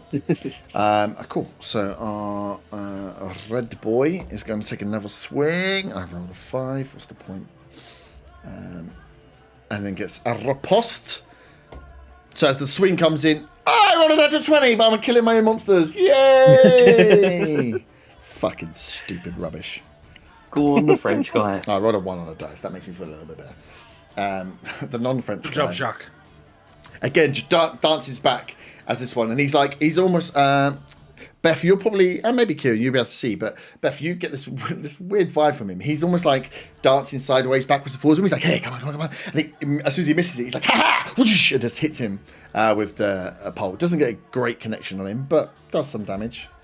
I'm glad that was. I mean... To be fair, though, I did roll an extra 20, then roll a 1 on the dice, so maybe I'm still fucked. So we just did 3. Big hit, yeah, into the red zombie. Well, the zombie in red, sorry. Where is the one in green? So, Matthew, you freed yourself. This guy's now upright. He's going to throw himself back at you. Where are you on the initiative? Oh, you're right at the bottom. That is a 13. Yeah, I am, yeah. It hits. 13 hits. You take 2 points of damage, and it re-grapples itself around your shoulders this time, looking for a better grip. So both yourself and Akira are grappled. Kieran. The one... I'm guessing the one I've got the clearest shot on is the one fighting Beth. Yes. Take a shot at the one fighting Beth. Yes. You'd probably want to step across from that angle, because Beth's model is on his knees. But The one that... You'd probably want to take a step away from the console to get a clear angle so you're not potentially hitting one of the two guys. Yeah. Because from where you were, you would have been shooting into the back of Beth's head to get the guy. But yeah, from one step across, you can take a shot at either one. Yeah, the one fighting Beth. I don't know this guy, and he seems to be hitting him. Yep.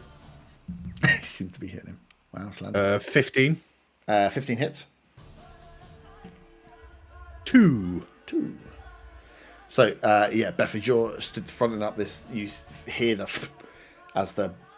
So it flies past the right side of your head into the chest as this dart is now hanging out the front of this zombie that's attacking you. Oh. Matthew, you grappled again.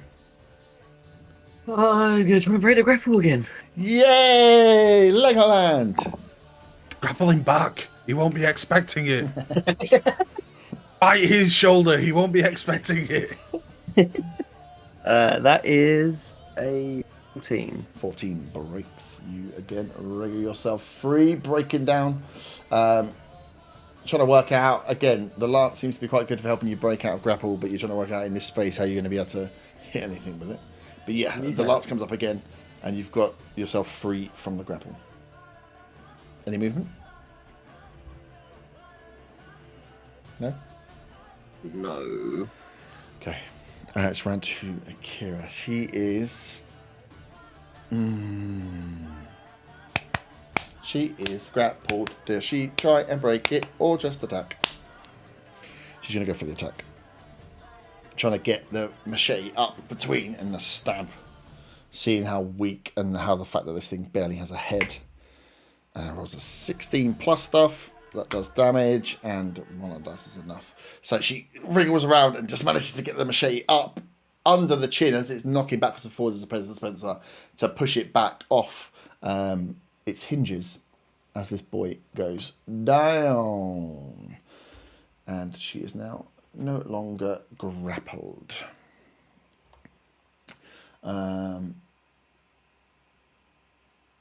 Is she going to move? I think she'll move up to be alongside you, Matthew, in some sort of.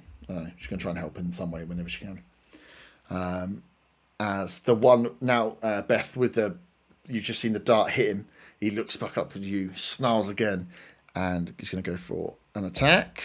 That is a 7. I'm assuming that doesn't. I'm not even going to dignify that with a response. Swings at you again, and somehow you're like you're watching the guy next to you dancing and jigging, and somehow you're picking up on it a little bit. You're like, whoa, I'm dodging. I'm very impressionable. Yeah, I'm a very impressionable young man. You just got to move around a little bit, and you don't even get hit. Right, You're like, I literally can't be killed. This is crazy. As this guy is now dead, and it is your go, Beth. Attack. Oh, actually, what I'm going to do is I'm going to try and hit the dart that I can see with my hammer and follow through. Oh, okay. Yeah. Dirty 20. 20. Definitely hit. Roll your damage. 4 points of damage. 4? Yeah.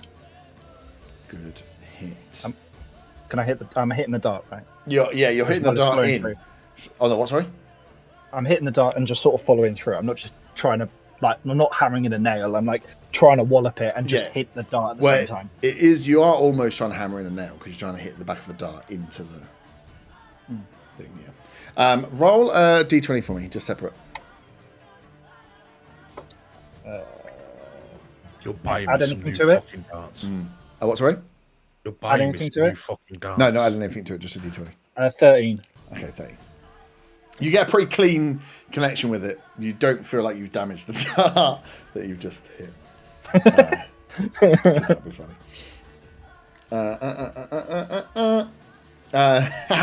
Yes, time for the claw. Dylan, this thing's still holding on, baby. It's squeezing each other. It's going to try and pop your Achilles off the back of your foot. I rolled a natural 1! Yes! What does it do? Lose its grip entirely? The hand gets cramp. Nothing. It's trying to grip. As it's gripping, you feel it's starting to loosen a little bit, where it's getting more material of your jogging bombs than it is of your actual leg now. As it is your go. This would make it, you believe, easier to remove from your leg than it was before. Yeah, I'm going to try the same fucking thing. I'm going to try and rip it off my leg. Yeah. So I'm just trying to pull it off the leg at this point. Cool. Well, strength. Fucking strength. Go get above a 5. Would you believe I rolled a 4? Come on, the car! Let's go, baby! Rolled a 4. The claw's going to end it all, isn't it? Oh, just I'm going to get killed by a single fucking claw. It's going to get you. It's just holding on. It's only got one job. All it can do is hold and squeeze as much as it can. It's getting you. And as you move it, and you're like, you're not getting anywhere. And it's almost like spiteful. It's almost getting more of a pinch than it is everything else. It fucking really hurts. Red Boy is going to go out again. Been unsuccessful so far. Yes, I'm on 19. So as your new friend is there, ducking and diving, and this thing goes, just launches itself full and throws its full weight into it, hits a big attack, and this guy goes, whoa! Takes a few points of damage, and is now fighting as he is grappled.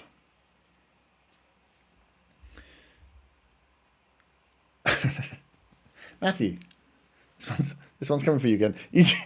I keep looking at him. I'm like, he can't have full health. Oh yeah, he has got full health. So he keeps just grappling you and then getting thrown off.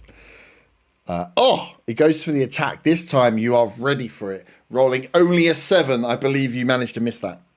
Yes. So this guy, it comes at you for the 3rd time. You're like, fuck. This time you time it well, manage to deflect the shot, and you are not attacked. Kieran, you are up. Woo!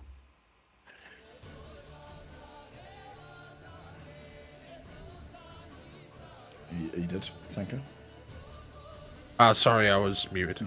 I'm presuming that if I take a shot at someone that's grappled, isn't going to break a grapple. No. So I'll continue aiming at the one that Beth is fighting. Mm-hmm. And take another pop.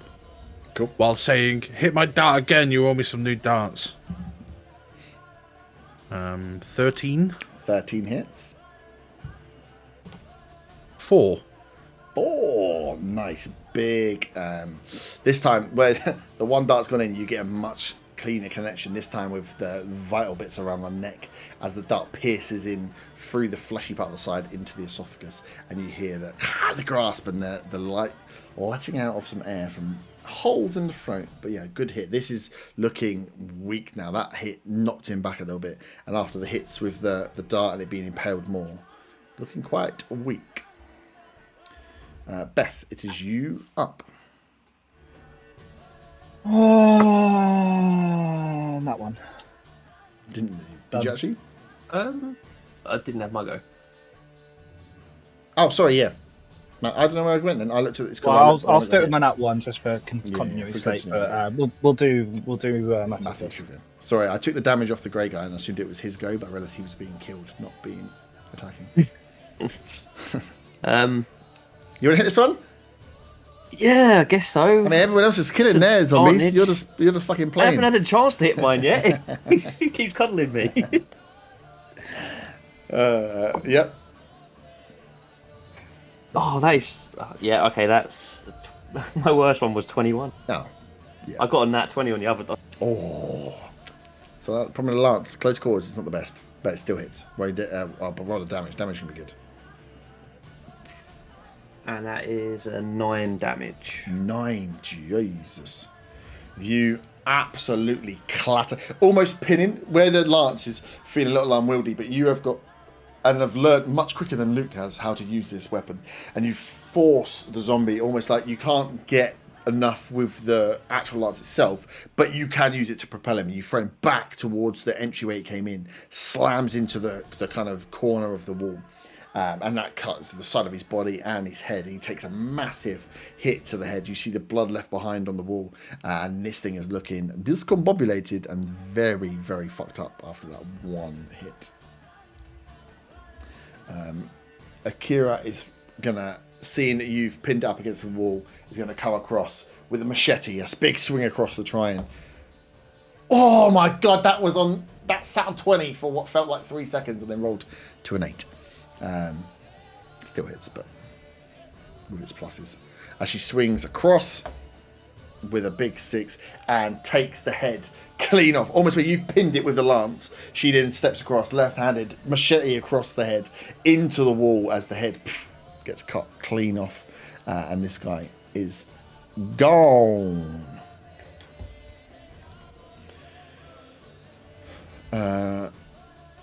Our very weak guy here is gonna, in the grey, is going to attack at Beth for a desperation swing now as he's looking incredibly weak, wants to do something as he's in frightened state mode.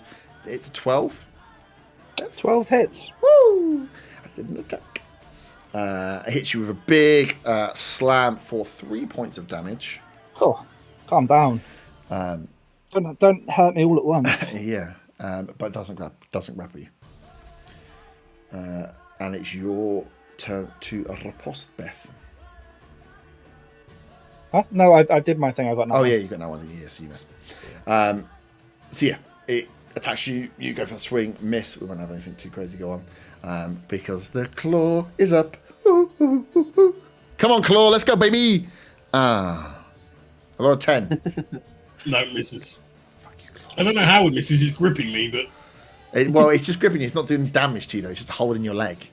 So it's trying to get a position enough. It's pretty hard. It's only got one hand, and it is just a hand. Also, don't make it hurt you more.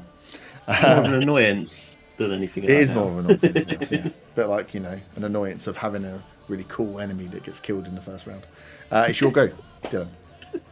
Well, since this hand is really just an annoyance at this point, I'm going to try and hotwire the door.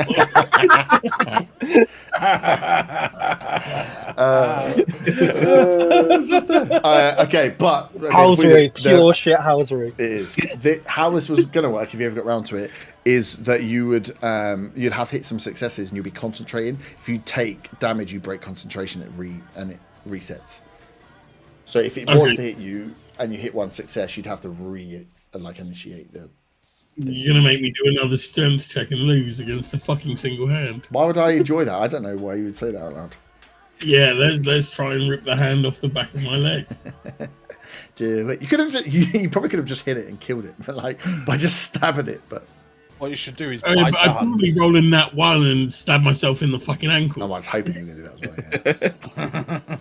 Yeah. Strength check this time is an 8. 8. This time you grab it by the middle finger and you pull it back like, and it releases, and now you have the hand in your hand. You just hold it by the finger. I'm trying to decide if I should throw it across the other side of the fucking room. It's not. It's only a hand. Just in frustration, I just chuck it across the other side of the room. Where are you aiming for? I mean, I'm not really aiming. I'm just still looking at the door panel. You know, I'm just trying to throw it away. Okay, you throw it away, and you don't look where it goes because apparently you're not aiming anywhere. So you just launch it. Does it hit me in the face? No, that's what I'm trying to see if he's going to aim at something. Do I need to roll something to see where it went? No, I know where it went. That's enough. And that's enough. This zombie in red is going to go for our new friend. Rolls a 13, which is going to hit. So he is going to go for a bite. I'm going to say, is that guy had a go? I always thought that he didn't have go. He did. He missed. Not had a go this round. No, He's goes straight after the red. After the red one. And it leans in and. Yeah, as he's fighting with it, takes a big old chunk out of him. He screams, and you hear for the first time this kind of jovial character actually not feeling so jovial.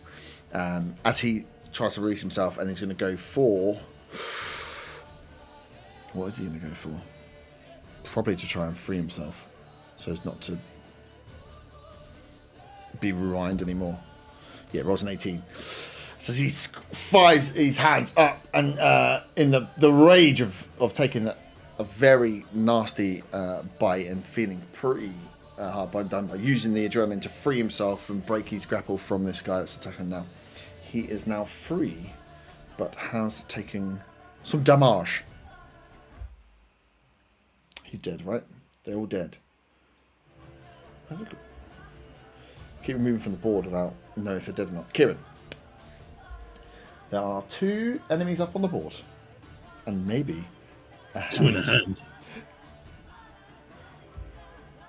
Sorry, I was mute again. As I can see that there's only 2 left, I'm going to go back to the console and start trying to basically see if there's a way of like not locking it down, but like accessing it. I'm basically trying to hack it and get the door open. Okay. Roll an Arcana check. 19. 19. So as you, your access opens up, and you've got some time to kind of flick through and find the files. You do find there is a protocol on there for releasing the door, but it's releasing the door to your right, not the door to your left. So not the door you came through, the other door. I'm going to keep looking. Okay. Matthew. There's no one in front of you. You finally made the attack, but there is the one that is in front of. Okay, so if I stay where I am, I get the full 10 foot, and I Yes. Yeah. Yeah, so I'm going to go in for a normal attack on the one that's attacking Beth. Yep. And that is an 18. 18. That definitely hits.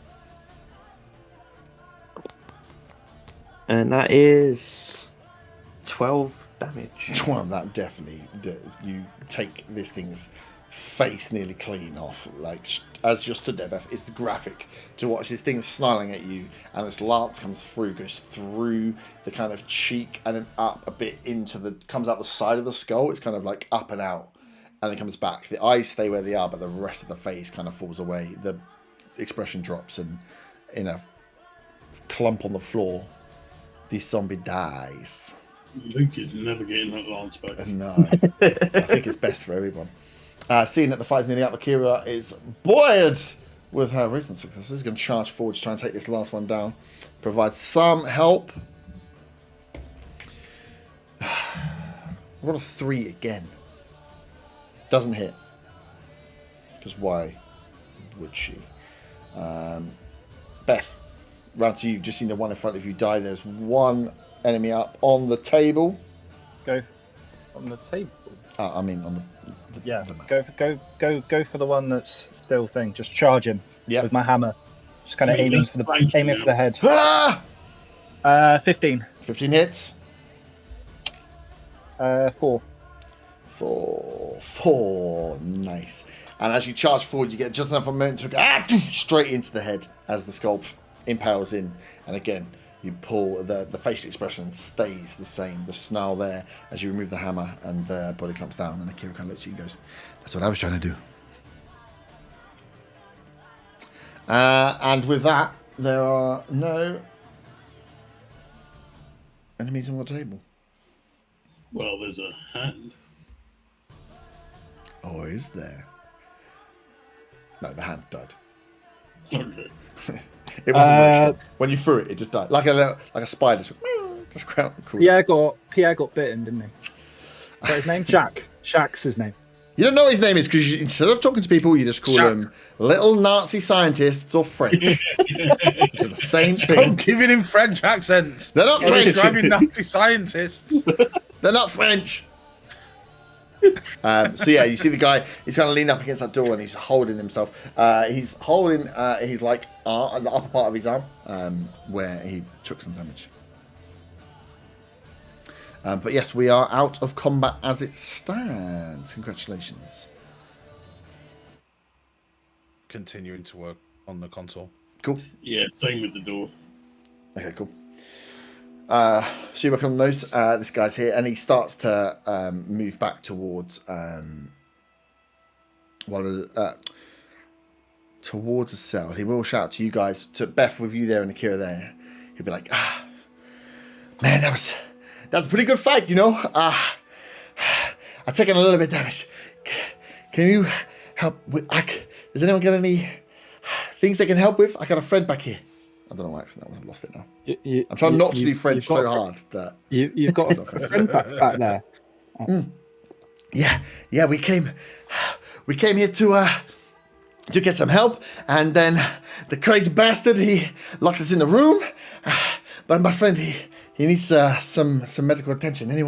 Has anyone got anything? Well, what happened to him? He got run over, and then we brought him here to get some help, and then shit, man, we've been locked down here for God knows how long. But I haven't seen him because we've been in this room for I don't know, like a day or 2 days. The lights are fucking don't never go off. I don't know what time it is. Ian. He starts moving his way.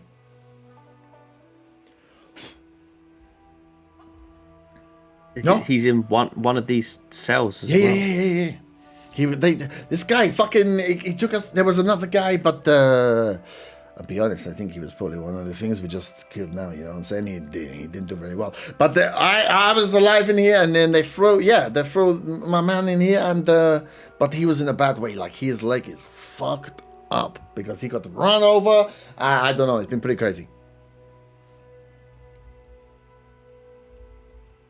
So, anybody got any help? Continuing to work on the console. I haven't In got the anything. door, but contemplating pulling out a machete and beheading him before he turns into a zombie. You saying that loud? I turn to the group. Hey, yo, he got bit, right? Yeah, he did. That's not gone past me, believe me. Does that mean he'll turn into one of them? We'll, knowing my research, we'll know in 12 hours whether he does or not, or whether he is changing or not. Hey, if we're still here in 12 hours, we're fucked. That's why I'm concentrating on getting us out. Oh, okay. So how are we gonna get out? Well, Working on it. You might not. Wow. So what? Pretty what fucking time friendly, would you- huh? Coming down here telling me I'm not gonna get what the fuck? You're locked down here the same as me. I'm talking about if you become one of them. Nah, I won't become one of them. This is nothing. Oh, he's now Mexican. This but the Mexican scrap. Shack. Really? You're gonna go the accents? It's the shit. Now we appreciate the accents. Appreciate it the doesn't accents. sound You don't even need a hat appreciated. anymore. I'm gonna fucking kill you. Nikolai stabs forward and stabs you in the face. Nikolai, Am I supposed to be Russian? That's not Russian. Why would you be racist? Why? Just because you got a name of Nikolai, he's got to be Russian, has he? Do a Russian accent? Jesus Christ. Can he speak Russian? Well, you have to talk to him instead of being a dick. Or Ukrainian or... Okay, so you're not going to help me. This is fine. We'll just stay here. If you guys can just get us out, that'd be great. Okay. Bye. Okay. I'll Bye. have a look at him in a second. I need to try and get us out of here. I don't have any way to help. I mean, I barely look after myself. I can't help with your wounds. Okay. And I get a -3 on medicine checks. I mean, I can have a look, but I haven't got any real supply. No, I mean, I know I'm fucked, but we need to. I mean, he needs some help because his leg's fucked up, man. Okay. Wait, what happened, friend? I don't think I want to talk to that guy. He was fucking shouting at me from over the room.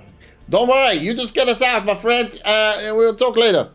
He backs up to stand in front of the doorway. Has anyone got any bandages or anything that I can use? I didn't bring the med kit I have because we were coming to a medical center. Research facility. I'll make it sense. If he says medical center out loud, I literally just repeat research facility. Where the fuck's the meds in this medical center? Or Research. I guess I'll just go over and do a medical anyway. On His friend. On the friend.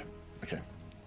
So yeah, you guys are working on things. So Matthew makes his way. Kira comes with you as well because she's not a dickhead, unlike some. She goes over to help him as well. So are you still trying to hotwire door? Yes. Okay, give me a sleight of hand check. 14. 14. Cool. And then Kieran can give me an arcana. Sure, 17. 17. So from your check, you you know that you found the release and you think you can release this door that's on the right hand side, but to release the other side of the door, you're like, okay, you think that there's a way using your access card to set the release to get yourself out. It's not working at the moment, and there's some combination of access and changing the wiring system that between you both will get you out, hopefully, at some point. But you can see that your access has got you into the system, so there must be a way of releasing the door, but right now, it doesn't give you the access. I'm keeping on working. Cool. Beth, anything else? Call him Russian, French, Polish? No. You're fucking crazy? No, I'm good. I'm good. Okay, you're good. Perfect. So, Akira and Matthew, you approach. And he's like, "Hey, you guys, you gonna help?" I can try. I mean, Can't promise anything. I mean, man, to be fair, we just need to, if anything, actually, we just need to get out. Like, this is bullshit, man. I've been locked in here for fucking, I don't know, fucking ages. It takes I mean, just like a dog locked in a cage. But come in, he's not doing too well. Is this the first time they've done this to you? The fighting? Me, yes, but a friend, I assume maybe not, because he is not here. He was in this other cell on the other side, and that cell has got no one in it now. And I assume the crazy fucking science dude. I think he's pretty fucked up, Yeah. So he steps aside, lets you in. And laying on the floor is there with his back kind of sat up, but crouched in a corner is an elderly gentleman, not super old. I can't even remember how old. like mid to late 50s. Looks probably older than he actually is. Like propped up against the back, and it's kind of like Does he look familiar to Beth, who was the only other person that was in the... Beth isn't there at the doorway, so it's just Matthew and Akira. But Beth wasn't in the doorway. yeah, Beth was just being mean about accents, so Beth can fuck off. Matthew, do you want to roll a no, perception check I'm just in target case? number 1. It's a move. Only until Luke... Matthew, do you want to roll a perception check for if you recognise from... That's a 17. 17. So as you kind of step into the cell, you see, and you kind of look, and you can see where the trousers on have been like ripped open, like cut open. You can see, and you can see the leg is just purple with bruising all the way down. You're like, oh, that doesn't look good.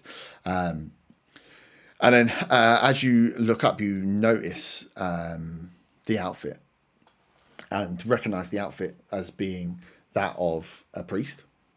And it's very familiar outfit to you as well. You're like, oh, fuck. And as you follow up then to the man's face, you recognize the person as someone that you used to work with. And it is Ian.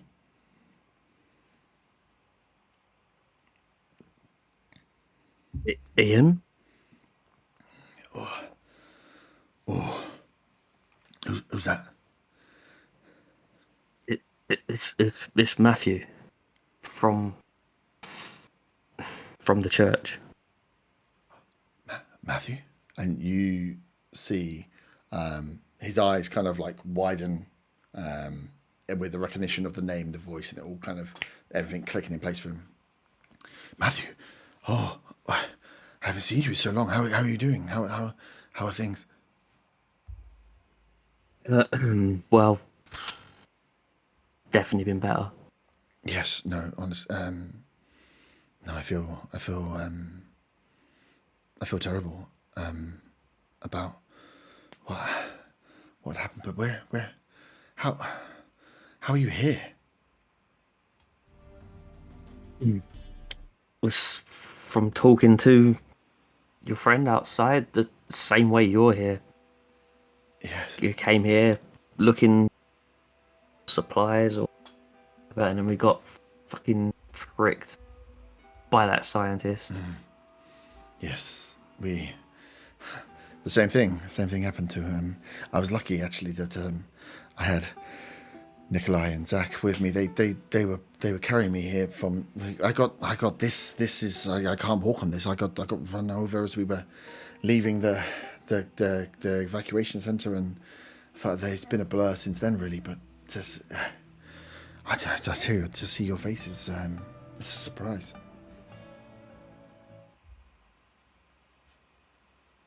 Yeah, it's been a while. We should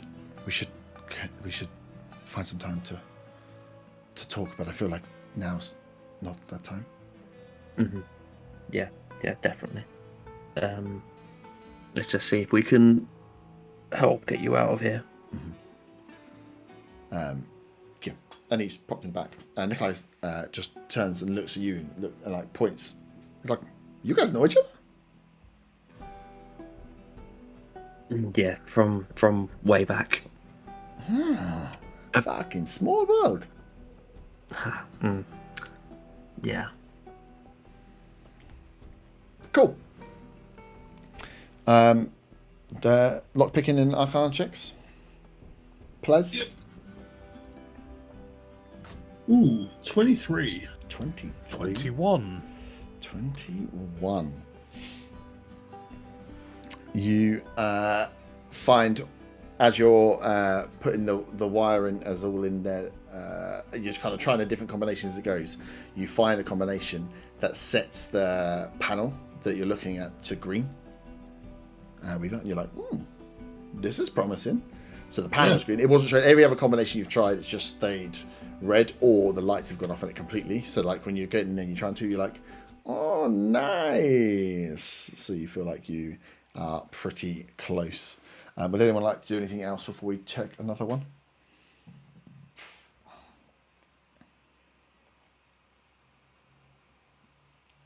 Sweet. Give me another Arcana check. Your part is seemingly done, Dylan. 19. 19. And as Dylan kind of... do you say anything once you get that panel to green, Dylan? Or you just... it's changed to green. I don't know what that means. And once you get that shout, Kieran, you're like, okay, so you file back through all the steps you've just tried, go and retry anything, try anything, and you find the access, the button for the access for the front door. Or you find that it seemingly now has an option for you to do something with both doors now rather than just the one. What I want to try and do is override it to lock it open so there's no way of closing it. From if that this requires panel, another Arcana check, I'll carry on doing it. From this panel, you've literally just got you can see that you've got the ability to open the doors, but that's what you've got. You've got ability to override it over because the panel's been like locked to access, has been kind of set open. So it just means you could probably be able to close it as well once you open it, but at the moment you can just open the door. Just be like, Dylan. Yeah. Maybe Beth, but Dylan, are you ready to hit someone in the head with a crowbar again? Oh, I'm ready. Yeah. You might want to make your way over to the door because I'll open it when you're both ready. I can't do that because I don't control my body. That's controlled by a big hand in the sky. I'm gonna fucking kill you. It's like 1 o'clock, 1 a.m. and I'm just getting fucking bitchy now. Okay. 3, 2, 1. Press the button. Charge. I sprint out and I try and stab the doctor. If he's there, we don't know what's there. I'm assuming. It's a real slow door. It goes. Psst. No, the door goes to open, and we'll pick up there next week.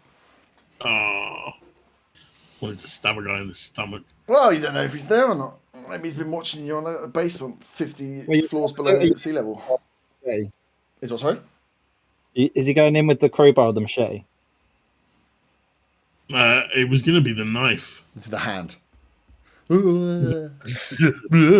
I've got you. Yeah.